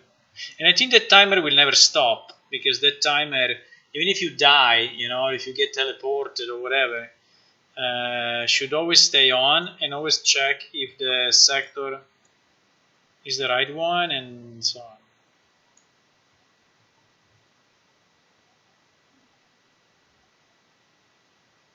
I think it's good. You can check it in like this. Why we don't have the textures? I think we are missing something. I think we are missing. I think there are some U assets that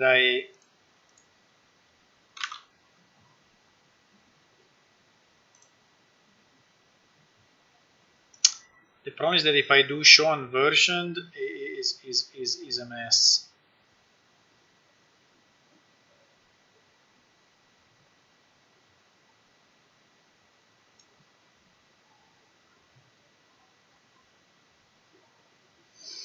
Yeah, but you see, these ones,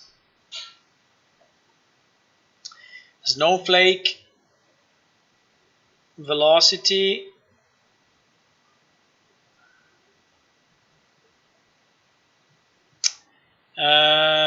I don't remember if we are using all of this though, because then we did the merge in the material, right? So we merged this one into our thing. No, we need to clean this up, boys. I know it's annoying, but we need to do it. We need to clean up, because we have some files that are still there, and they should not be there, because they were the original one.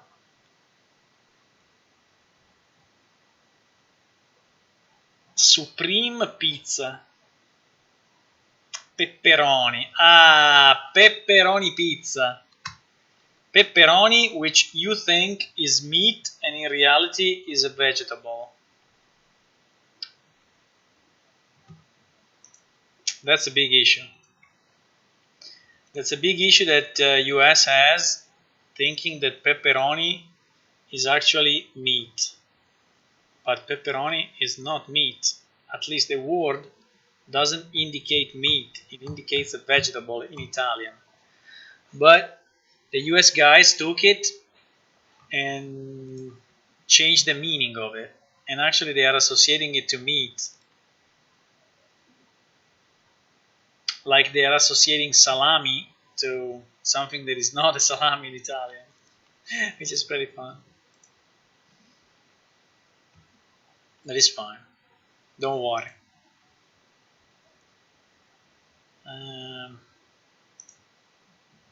So we need to clean up that thing, because we have left under rain, no, but under snow.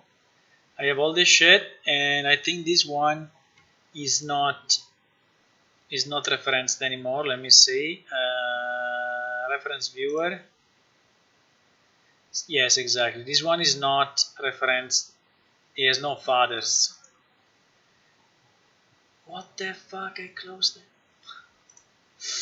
Okay. You didn't know that, huh? So look, I can show you. Pepperoni. Which, by the way, he only has one P, but the US people distorted also the word. But this is a pepperoni, okay? Pepperoni, if you search on the internet pepperoni, is this. There is a pepperoni. There is a pepperoni. It's a vegetable. But if you search pepperoni, pizza, pepperoni, this is what it comes out, you know, which is insane. Pepperoni. Pepperoni is basically I don't know, ham or whatever it is. But it makes no sense. It's not pepperoni. It's not pepperoni. This is a pepperoni. Bell pepper, yes, because pepperoni is coming from here, you know. It's coming. The name in Italian is coming from here. So if you want to call it US pepper meat, you can, but calling it pepperoni is a bit weird. At least it's funny. It's funny for us Italians because we know it's wrong. Another mythical one is linguine Alfredo. Did you ever heard about linguine Alfredo? In US, it's typical. It's a linguine Alfredo. Okay, linguine Alfredo. Look at that. Linguine Alfredo do not exist in Italy, so it's a pure invention of US. But anyway, I mean, it's fine.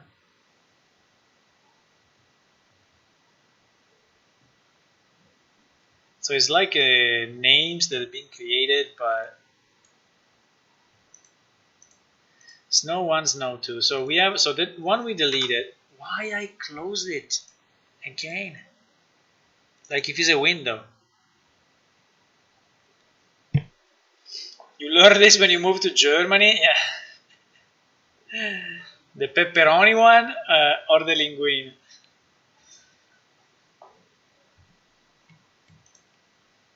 Yeah, it's weird, it's weird, it's weird.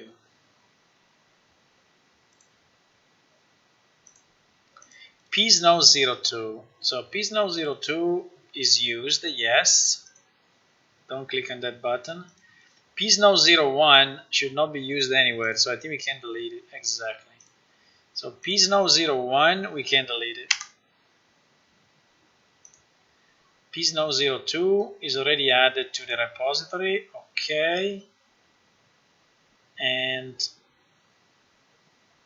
we have to go in our Snow here and add those two things.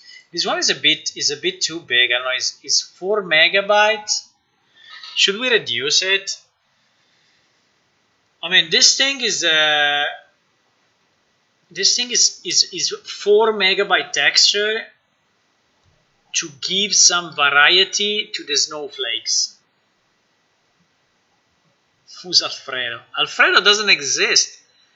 Alfredo does not exist. There is no Alfredo. I mean, Alfredo is an Italian name, but Linguine Alfredo in Italy does not exist. But you can.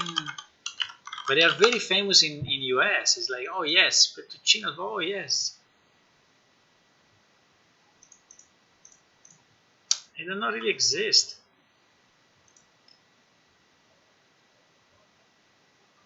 Well, actually, now that I'm Googling it, there seems that there is not linguine, but it seems that there is fettuccine Alfredo, which at least are documented somehow.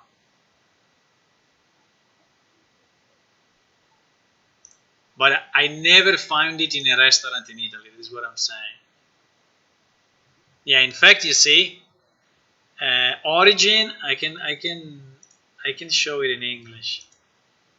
It says origin Italy, national cuisine United States. So interior, yes, there is also the origin. Interior has been created by this guy Alfredo Di Lello in 1882, but I mean they don't exist anymore in Italy.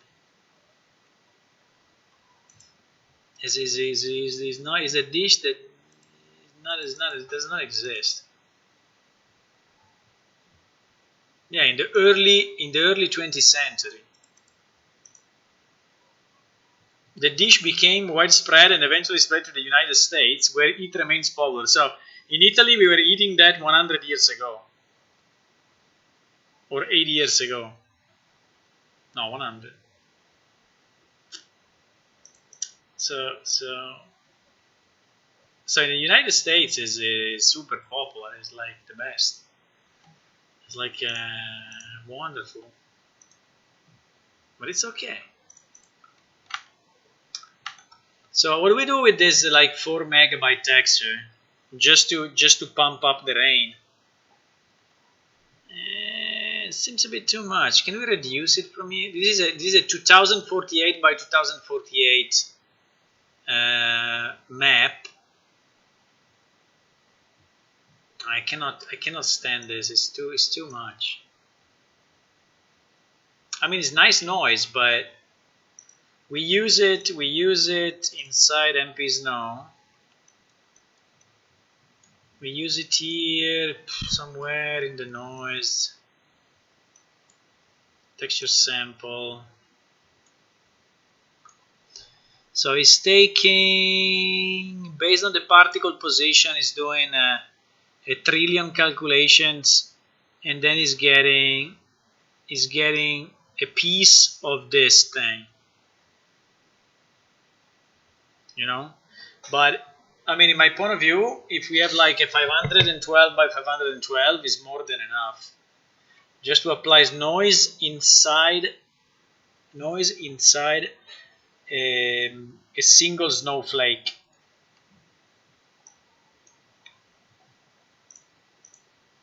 How do we do this? How do I reduce this thing? Should I export it and I have to export it, or how do I?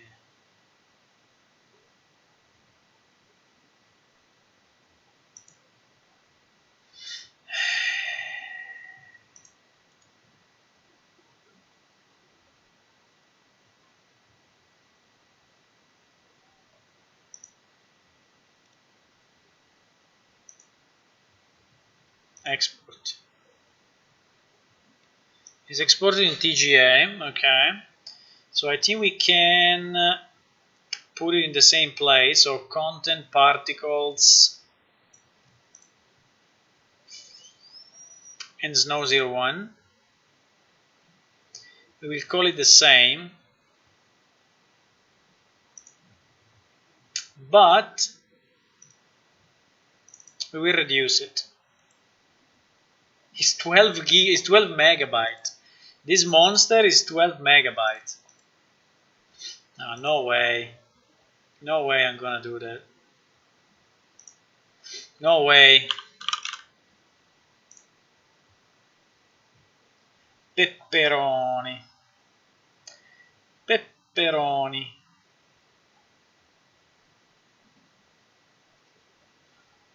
Pepperoni. You know Krita? It's a pretty good paint software. And it's free. I don't know if he has a pro version. Probably yes, but the version that I have is pretty good. Works well. Super nice. Super nice, super nice, super nice. I mean, look at this. It's beautiful, but it's a bit too much, you know? So let's resize the image. And we will do, I think, 512 for noise. Now we are speaking about noise.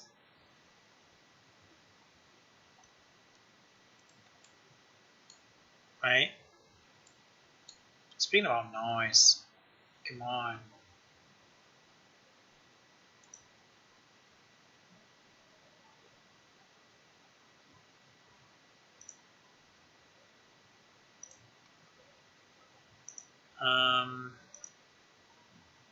I think I will just save on top of it. Yeah, from 12 mega it became 1 mega. So it's 12 times smaller.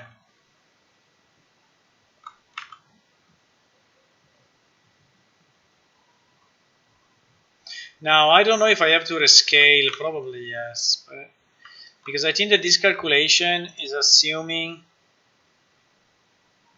No, if it's using UV, I think it should be fine.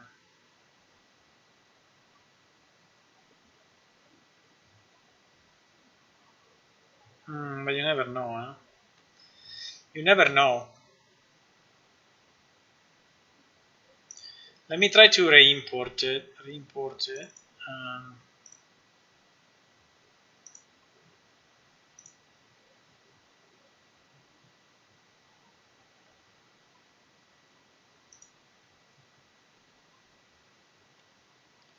think it did it already.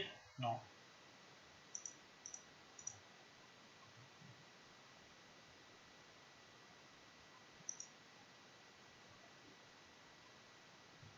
source file.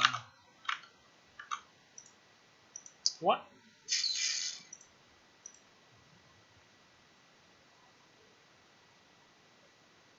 It is 512 by 512. Yes. So, can we see it as 512 here as well? Please.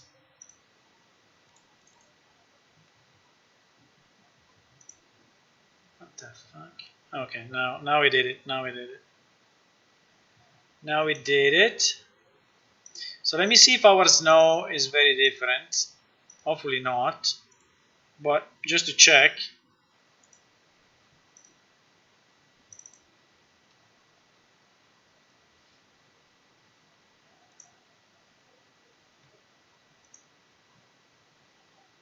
So let's do the 500 thingy. Oh, it looks perfect.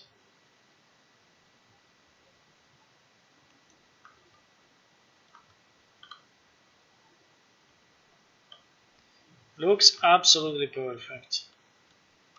Okay. Okay, I think this was a good optimization anyway, because it was crazy to use a 2000, you know, totally crazy. So we deleted that, we deleted the other particle, so we now only have a snow 02, which is the one that we are using. And I think we are good. So I think that now we can really do the check-in.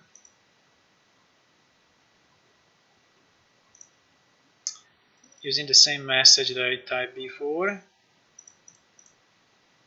With the kind, same of selections. With the difference that now we should have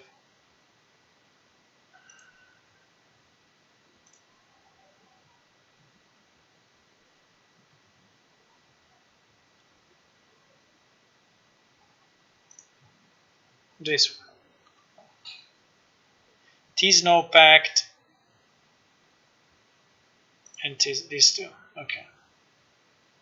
And I think we are good. We can check it in like this. Nice. Now, one thing I wanted to do with you, if you want, is to watch this video, or at least a part of it. I wanted to watch it, and maybe we can watch it together. Now, I don't know if there is any copyright thingy that if you play a video, but I see a lot of people doing like reaction to videos. So I think it should be fine. Anyway, we will skip a bit. We will not really listen to all of it, but I want to watch it. Talk about the evolution of our next generation programmable VFX tool, Niagara. We first unveiled Niagara at the GDC 2018 session, Programmable VFX with Unreal Engine's Niagara, which gave everyone a glimpse of where real-time VFX was headed. Fully programmable, modular, performant tool. We've now used Niagara in production on a massive game, Fortnite, high-end demos such as Troll and Chaos, virtual production, film, collaborations with our early adopters, forum users, and of course, now Unreal Engine 5. Yeah, so they continue to mention Fortnite, and I think it's good that they do it because it's a big part of the expansion. Now here there are some cinematic for cows, some cinematic done with Niagara. So there is some, this particle is very nice, some distraction.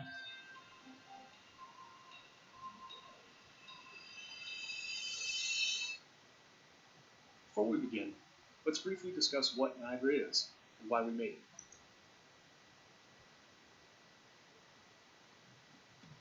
Then we can skip this part. Basically what it's saying is that there is Cascade, which is the previous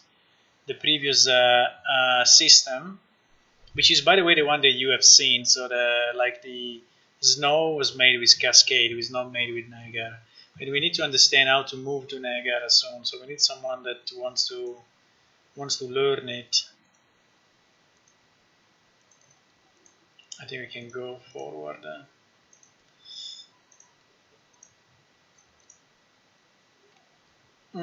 I think this could be interesting. Figures into a module stack, which flows from top to bottom, while also giving unprecedented power to technical artists and programmers to create anything they can imagine and share it with their team. Niagara systems are built from multiple emitters. Each emitter can be standalone or an on-disk asset, which can be art-directed and reused to build up a library of common effects and save artists the time of rebuilding the same things over and over again. This is kind of good because actually, if you have seen also in our particle effects, right? So you have in Cascade you have the emitters, and every emitter is basically a column in the Cascade modules. But so you may have, I don't know, 3 emitters, for example, but the actual effect, the particle effect, is the combination of the 3. So you are saving into a U asset the whole thing. So you are not saving the single emitter or the single sub-component. And this means that you cannot reuse unless you are just copy-pasting. You can copy, I think, an emitter into another particle, but is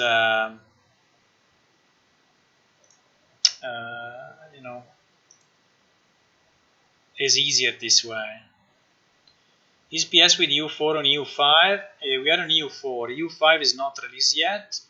It will be released in pre-release or preview or beta in probably March next year, and will be production ready at the end of next year. So they are saying fall 2021. So I think we may start to look at it early next year, but I don't think we are going to spend any time before.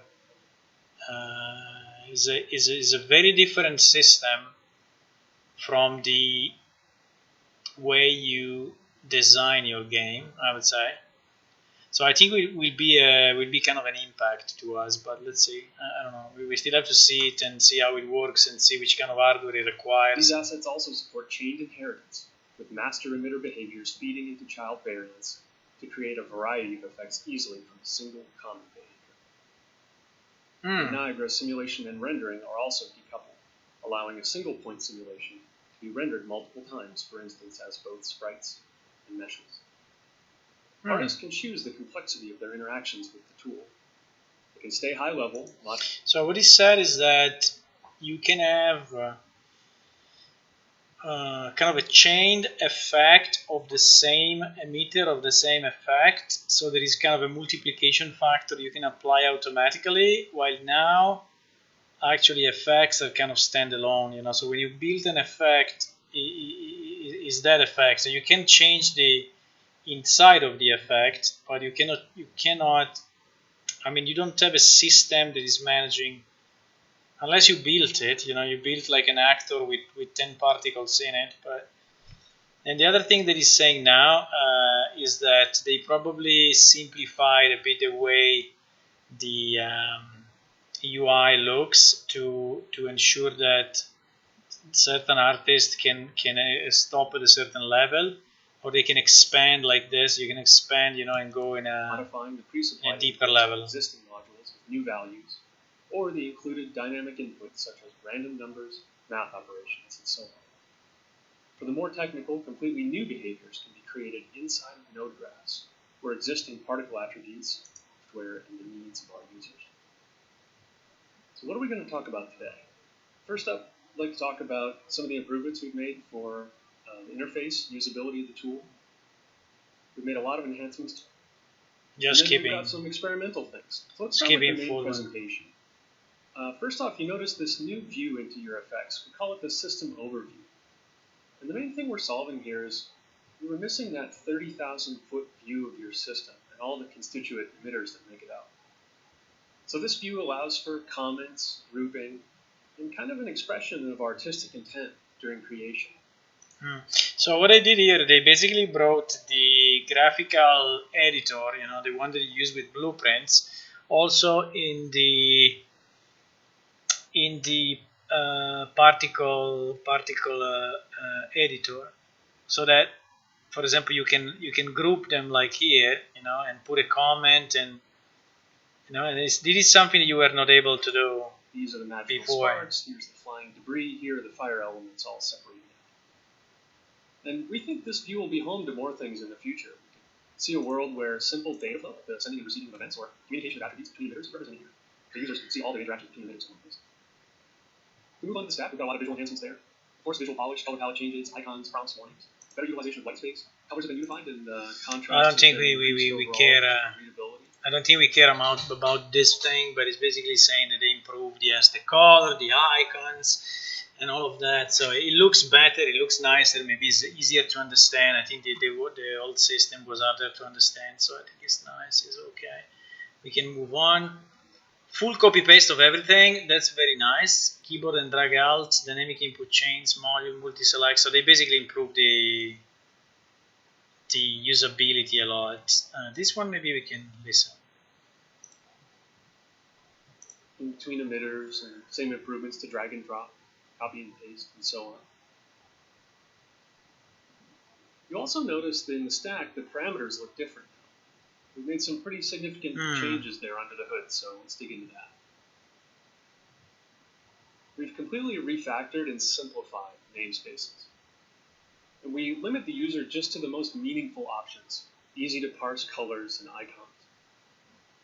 The goals here are twofold. First is just to reduce typing and subsequently typos. And secondly, we want to codify explicit. So you can basically copy this information, the attributes, or name them in an easier way. It was harder before, for sure. So that's nice. Let's move on. Simplified namespaces. What is this? Granularity and so on. Each of the namespace icons is color-coded and has really clear tooltips to help guide users to what the various namespaces mean and why you'd use them. Okay, so here we are still on the usability, like tooltips, names, and things like that. Workflow and inheritance. Users, number of platforms, and also the size of the development team. With so many artists creating content, we've learned a ton about inheritance can be improved upon. The most valuable learning is that our initial view of inheritance was too rigid. If you need to remove a behavior from the... So basically you can now inherit one particle from the other, or one emitter from the other, so which I think is pretty cool. Let's just move on. Being derived either from template behaviors, and these aren't art-directed necessarily. There's no inheritance chain with these. This is just a functional thing, like burst radially, or make a beat, that kind of thing. Or you can drive them from codified emitters that are art-directed and inherited. And we also support breaking inheritance. I mean, this to us is kind of relevant, but obviously is less relevant because we don't have a very large, team. We are very few people, but if in the future we have like 2 or 3 artists working at the same time, we could have one maybe working only on the subsystems, and then the other one then aggregating and seeing the full system. So this on-disk emitter, which is saying now, I think is pretty good. Of usability we wanted to focus on. In the course of using Niagara, our general feeling is that the tool felt too rigid. To experiment with the behavior, you make an emitter, make a system, add the emitter. And the new template behaviors cover making that simpler and better. Then, however, you would make a module on disk, add it to your stack, you experiment, and finally get to the stage where you can actually play. And then you decide you don't want it. And you're left with a series of assets on disk and these kind of half-discarded ideas. It's too rigid. So to that end, we have a new panel we're calling Scratchpad. It's a completely transient script and lives inside of your emitter or your system. It can be a module or a dynamic input. You can create the scripting line, or... This is like a temporary area where you can store your emitters and do what I mean, it's not a breakthrough, but I think it can be useful.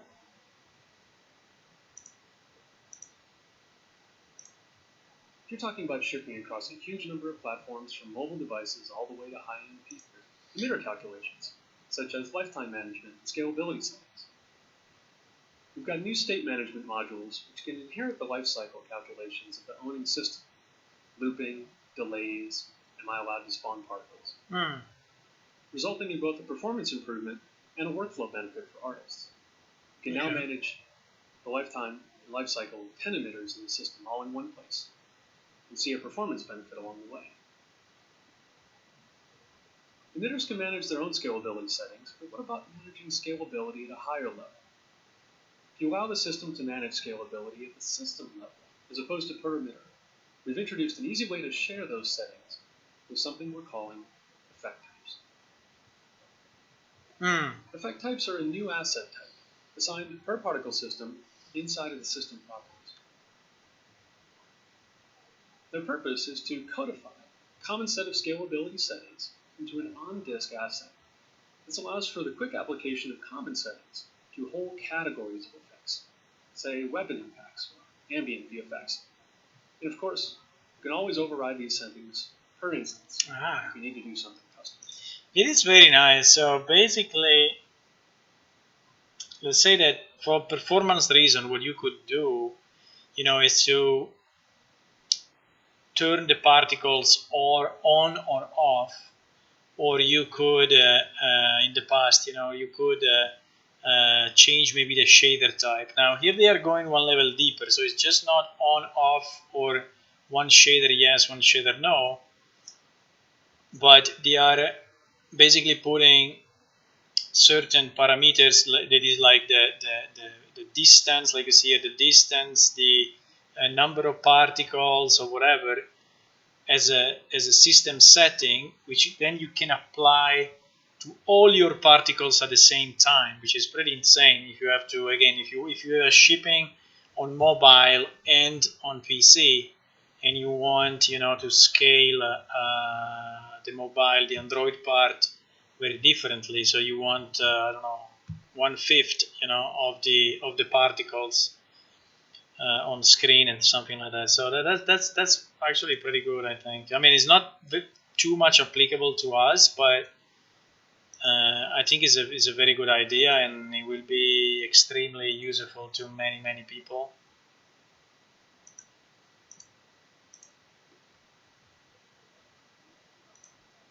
We've pushed most of the thread-safe work into the concurrent Niagara tick. And this concurrent tick is allowed to run asynchronously with all tick groups. And this gives us the best opportunity to fit into whatever holes we can on the CPU cores. These are optimizations to the way the particle system works. I think it's a bit too technical. We can go. I mean, they just improve the stuff. I don't want to. I mean, I think it's interesting to listen to it, but not particularly now. So he's working better and faster than the old system, I guess. Let's see the new features. Simulations really start to show. Hello, Rianda. First up is the data interface, which allows access to the properties of the current player camera. On the CPU side, we expose a limited but useful set of camera attributes. On the GPU side, we pretty much expose everything from the view uniform buffer that we think would be useful. Note that this is an early feature which still needs some work to be split screen or VR friendly, but it's incredibly powerful and something we've been clamoring for. On the GPU, we also provide a data interface to calculate occlusion. You can query a point in space and compare that point to the depth buffer by taking a number of samples around it. This can be calculated per particle, which allows for some interesting control. Combining these two powerful data interfaces allow for complex camera-based effects, such as viewer-aware simulations, VFX, which was used in our Unreal Engine 5 review demo. Next up are two separate data interfaces, which allow access to audio waveform data. Oscilloscope provides inexpensive direct access to the audio waveform, while audio spectrum is more complex. Don't know if we care about this. Yeah, it is basically they allowed the particles to react to music, and so they have a way to connect the particle system to the oscilloscope of the music coming through. But again, I don't know. Not really important for us, I guess. One other fun aspect of the audio effect you just saw was that it used ray tracing. Unreal Engine now supports ray tracing, not just sprites. Okay. Another exciting enhancement comes from our good friends at Side Effects. They've created version 2 of their popular Houdini Niagara data interface. And it's excellent. The workflow is greatly simple. You can skip that. Import generated in Houdini and played back directly from simulation. Different emitters in the same system, and ask them for attributes such as position, color.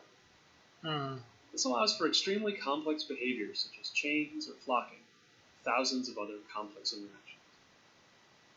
This is also addressable via custom HLSL, so you can easily write complex behavior. This can be used for an infinite level of behaviors. I think that, yeah. I think that the point is that each of the emitter, each of the particle now is more accessible in terms of the attributes that you can read from it, and the attributes that you can then reuse to drive the behavior of the other particles, which is pretty cool.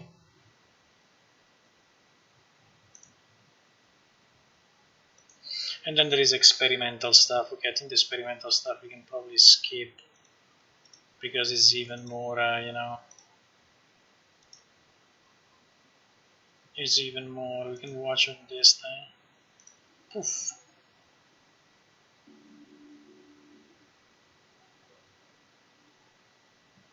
I mean, I don't know. It looks cool, but I don't know how it's made. It's like liquids.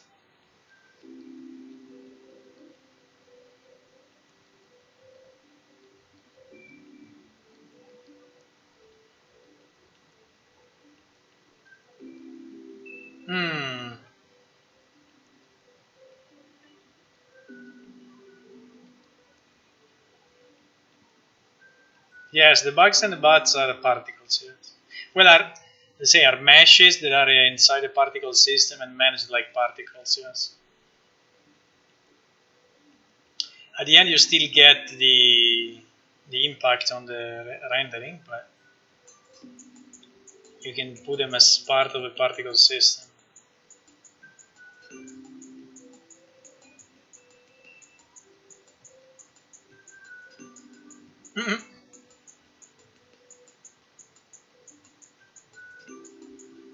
This one is pretty cool.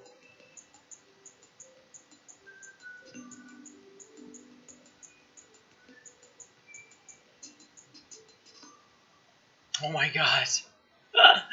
This one I didn't see yet. There was the laser beam cooking him, He was cooking, and so he was becoming popcorns. And there is a part where his head and his body becomes popcorns. That's very nice. Available in Unreal Engine 4.25. So yeah, all this is available in Unreal Engine 4.25, which is the engine we have now. So, which I think is great. We didn't investigate too much this Niagara yet, but I think we should, and I think it can give us an interesting boost.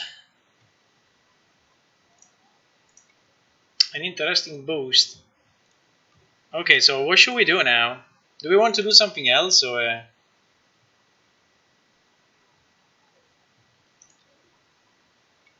Do we want to do something else?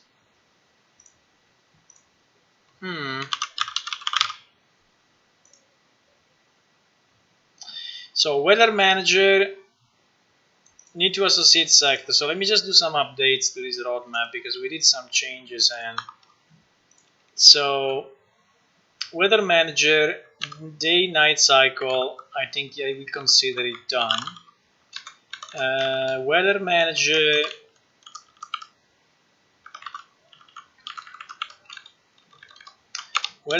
association to sector, which is the most important part, which is the one that we did, association to sector. So that basically each sector can have a different weather, right?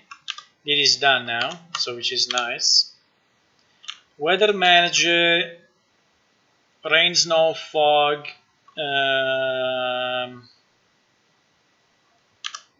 scheduling. Yes, exactly. So weather manager scheduling we have now in terms of effects. So weather manager scheduling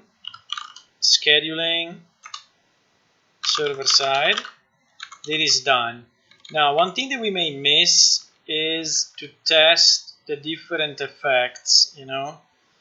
So weather manager, rain, snow, fog, actually is lightning, wind,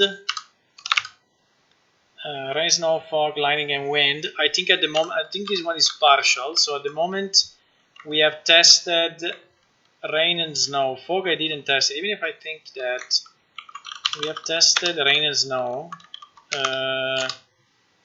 fog to be tested. Yeah, I think fog, lightning, and wind to be tested. Actually, I didn't dedicate time to that because again are not super important.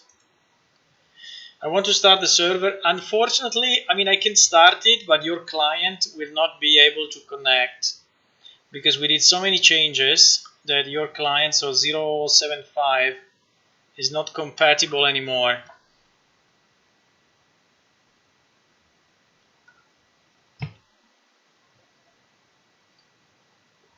So what I need to do, I need to release a new Windows update. Otherwise, it will not be able to connect. I can connect with the development version, but no one can connect anymore from the players at the moment. I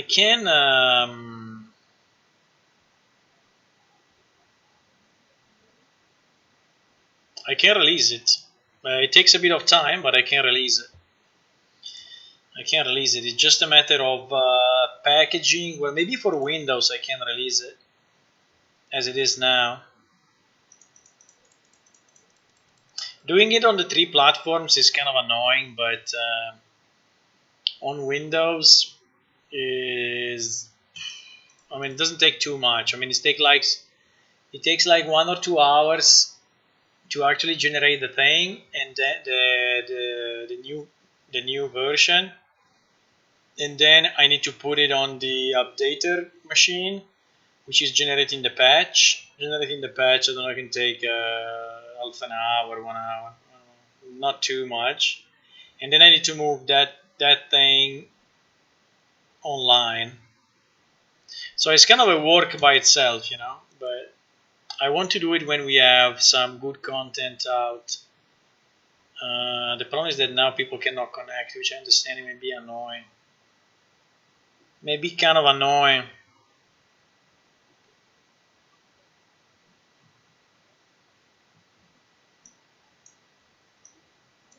I'm looking at the different pieces here, okay? So, and I'm thinking what we should work next. I think the best thing to work next is this one, which is a pretty big one, but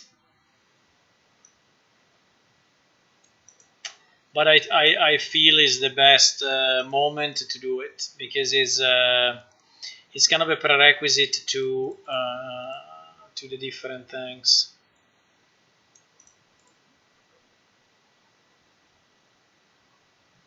Fixing spells a bit would also be nice.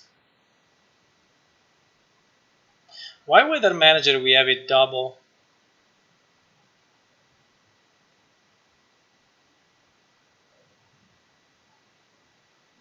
Ah, no, it's the one that I just modified. Okay.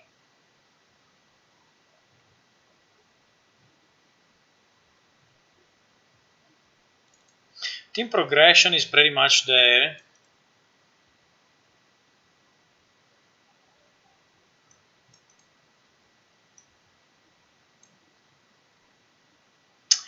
Yeah, I think the sequence for me is ALS v4, so that we have an optimized ALS v4, so we have an optimized system. So we have an optimized system for character movement, and we have the network replication and everything. And also I think I have the contact in Discord for the guy to help me in case something goes bad. And then I think after this it will be the guild houses, instances for guilds. I think this thing is there since too much time, and we need to fix it. We need to bring it back, you know. We need to bring it back.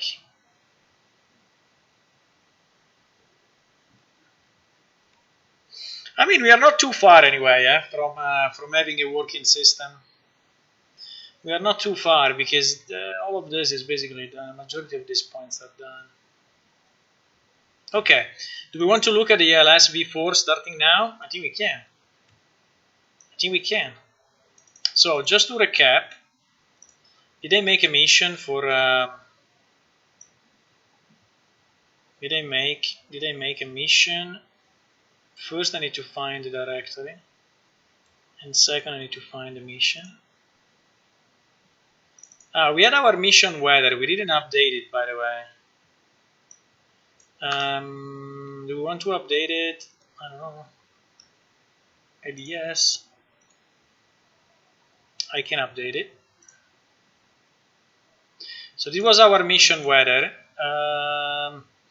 All of this we did. All of this we did. The timer that runs every 5 seconds, we just did it today. And it's doing these 3 things. So, and these 3 entry points, player connection, weather is changing, player is changing sector, are all done. So, this thing, I think I didn't save it though. Fuck. I think I did some changes to this, for sure. Anyway, I think the last time I didn't save it, because there are changes here that I don't recognize. I mean, there are missing changes, but it's okay. Okay, so let me just resave it like this, just to say that we did the mission weather. Now, ALS. I think we can create a mission ALS. I think we can create a mission ALS. I think we had already a mission advanced locomotion, or no? Yes, we had already a mission advanced locomotion, which was the previous system. This was advanced locomotion v3. v3. Now we can create a new one. We can create a new mission and call it advanced locomotion v4. I can do it now. I can do save as advanced locomotion v4. So what we need to do? What we need to do for locomotion? I didn't type it anywhere. Strange. Okay, let's type it again. So what we need to do? We need to analyze. Wow, so big, too much. We need to analyze the features of ALS v4, and it is basically done. If you want, I can show it to you again, just to understand what we are speaking about. But we need to analyze the feature of that. We need to test the plugin. Do we want to test the plugin in a clean environment? Maybe test the. I don't know.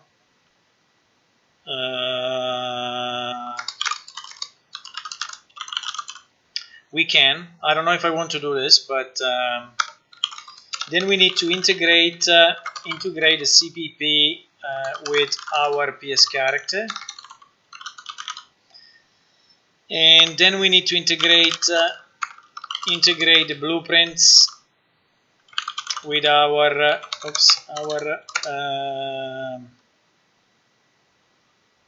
character BP, our PS character BP. So there is a PS character, and this is PS character BP. and then this will be the hardest part, I guess, but it will be to change, update the animations to match ALSv4. For this one, I will really need Zway. I know he's busy because I think he's changed his job and is now a bit busy with a new job, but I think this one will be relevant. Now, just to explain you what is ALSv4, ALSv4, I think it's here, or Advanced Locomotion v4.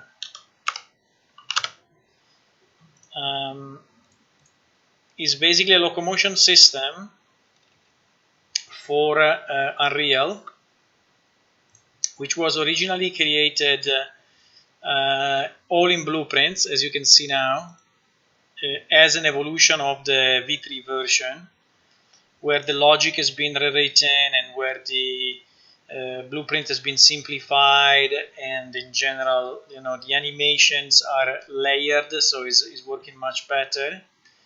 And also allows to have more advanced actions. So like there are actions which are like it shows here,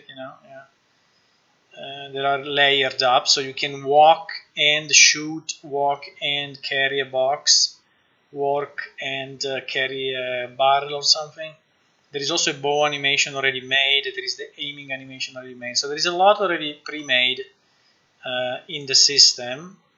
The main issue of this version, right? Okay, there is the sprint, but the sprint we already have, and all of that, okay? Yeah, the body layering system is very nice because it's divided in layers based on the actions that you are putting in place. Now, yes, and there is also the climbing system, which is very nice for us. So basically the character is able to climb, and well, it's not exactly climbing like going on a wall for like 10 meters, but he can climb this way. So he has an obstacle, he can go over the obstacle, right? And it's very, very nice, very nice. The major problem of this thing, which was released as you can see February, I think before this. I think it was end of last year. Then maybe this video is of February, but it was released end of last year, beginning of this year. But I think more December, January. But anyway, was that it does not have multiplayer support and is all blueprint based. And blueprints are a bit slower, okay?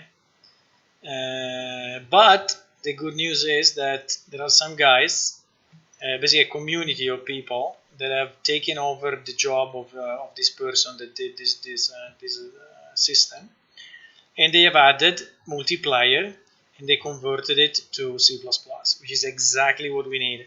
So I really thank them for what the work that they did. Really, really thank them. And now we still have to see if it works, but I'm assuming that it works. So, and they have released it, publicly, so we can use it, and he has an open license, so we can use it as we want, right?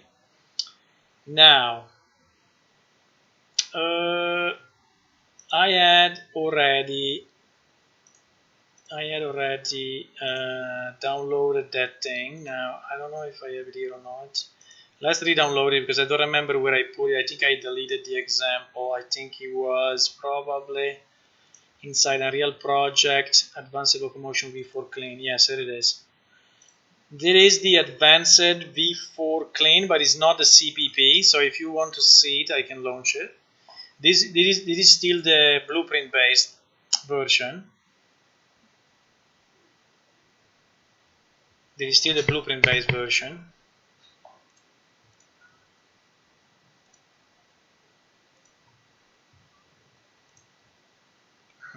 Starting up.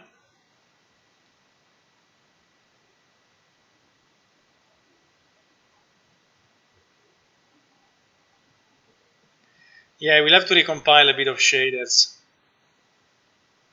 for sure. Because I think when I launched this, I launched it with another instance of the engine, so I think it got deleted. I think I can still run it, but you will not see the colors because the shaders are getting recompiled. And also it's a bit slow because the shaders are getting recompiled. But as you can see here, these are all characters that are using the system, and each one is doing a bit of a different thing. So like one is carrying a box, another is carrying a torch, another is just looking at us, and another is trying to shoot at us and such. But they are using the system, and it's working pretty well, right? And if you want me to show you the climbing, I can show you the climbing. Okay, I think the shaders have been see, so it works actually pretty well. By the way, the climbing is all. It also has an on-air kind of system. So if I jump into that platform, now I did it wrong, but if I jump into that platform on that platform, it will try to grab. It will try to grab the edge, even if you are flying, even if you are in the on air. Now, for some reason, I cannot do it, but because this platform is moving a bit quick. Here it is. Okay, so I jumped and I catched it. So because he has a check of trajectory and of the edge, so it's detecting the edge, real time at any time, and it's very good. So the system works very well. Now again, this version is the blueprint version, which he has a lot of disadvantages, also doesn't have the multiplayer. So now what we're going to do, I'm going to go in the link where we had, let me see,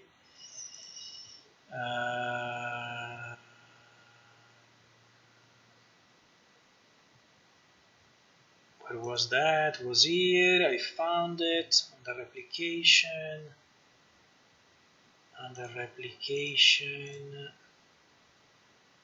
there was the link.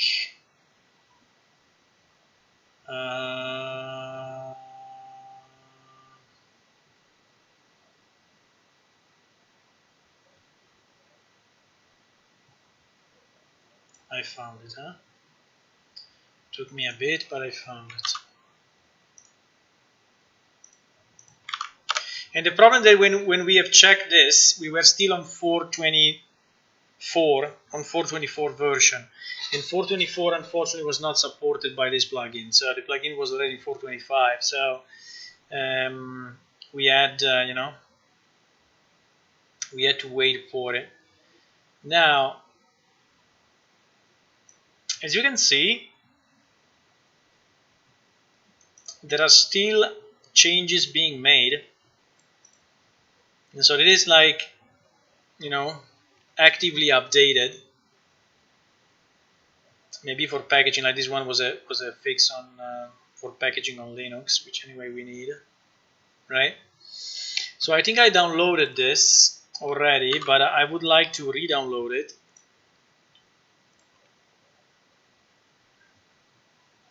I would like to re-download it. Here it is. I had it here already, but I think I will delete. I will delete this one, and I will save it again on top of it. Right? And we will re-download it, because then we get all the latest stuff that has been done.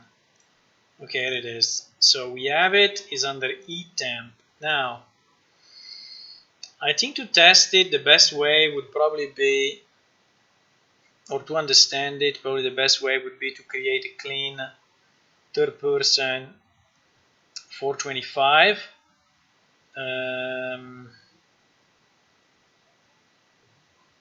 which I don't know if I have, probably not.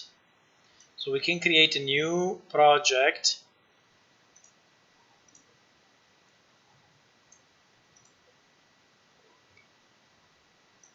So this is the thing, right?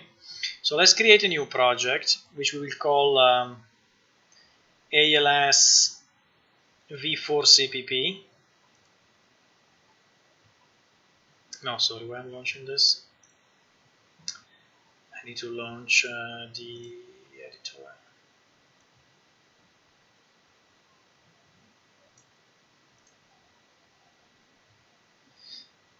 Okay. So we'll create a new project and we start to play with the CPP version in the clean project, and then we will start to merge it with our code. But first, I want to see it. I want to see it on a clean project.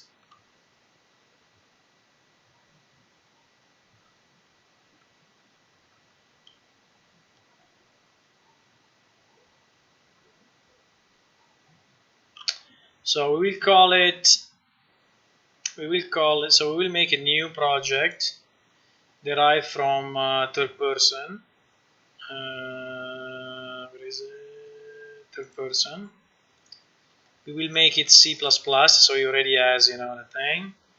And we will put in real project, yes, and we will call it third person 425 ALS v4. Bit of a name, but in theory it should be ALS v4 CPP, but it's too long. Okay, it's fine. So we create a new project.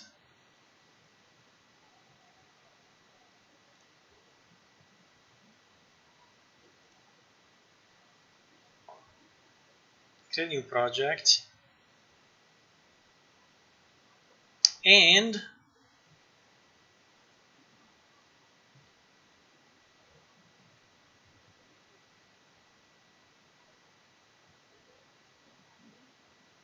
yeah, he's launching the Visual Studio because he has created, since I said CPP, he created automatically the C++ project file.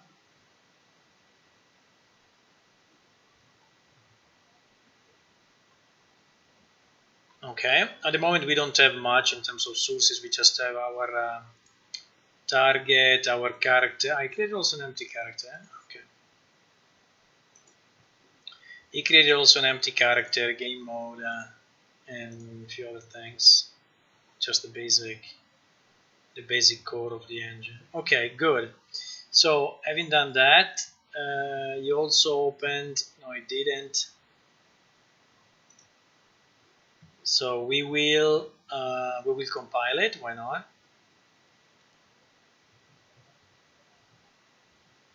Hopefully, will not trigger an engine update. I mean, an engine recompilation. I think I can probably go with. Let me go with the bug game, maybe, which is the same. Let me go with the bug game editor, which is the same that I use for plane shift.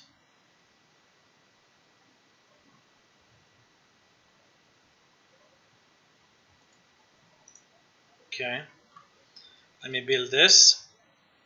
Should not take too much, I think will be, because there are just 3 classes, so should be fairly easy to build. So this will give us the framework, where we can put in the plugin. And by the way, there is an explanation on how to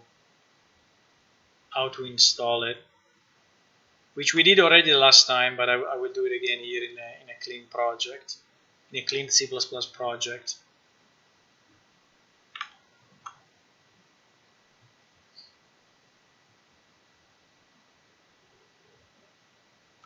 So it's recompiling. Anyway, while it's recompiling, we need to move this in the plugin folders. So we will take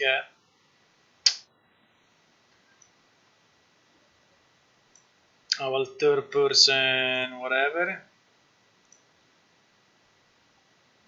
this one. We don't have a plugin project, so we're a plugin folder, so we will create it.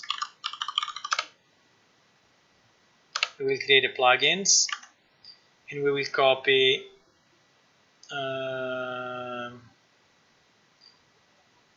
the ALS CPP, okay, which we are going to extract from the zip file that we just downloaded. This one, yes.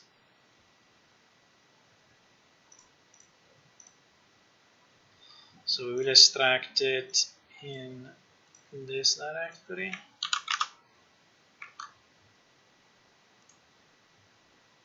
Okay. And by the way, there are still some blueprints. It's not completely, because of like the animation. Then is asking us to open default input.ini. That is just to be sure that we are using. Okay, and under input setting, he wants us to copy paste all of this stuff, which is basically all the controls that are allowing to move the character. Then in default engine, he wants to change the collision profile. We're going to do that as well.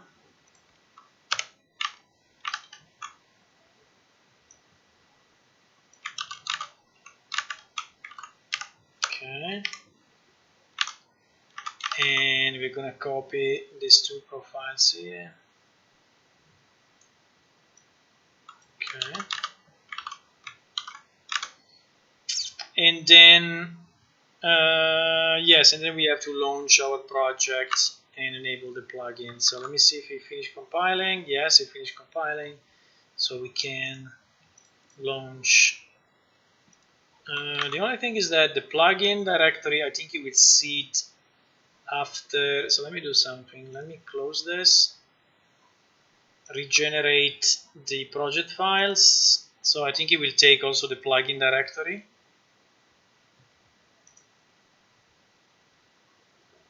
Because now we added it. And then we will recompile it. So I open again the solution.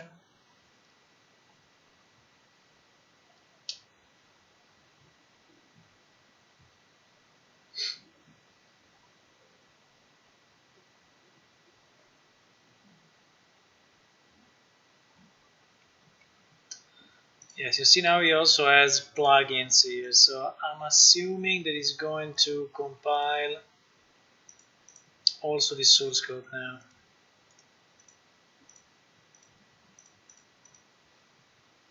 Right?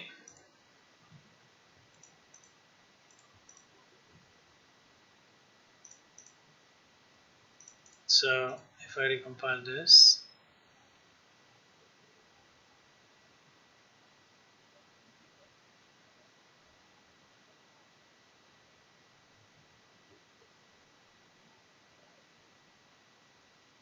so we will have to do the same with our project, but I want to do it on a clean one just because the time to do the stuff is lower, and we can just see a bit of how it works. And then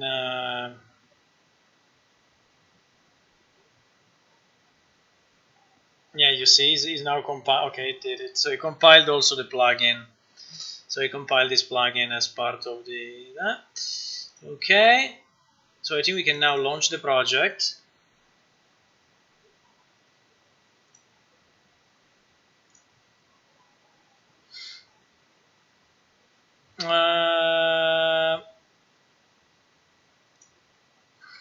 Okay, I think it just needs to generate the DLL for the PS Unreal editor. I think it's fine. By the way, guys, if there is anyone new, I would really appreciate if you click on follow on Twitch and subscribe on YouTube so that the next time I'm live you will see it. And maybe we gain a bit more viewers. I want to get a bit more viewers.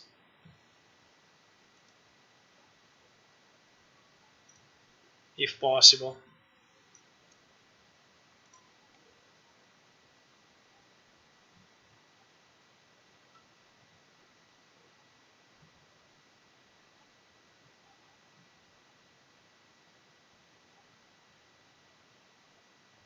Okay, still compiling.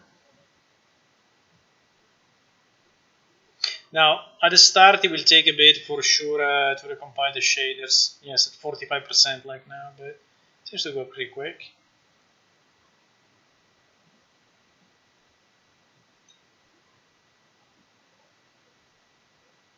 Seems to go fairly quick.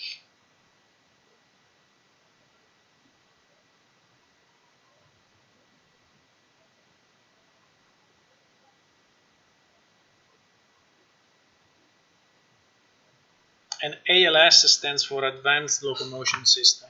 Oops, I punched my webcam.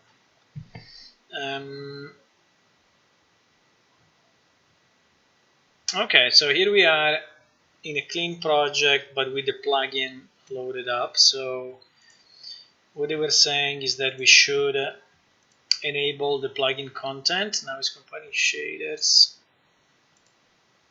I think I did it already. In fact, it's already visible. Show plugin content, yes.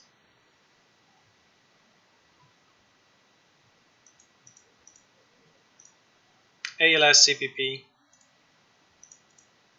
And then you have the demo level, okay? The demo level is the one, it's basically the same as the one of the blueprints demo, I think, but now is using the C++ version, right?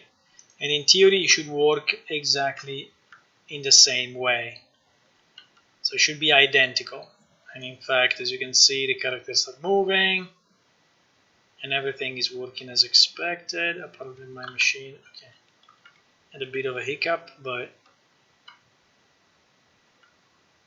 it's basically working the same way. Right?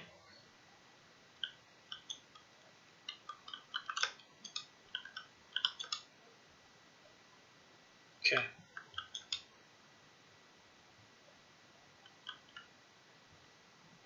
Okay. So this is basically working, right? Which is what we wanted to see. Now, this should be working also in multiplayer. So if I do number of players 2, and if I do players client, is it generating the dedicated server by himself or not? Play offline, players listen server.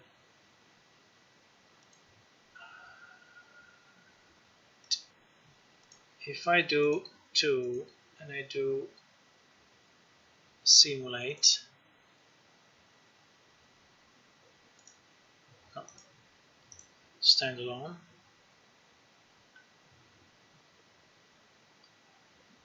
it should launch with 2 players. It should launch two windows, right? Yes. There it is. Very good. If I could move this thing, but okay, I can.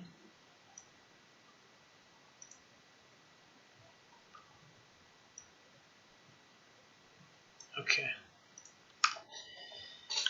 So as you can see, the multiplayer is working fine, which is what we wanted to see.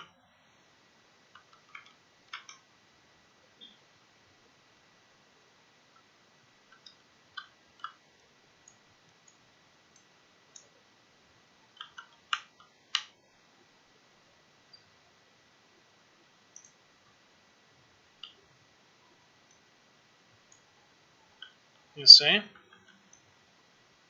So it's working very, very well.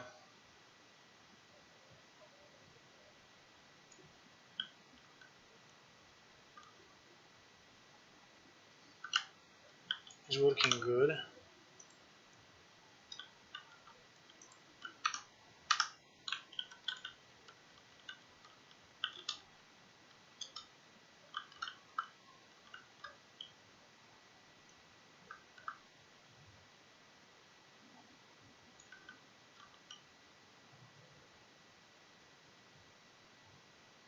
It's also using the head rotation.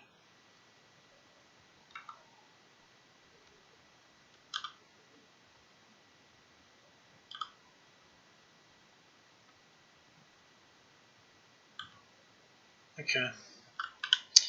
Yeah, so so this is basically demonstrating that this thing is kind of working, which is nice. Which is nice. Now, one thing I wanted to check, but I'm not.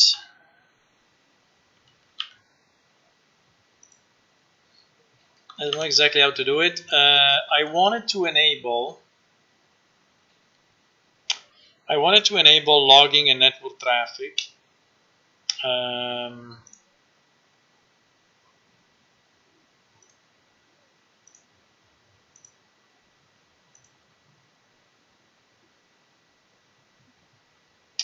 Didn't they say that there was also a performance?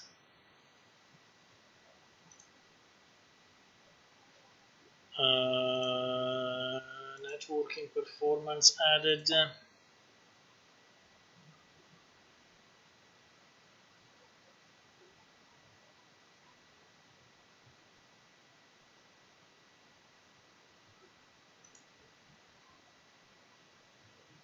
No, this one is the other one. Because one thing I wanted to check is if when the character is standing still, which kind of data is sent server to client. Now I don't know if I can do it in this example because I'm not sure if this is really generating, but I think it is. I think it is. The only question is how do I enable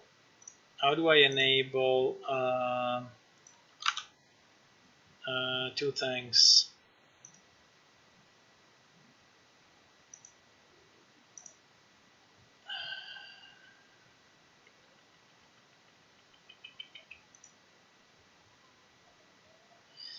Output log. Is the output log giving me all the messages?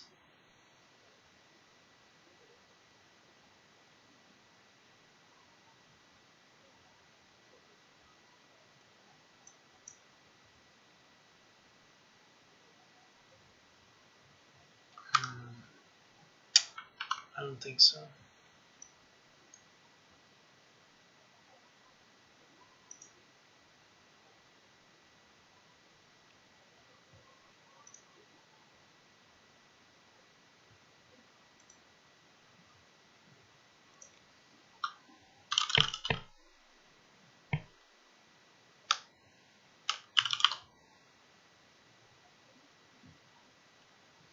How do I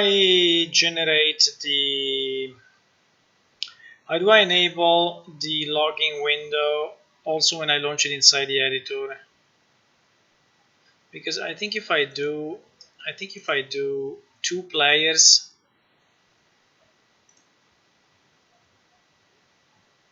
no, probably like this it works. Okay. I think if I do two players output window,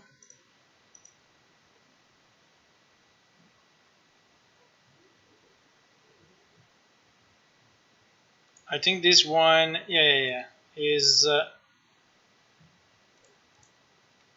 outputting. I don't know which one of the two, but is okay for me. Whatever it is, and then I think I can do. I think I can enable the network trace now. to enable network netlog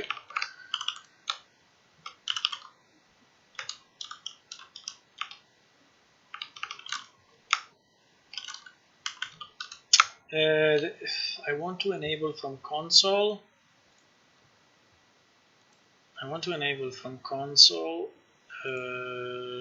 This one, net messages. No, lognet.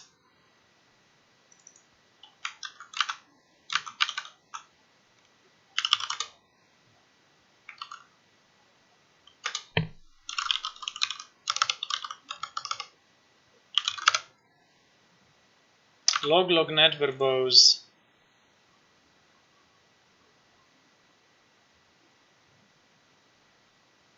Lognet verbose. Right?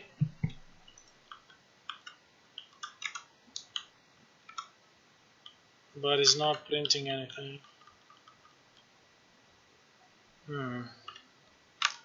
Lognet traffic. Lognet traffic verbose. Wow. Yes.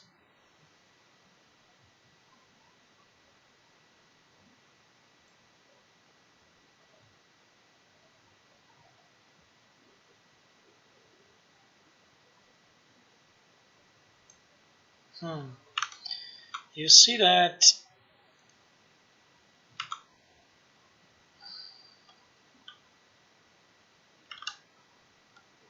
even with the character standing still,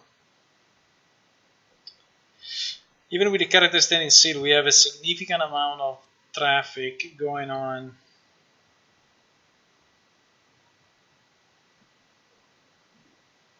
So this is something that I can think about and how to fix it.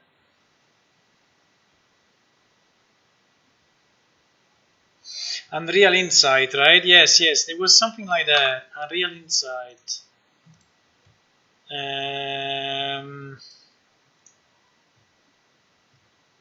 Engine binary Win64.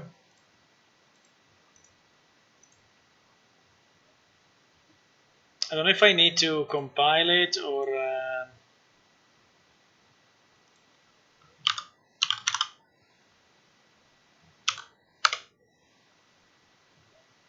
no.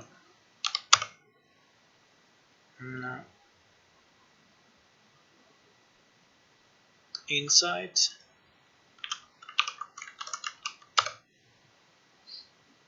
There is a trace inside PDB, but not an exe.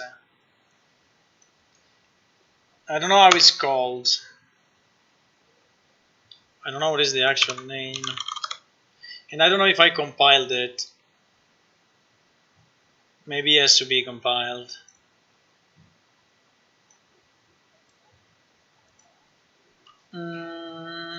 Unreal Insight, there it is. I think we need to compile this one.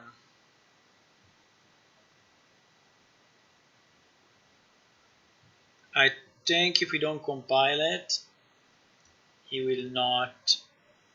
Because, yeah, it ships as a default if you get the download version, right? But here we are not in the download version.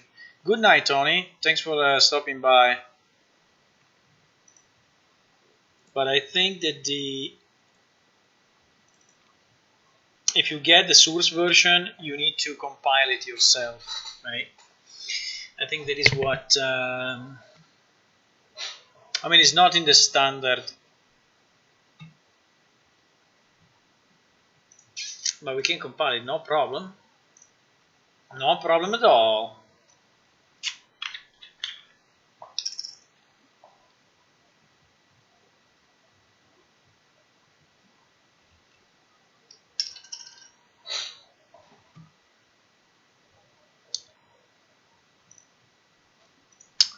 Since how long I'm streaming? I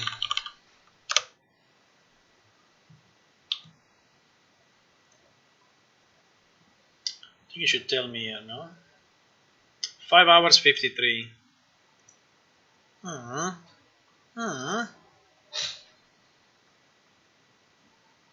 It feels more than that. Okay, so we are compiling this. Because, I mean, I don't know if it's required by the engine, but my point would be that if the character is standing still, I would like to have any kind of traffic. Now, what we discussed the other day was that if the character is standing on a platform that is actually moving, right? We did this reasoning already, yeah? And we decided that was actually a good idea that it was sending network messages all the time, because if we were standing like this on a moving platform, sorry, the stream is probably a bit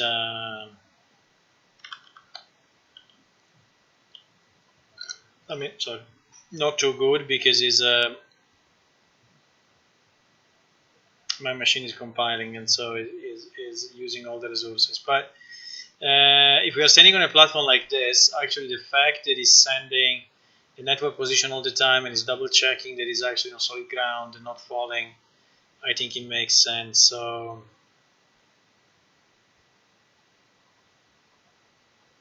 I think it will still be good to see this insight and see how it looks. The problem is that I never use that personally, but it's compiling a bunch of stuff, and it's taking time. 39, 148. It's taking time to compile. I don't know. I may leave it compiled while we do other stuff. Okay, so it will complete sooner or later. Okay, so what do we need to do now? Let me take a screenshot so that we have a screenshot for our. I think this is a good screenshot. A screenshot for our thing, for our mission.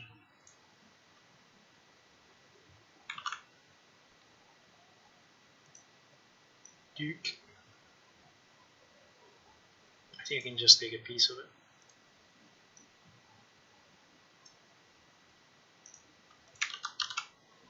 It's more than enough.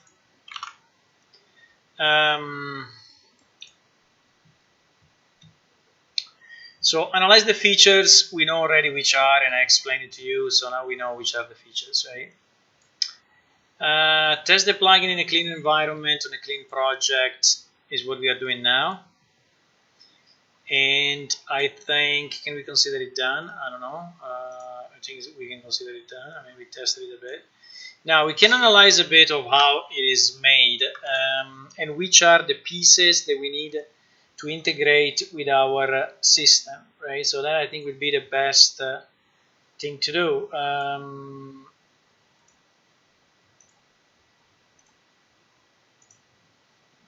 So in terms of CPP,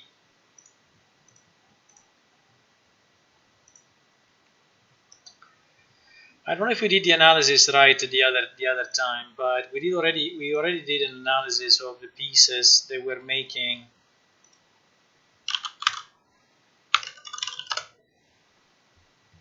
That we're making the V3.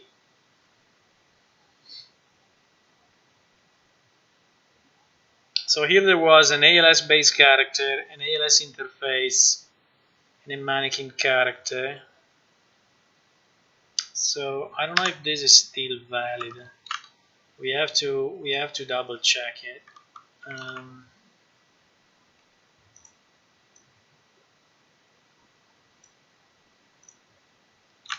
So let me see the pieces that are making this thing. Okay.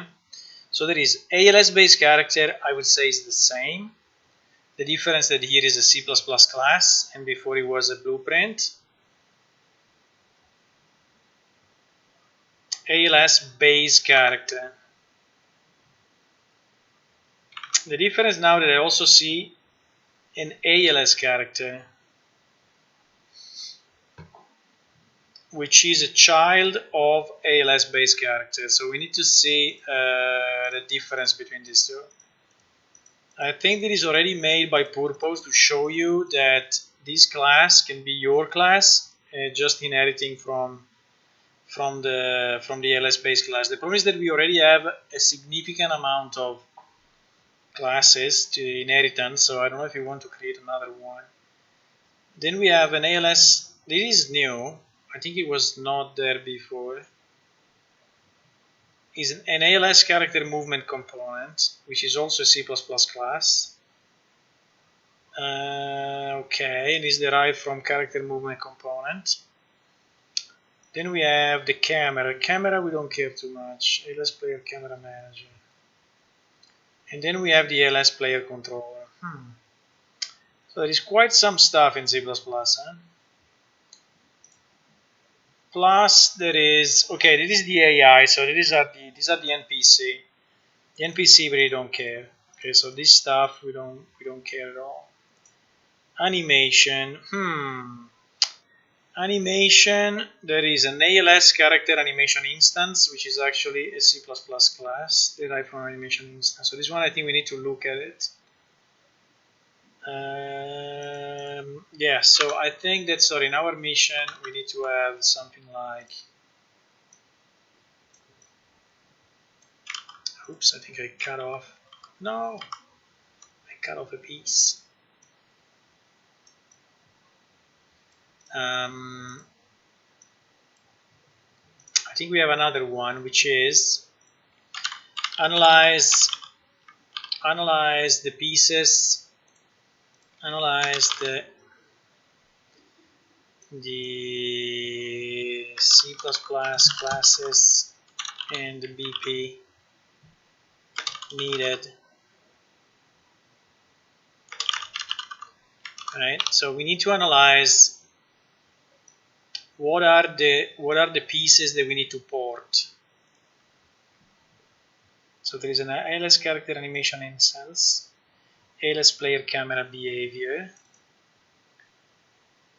Then there is a notify system, including notified footstep, which we can skip, notify camera, which we can skip, notify ground entity state, this one I don't know, blend out, movement action, overlay, because all of this seems to be anyway also related to movement somehow. It's not just the fact. It's still compiling, but is in good shape. It's 140 out of 148, so it seems to be good enough. So, and then there is a library. Okay, library is just a math library. This one we can copy it as it is. There's actually quite a lot, quite a lot. Quite a lot. Like this character movement component scares me a bit, because I don't know if it will be compatible with our one. So, okay, meanwhile the insight completed. So should we try to launch it and see what it does?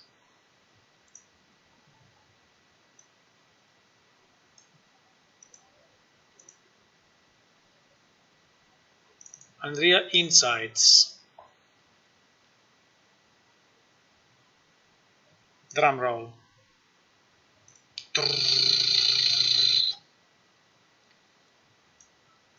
Unreal Insights. Okay, so I think I need to start something. So again, if I do play new editor window, 2 players, I have my 2 thingies here. So hopefully my real insight will, no, I think we need to enable messaging. What was the thing? You need to enable, yeah, you need to launch it like with messaging on.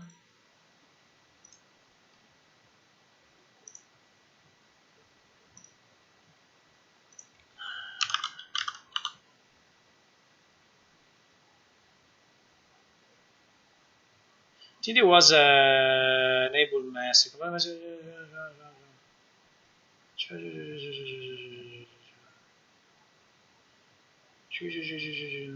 no.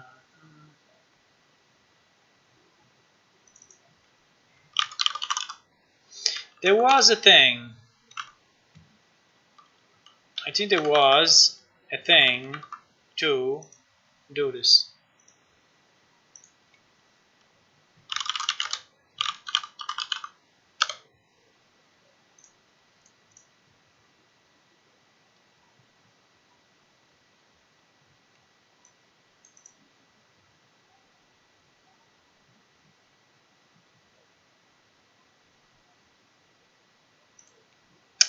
I think we did something like that the other day.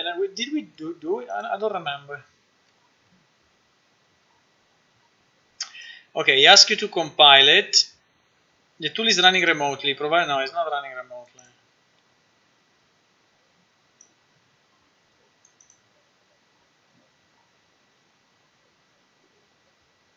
When launching on Windows, the runtime will automatically connect. Yeah, so probably like you are saying, yes, I need to launch inside first, and then the editor will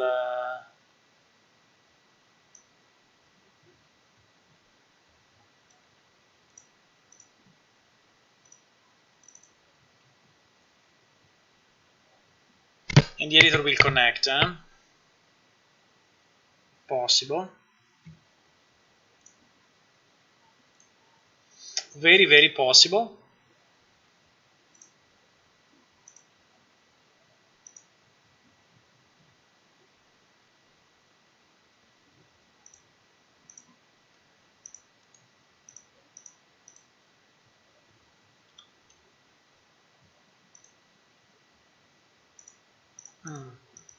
Not.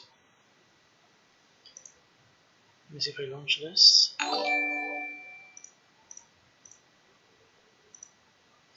Hello! Thank you for the follow, SilverX. Welcome to the stream.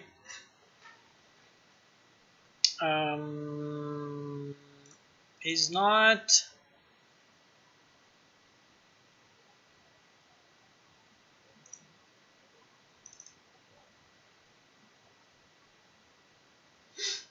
He's not doing it.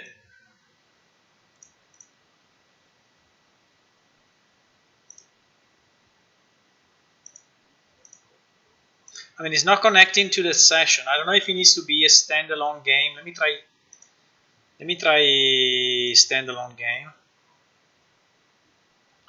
Maybe because standalone game is like really a separate process, you know. So it's like.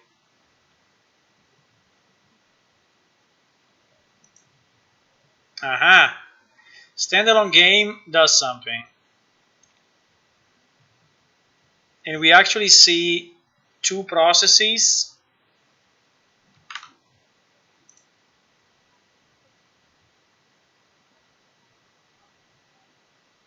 Oh, why I launched this one?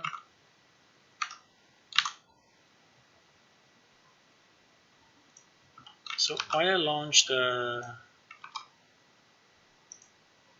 there is not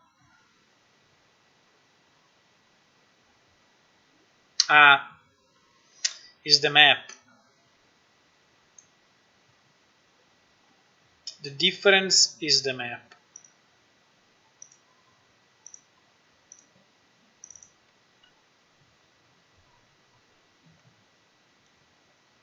Because everything is inside this map.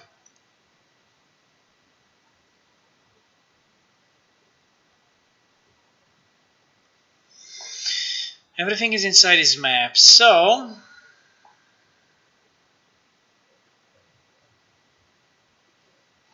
let's see if the inside connects. Actually, now it sees 4. It was seeing only 2 before. Now it says 4, but it says these 2. These 2 it sees as live. Okay, this one is seeing as live. So when I have this, what I do? After starting application browser, blah blah blah. Display the session. 3 session directory control. No. When the tool start up, and the window open, top window, 3 session. You will see. You can double click any of the 3 session, or you can search for. Okay, so I can double click on this one. Starting analysis.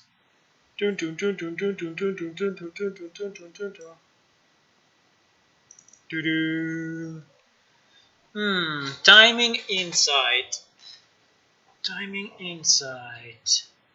Asset loading insight. Session info. Frames, timing, times, callers, counters, log. Timers, counters. I want the network. I want the network. You can double click any of these traces. This is where you open down arrow. To immediately start the analysis of the respective trace file, drag and drop view trace from the explorer, blah blah blah. If a live viewer session connects to the tool, it will also print the list. Live session have the word live and updating real time where you analyze them, but otherwise identical. The tool can connect to multiple sections. The bottom section, new connection for the experimental connect button, blah blah blah. Duplicated functionality, recording, viewers. Timing insight. The timing insight window is where you see per frame performance. Yeah, I want to see something, but I don't see anything. I would like, really, but it's empty. I mean, analyzing. It's still analyzing. I mean, do I have to stop it, or maybe it's analyzing, and then is and how do I say okay, it's good?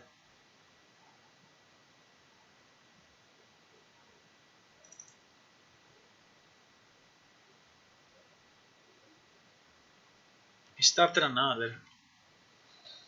It started another window.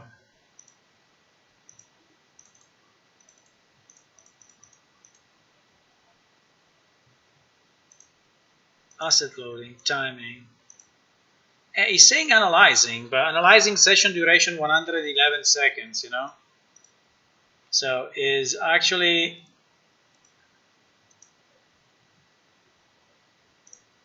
Do you have suggestions?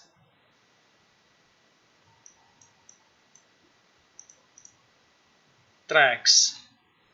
Animation track, post track, curve track, blend track, graph track, notify tracks, montage tracks, frame tracks.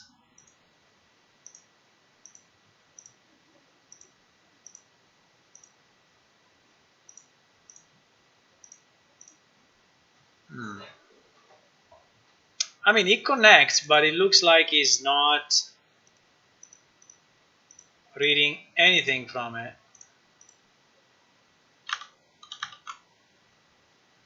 The timing insight, per frame performance, GPU and CPU. There are several panels you can look, blah blah blah. You can block, aggregate, sort, etc. A key feature of timing insight is ability to select single frame. But I think I need to enable something. Messages, no? I think insight, record all word type.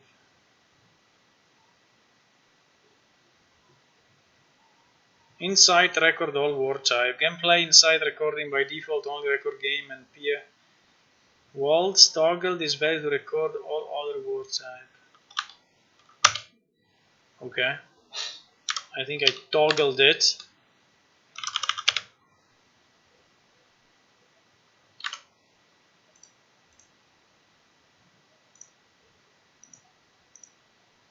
It's not really doing anything.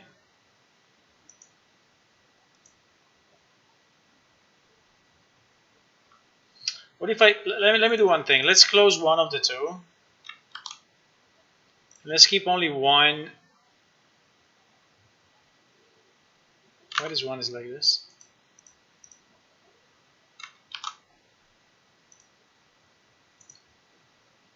Let's do one player, okay?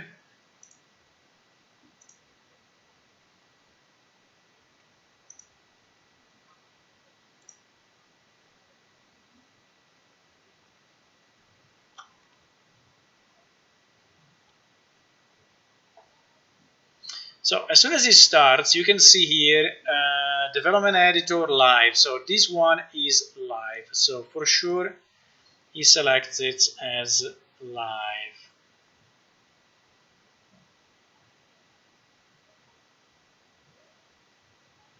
Mm.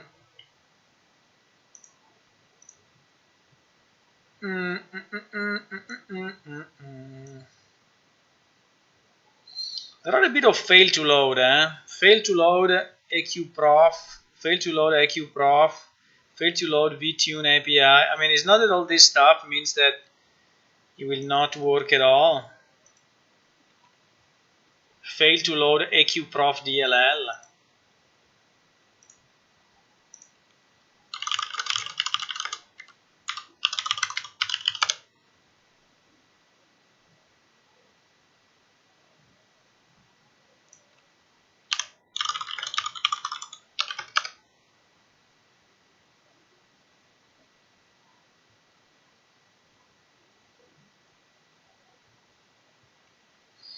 This message failed to load AQProf DLL is not very promising, you know.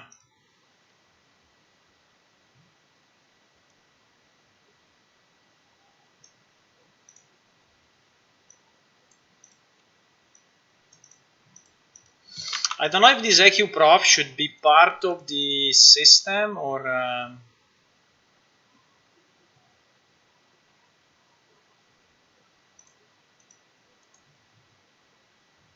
failed to find resolution value string scalability. VTune API does not exist.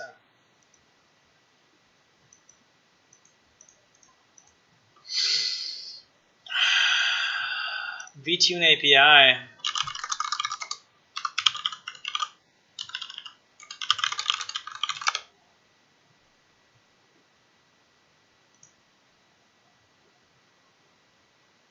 It looks like,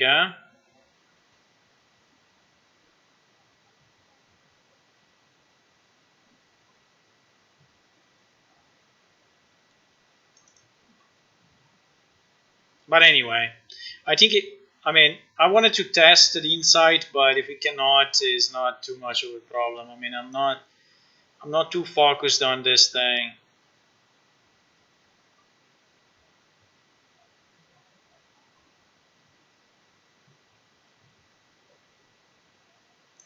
Online app.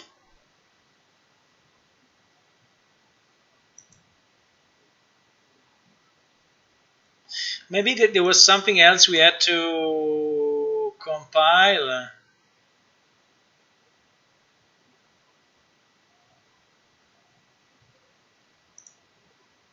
Because even the instruction at the beginning was telling us what to compile, right? And it was saying to compile Unreal Insight.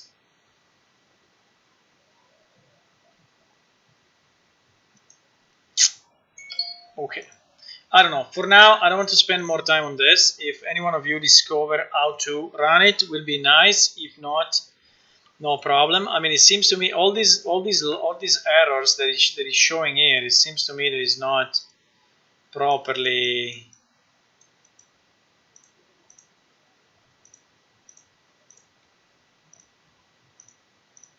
And by the way, what I wanted to see was network.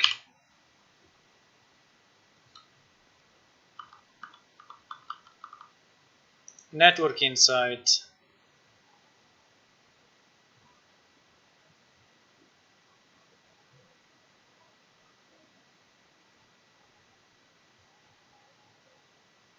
And Real Insight include a network insight to analyze blah blah blah.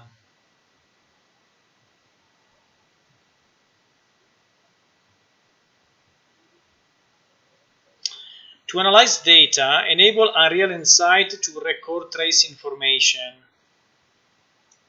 After the trace recorder is active, start the game instance with the following command line. -net trace, trace net. You see? So anyway, for network, you need this. Start the game. But if I'm inside the editor,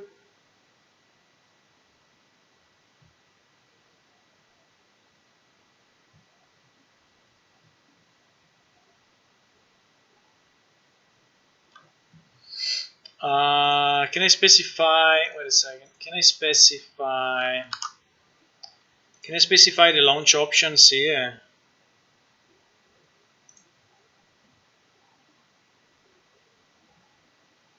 Additional launch parameters. Yes, I think is this plain standalone mode. Additional launch parameters. So I think we can do this and say verbose and put it here, right? Plain standalone game. Additional launch parameters. I copied the line. I just said netrace verbose. Standalone game.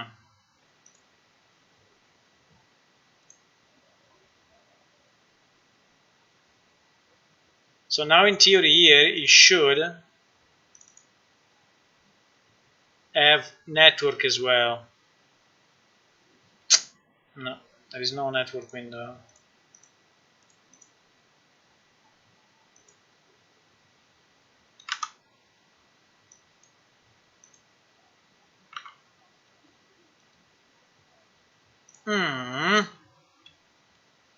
Net connection. This is net connection at the bottom. Running instance IP.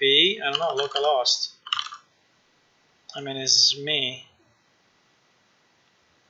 Successfully connected to localhost. Okay, thank you. It's the same as before. It's not. I don't know. Fuck it. I think that we don't care at the moment. I don't know. I will investigate if I have the time, but I hope that it could work out of the box. Since it doesn't, it's fine. It's fine. So going back to what we were doing. So we have our level. We have our classes. We need to analyze the classes, understand what we need to port. So from the C++ content, I would say let's make a list, okay? Let's make a list and analyze them all, which I think is the best thing. So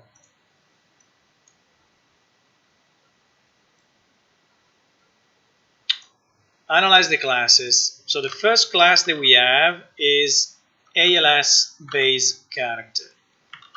ALS base character. Now we need to check what this ALS base character is actually containing.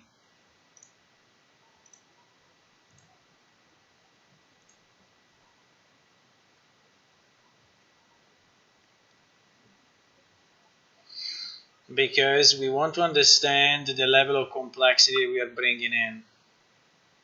If it's like, I don't know, few methods and few things, I think we can just copy those over. If it's really, okay, base character, let me see how it looks.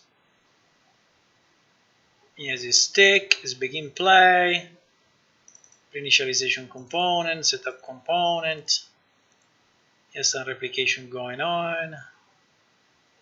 He has a ragdoll system, character state, set movement state.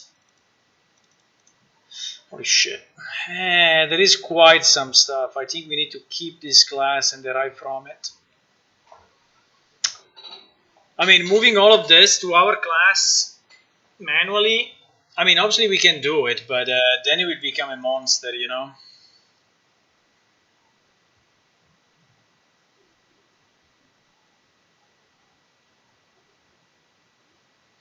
I don't think there is actually a real performance cost of inheritance.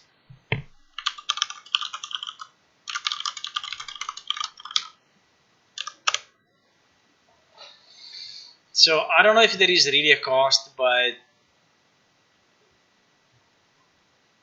inheriting from a class costs nothing at runtime.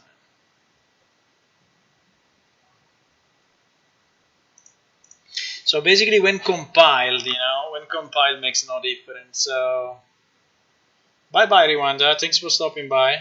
It's nice to have you. So what I'm saying is that I was just reasoning if he has any impact,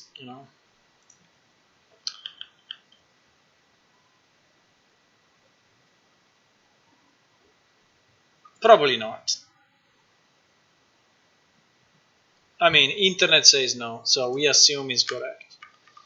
Here he has all his movement system, his camera system, he has a bunch of stuff, ragdoll system, stance changes, mental system, utility for the sprint, custom movement. So this one should become, in our schema, the superclass of our APS character in C++, right? So I think that this one, there is no chance we need to keep. So this one is keep, and this one, yeah, okay. Then there is an ALS character. I hope this one is derived from base character. Update held object.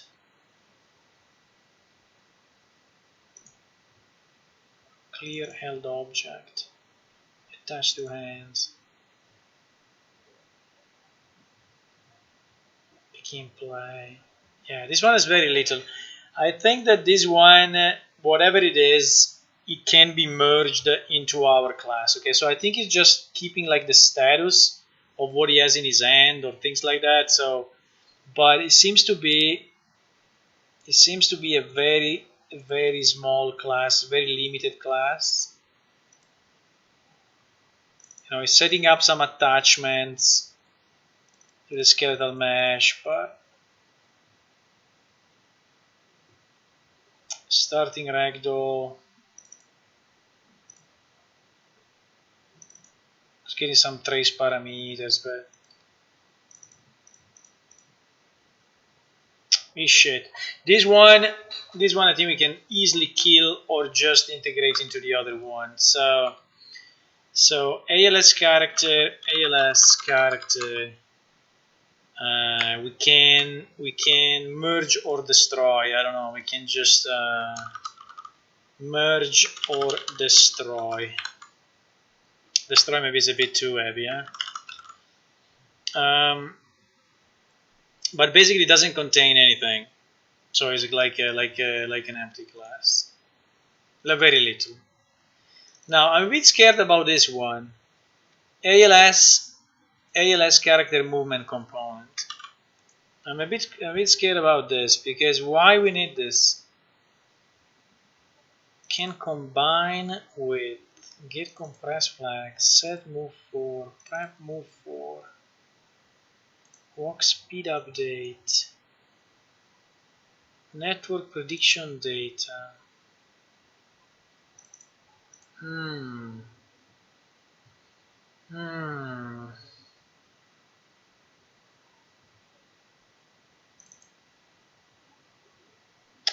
Let me check this on movement updated.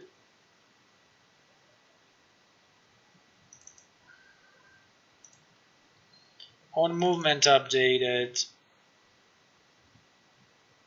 set walk max speed.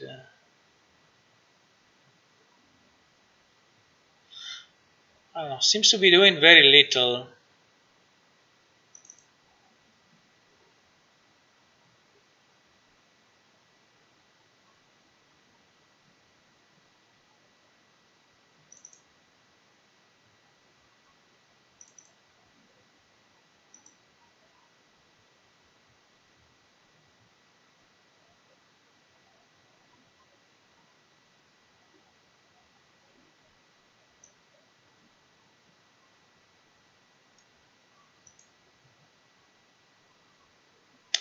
This looks more like an example than anything, but actually has some logic in it, but very little. It's just setting variables that are getting passed by.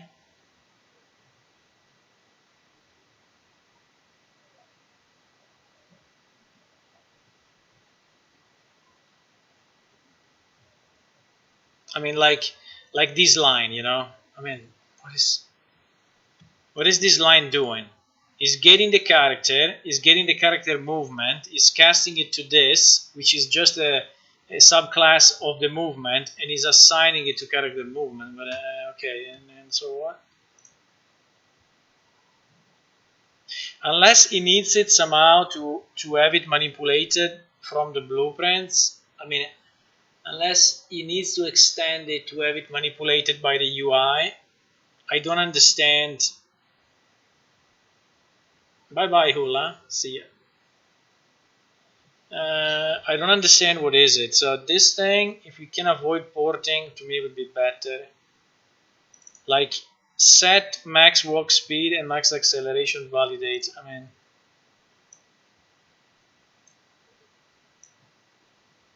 set the max walk speed at a speed and transfer the current max walk speed to the owning client to the server. I mean, why we need to put it in movement component?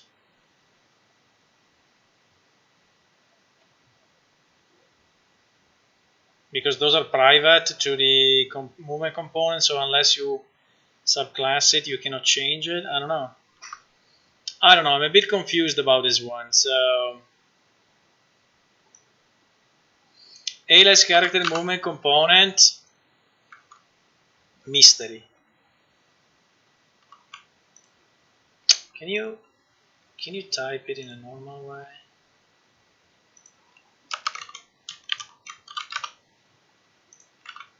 Okay. So this one, I don't know, is a bit of a mystery to me, but there is very little. So what we can say, come on, what we can say is that this one contains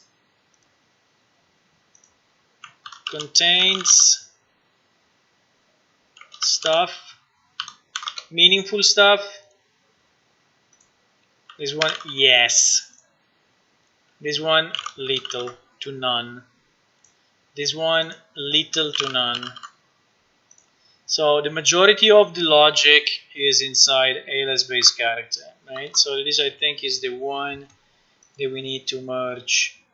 Then what do we have? Then we have an ALS player camera manager. ALS player camera manager. This one, well, this one is all the movement of the camera. I don't think that we need it, even if it seems that the camera is nice, but it's like calculating lag, moving the camera. I think all of this we basically substantially don't need. So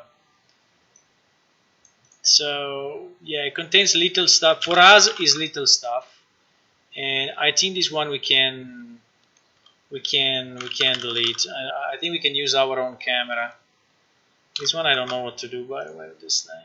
I mean, only if it's required. Then what else we have? Then we have the ALS player controller. The ALS player controller is basically empty.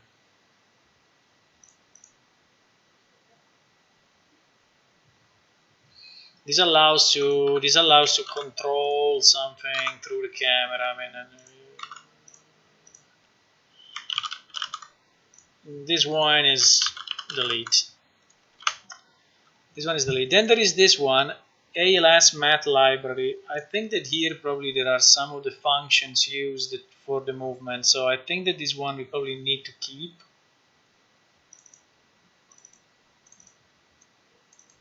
Capture as room. So yeah, I think this one, angling range, calculate quadrant. I don't know what it's doing, but I think this one will keep it. It seems to contain some reasonable stuff.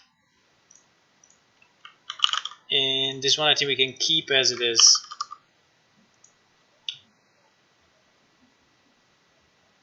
Right? Then what else we have? So this is all the C++ classes. There are no other C++ classes. There are some includes.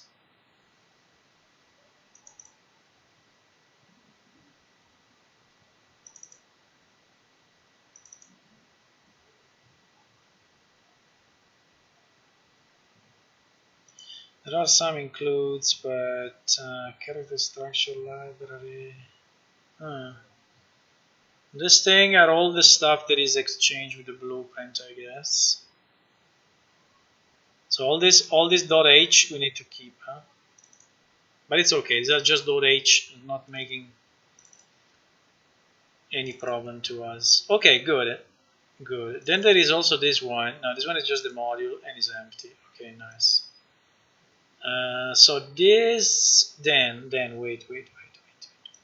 Then we have also AI and animation. Okay, so under AI we trash everything. We don't care about the AI of this thing. So dash AI star.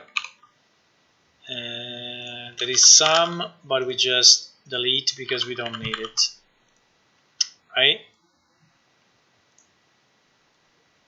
Then there is notify. No, there is animation. Animation actually has some stuff. As okay, an ALS player camera behavior, which we put together with the other guy, which is we put it here with the camera manager, and we just delete it. We don't care about it. So this one we put it here, and we say little delete. It's not interesting to us anyway. And then we have a character animation instance, ALS character animation instance. ALS character animation. Okay, so this one is derived from animation instance and is the class that is managing the animation, the motor. So native update animation, super native update animation, character delta seconds. Update the rest of the character information while reflecting to the anime will be set inside the character class. Schedule below.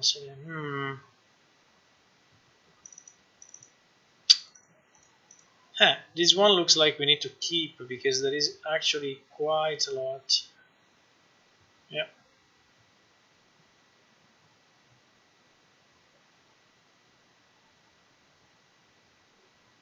Yeah.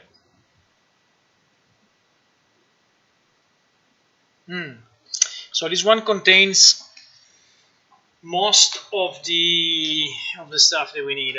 So this one, I think we cannot. This one we really need to keep. Okay. So we need to anyway derive our animation instance then from this. And let's get animation mission. We say yes, and so we need to keep or merge, but we definitely need to keep. We definitely need to keep this one. This one we need to keep it. Hey, it's pretty big class anyway. It's 1,000 lines or so, so there is a lot of stuff.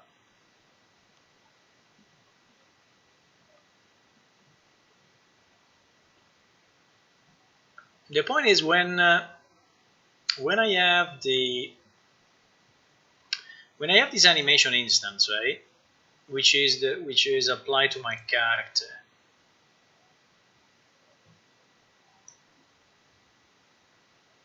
How do I see it in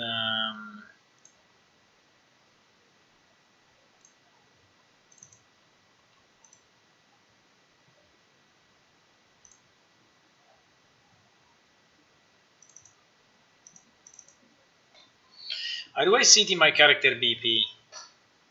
I mean, do I see it here? Do I see it here? Do I see the fact that or probably I see it only in the animation blueprint, huh? I see it in the animation blueprint.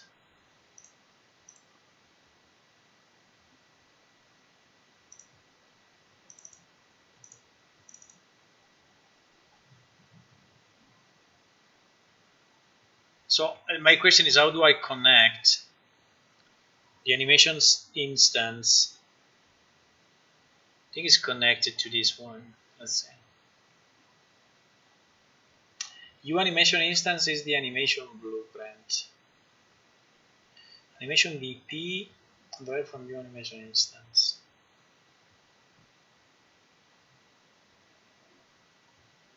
Holy shit. Look at the number of tabs open. Okay. I'm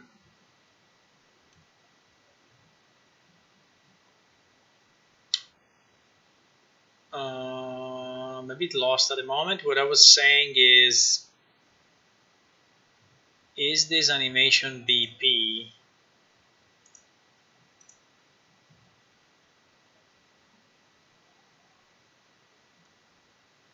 derived from the animation instance? And where can I see it?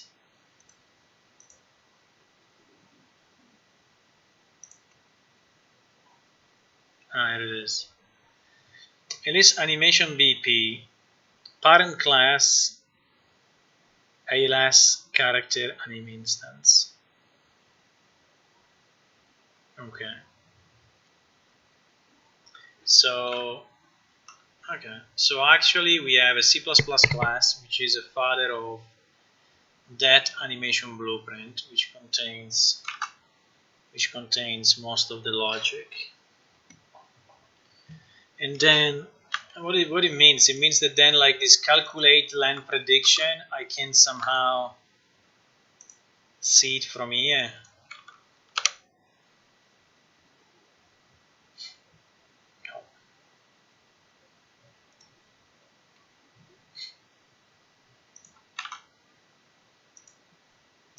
Like this calculate len prediction, you know.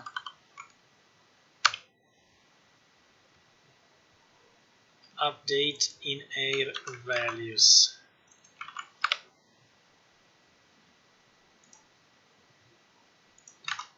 No.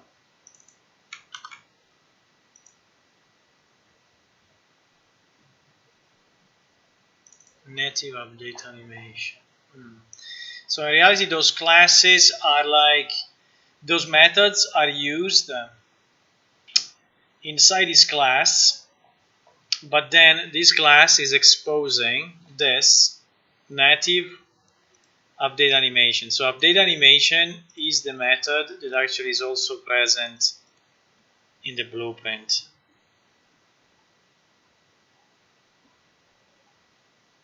Right? Yeah, I can also right click, I know. But I wanted to find all the instances, you know. I didn't want to go to the definition, right? I wanted to go to where is used. Is there a where used?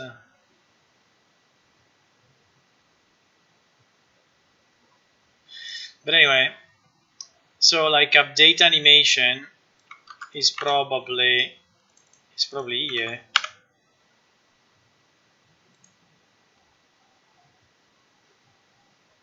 Event blueprint update animation, yeah. Event blueprint update animation. But it's actually inside.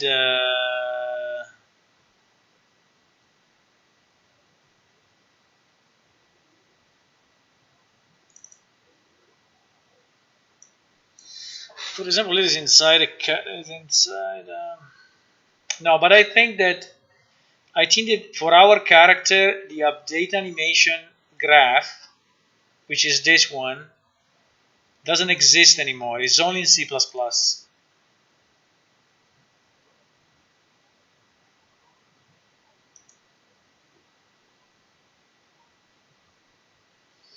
Hello, 10 all day. Welcome. Will this project work in Unreal Engine 5? Who knows? I hope so. I mean, I'm assuming yes, but we need to wait Unreal Engine 5 to come out and be testable, and then when we see that it's solid enough, I think we will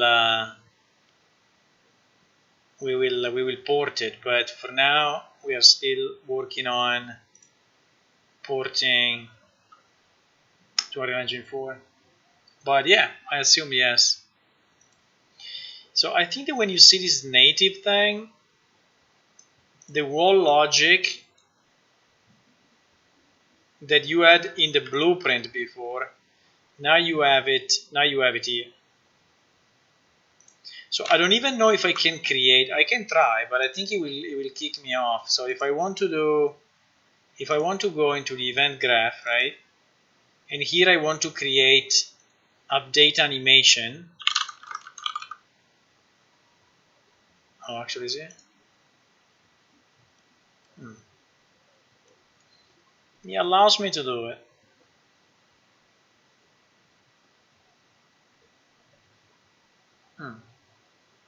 I was thinking he would not allow me to do it. Because I was thinking that this one would fully override. And the editor would know, but maybe he allows me to do it, but obviously we'll have to run one or the other, you know. He cannot run he cannot run both, no? Gion, I mean they can both exist, but which one is the one that you run?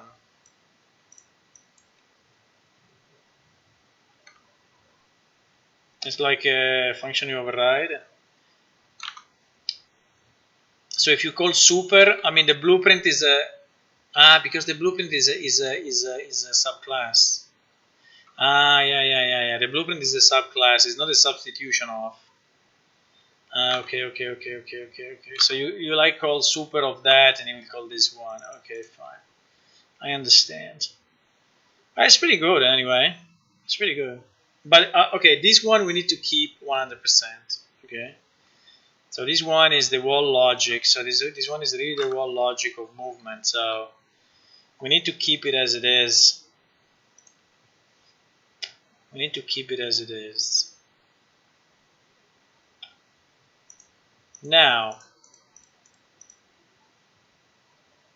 what's left? In terms of classes, nothing. So we mapped all the classes and we said which one we need to keep.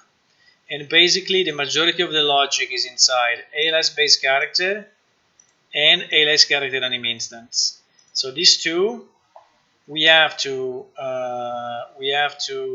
make the first one a parent class of our character class, unfortunately, so we'll have to slice it in there and or squeeze it in there, and this one as well. This one I think we don't have today, so I think should not be too much of an issue. I don't know if we can reparent. I hope we can reparent something. I remember this reparenting thing.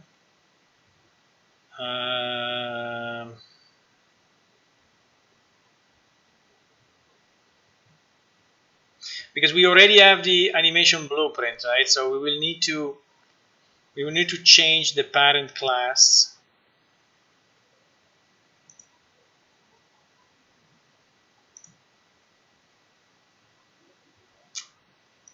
Otherwise, I will have to copy. I can also do it manually, but obviously if I could reparent, it would be so much easier. But if it's not possible,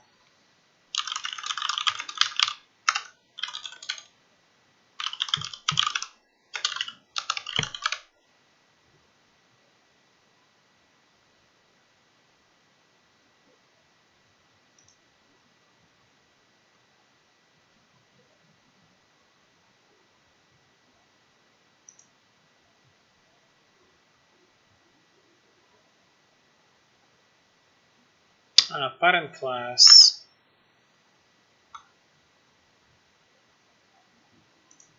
What?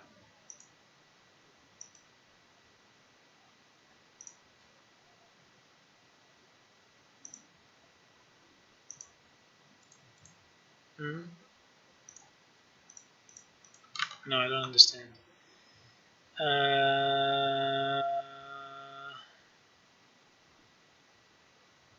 Class options parent class. There is on the right side. Is in you open the class.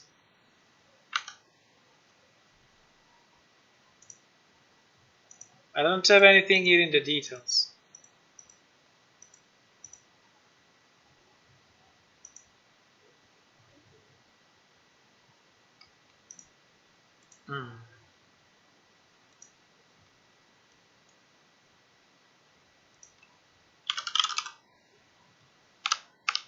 Parent, no.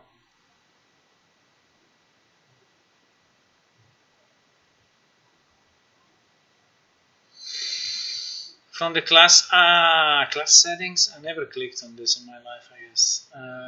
Class settings.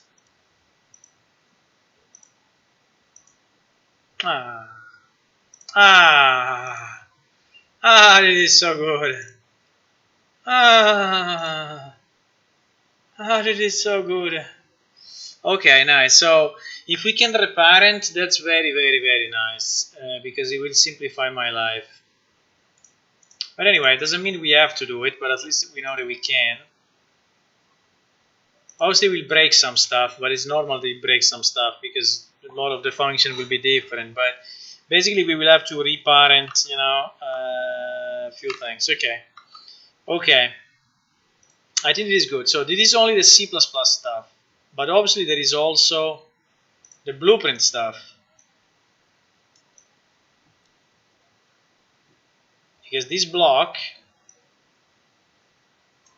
which is already a nice block, I think I can make it a bit more compact, but anyway, this block is only the C++ stuff.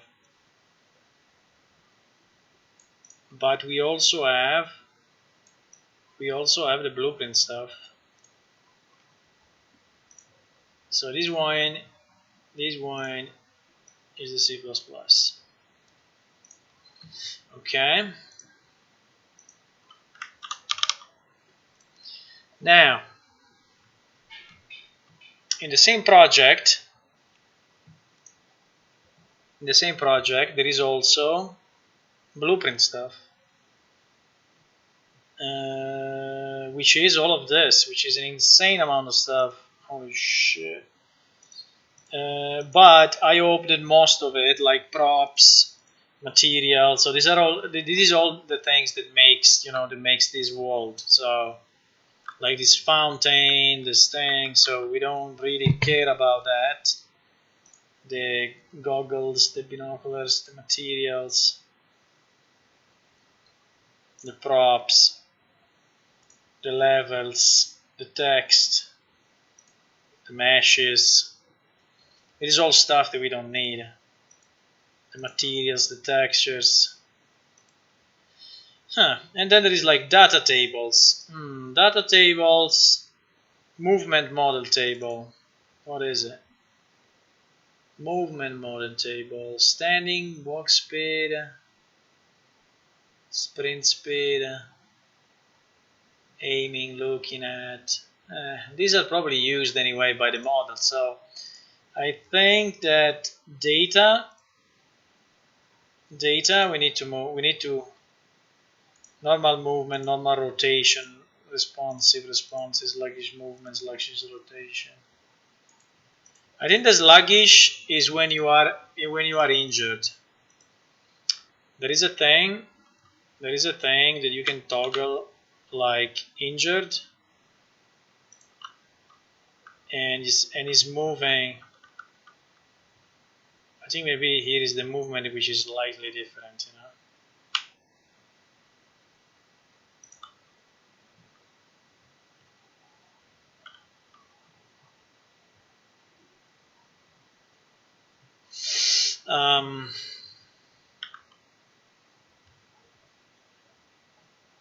But anyway, I think all these data tables we need to keep.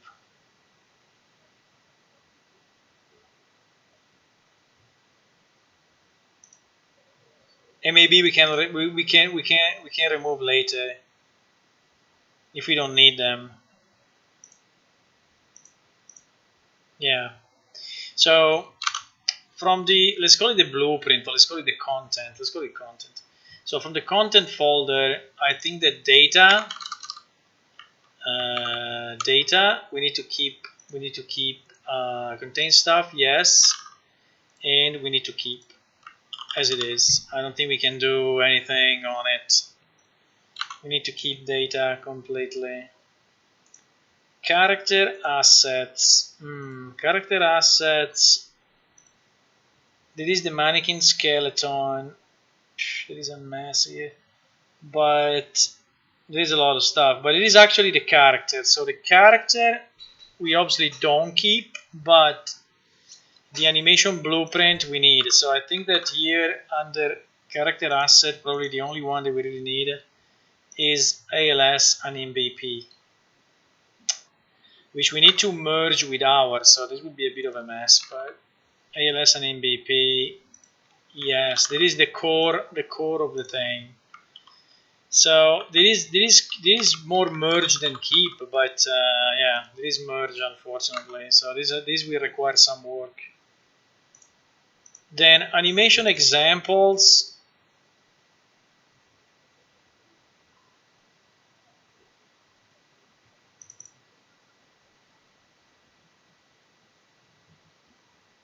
I don't know if these are just examples or are the actual ones that are used. I think these are the actual ones.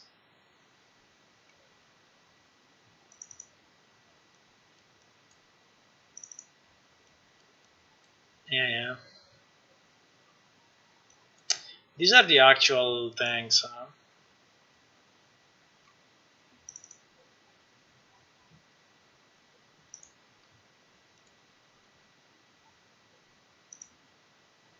Yeah. They are all in ALS character BP, so I think that animations, there are 1 million, all of them. So we need to retarget like we did it last time, because we retargeted the wall thing to our character. Now I didn't do it, Zwei did it, so I need to ask Zwei if he can do this with ALS4, but the theory would be the same. So we need to retarget all these animations. So basically, animation examples and also the overlay. Because for example, this one we can use. I don't know why it's going crazy like this, but this one we can use.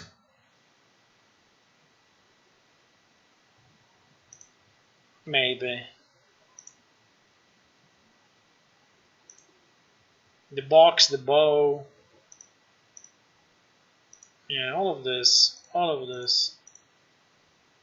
The torch. All of this we can reuse. Easy. Easy. So, animation examples. Yes.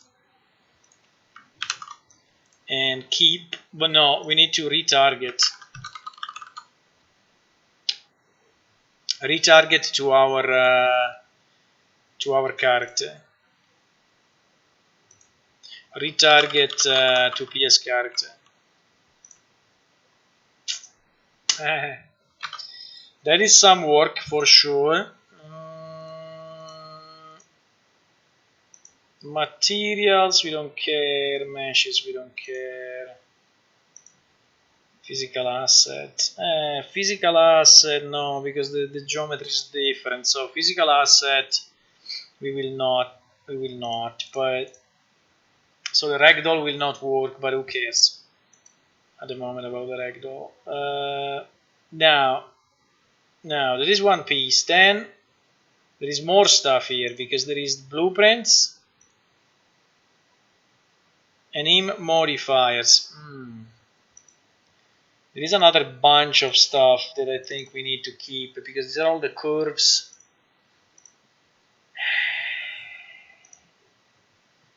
I think this stuff we need to keep.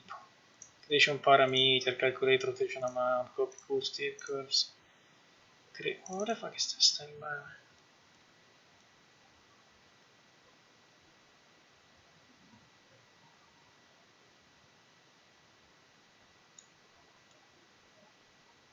It looks more like a macro to be used by whoever is creating the animations, but I'm not sure. But all of this I will have to port. Camera system we may avoid. Character logic. Character logic, boys. There is the player controller, which I hope it contains little. No, it contains a shit ton of stuff. well, no, not too much. It contains basically all the keys that you use in the UI for debug and showing stuff. So this is pretty much, yeah, this is only, so this is nothing. This is nothing, luckily for us. What was the player controller in, yeah, it was also later in C++, so I think we are kind of good. So the ALS player controller, we can say that it contains little to none, so it's just the debug information, and we can delete. I mean, substitute with ours, delete and substitute with ours. Then the ALS character blueprint, I hope it contains nothing really, because otherwise why we have the C++, right? BP implementable events, update held object animation, debug in the sphere, and so yeah, so it's basically empty, huh? Am I reading this right? Yes, it's basically empty.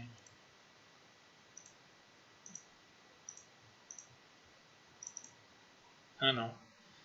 There is stuff here. ALS, get ragdoll system, get up animation.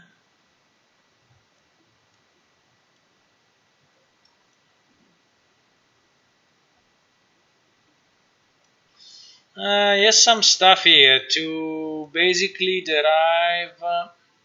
I think they did this because if you have multiple characters with multiple blueprints, you have some of these methods which you can override in the blueprint to provide a different animation. So I think it's good they did it because it shows that it's possible, right? Like here, but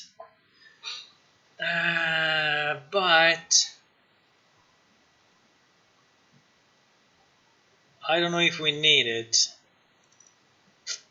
So I think this one is to analyze a bit, but what is this thing? Update held object attached to n.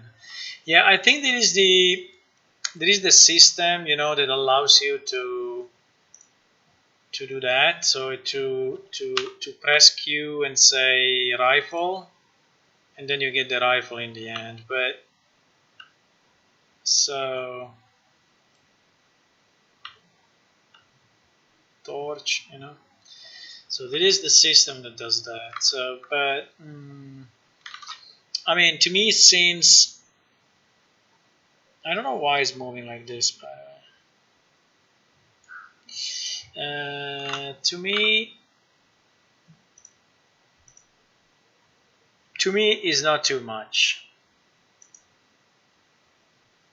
So the player character blueprint contains very little. There may be some merging if we want some functionality, but it's basically empty. So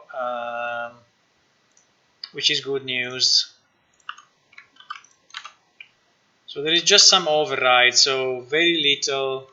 I think we can. I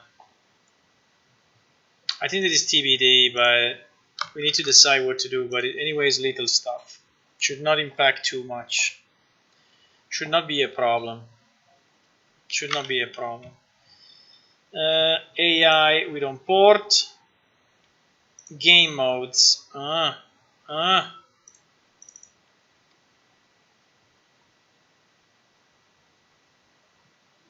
Now the game mode is only pointing to the character blueprint, the player controller, that shit. So nothing.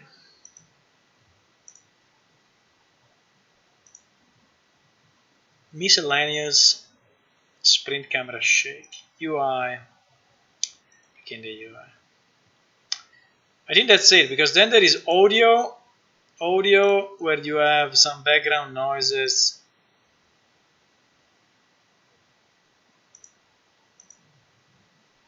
Which don't play, by the way. I don't know. You have some footsteps. For some reason don't play, I don't know. Maybe it's not redirecting to the right speakers. and the click. But all of this is and that's it, right? There is nothing else. Wow, still a lot, huh? Still a lot, still a lot. But now going trying to analyze, trying to complete this analysis. Trying to complete this analysis, we can say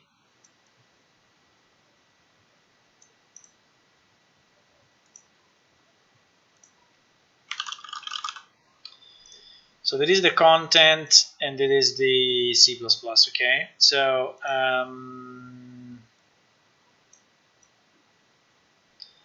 completing this analysis, we can say that the tough ones are the base character, which we need to make as a new class, as a new father, as a new parent of our base character. Now, today we have. The problem is that today we already have some. Some stuff. So classes.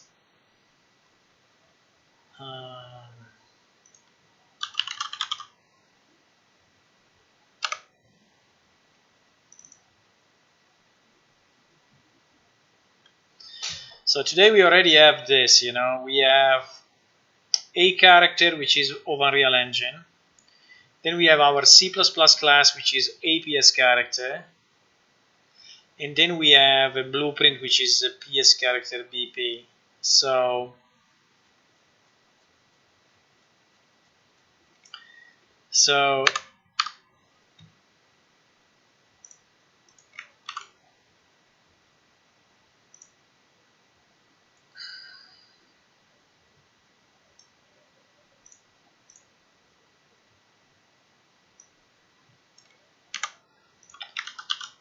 So bringing this into our mission, maybe it's too big. It's too big, but if I do this, Paint will destroy it. Because Paint is a stupid program. It's a very stupid program, but I can do this. Yes. And do a screenshot of it. And then expand it and paste it.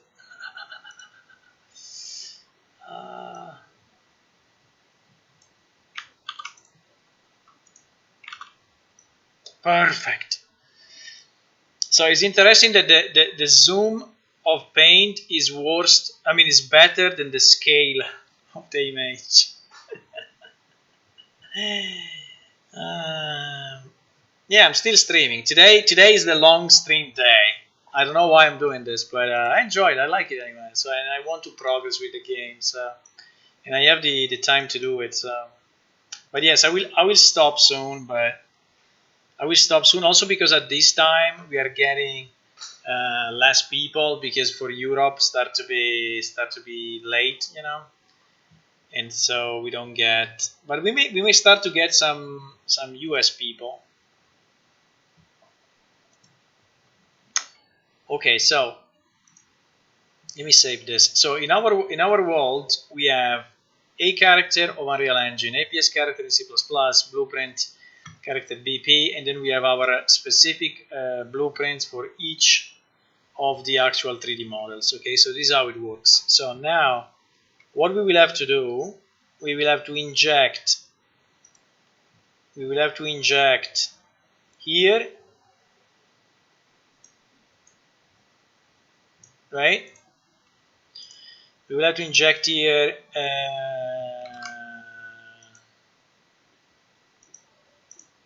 it's too heavy, like this. We will have to inject here ALS base character, which now it will become a superclass of our APS character, right? I mean, the change should not be too much of a mess because they are already both inheriting from a character. So I'm expecting that the structure, the requirements, and everything else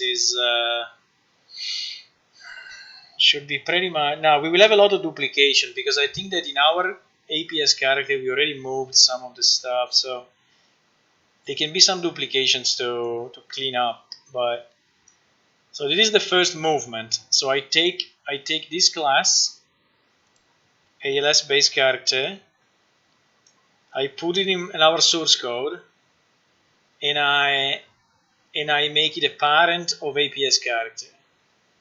I compile and see what happens, right? And there will be dependencies and other files, and I will start to import all those files.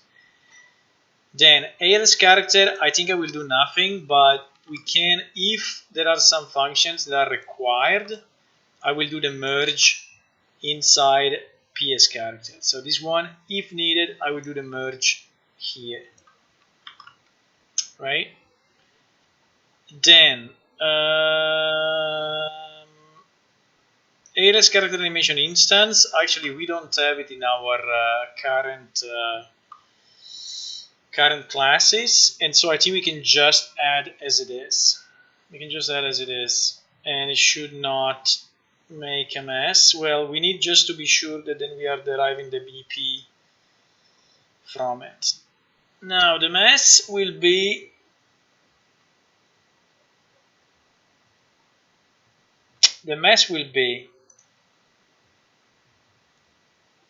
here,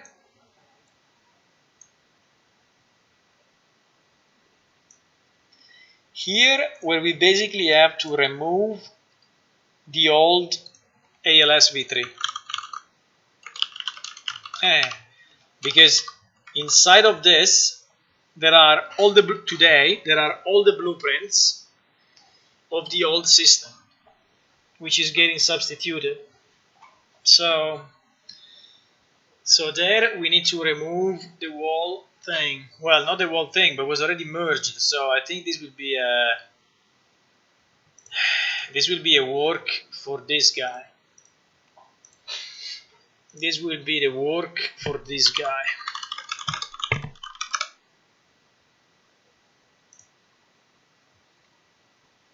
Exactly him. I think when we will do that job, we will have to be like this. Because we need to cut and slice and remove and sew again the pieces in place.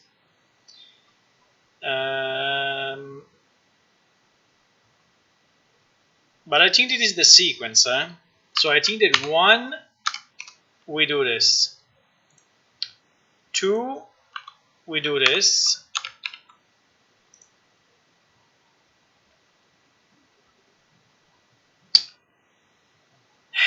Then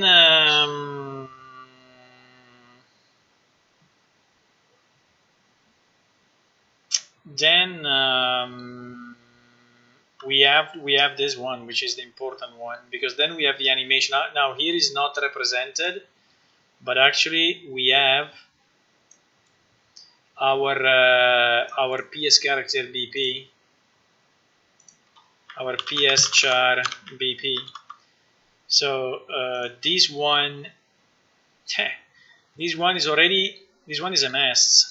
This one is again the butcher, because this one we will have to remove the old. There are two actions here. One is to remove, which will be number 3.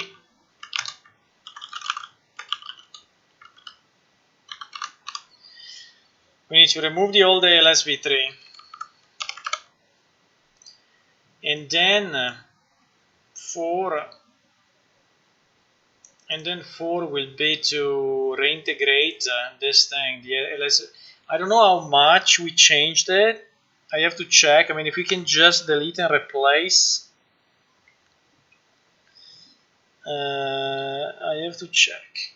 I don't know.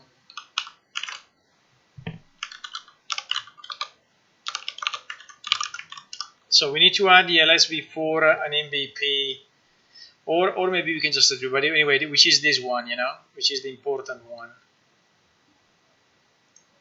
which we need to merge. and then the number 5, which is also a mess but has to be done, are all our animations.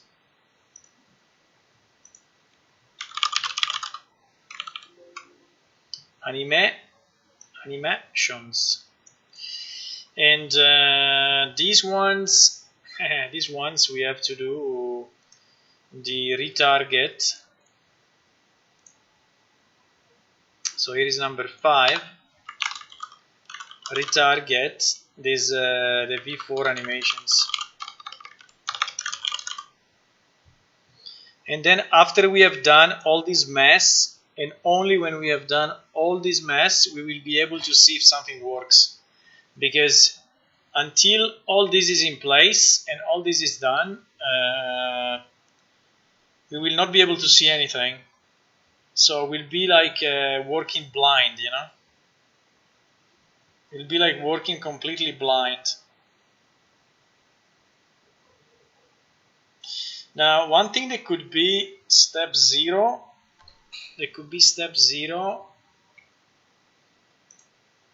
let me see if this one has the IK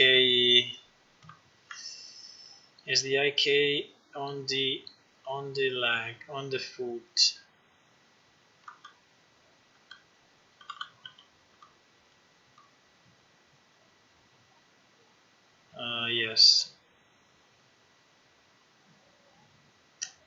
Yes, it has the targeting. Because for performance reasons, what we did in the past, we disabled it.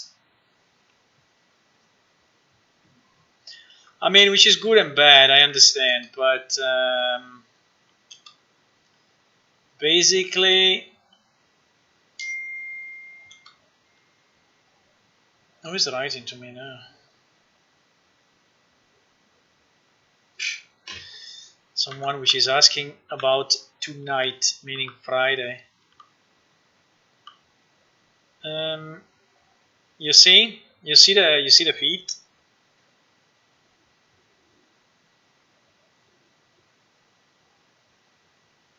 The problem is that this is costing, you know, this is pretty costly. So what I did, I disabled it in the previous version. Yeah, it will be the day of the butcher, yes. It will be the day where you go, look at how smooth it is that. You jump, you know, and you can grab the corner. Ah! Ah! It will never end. Yeah.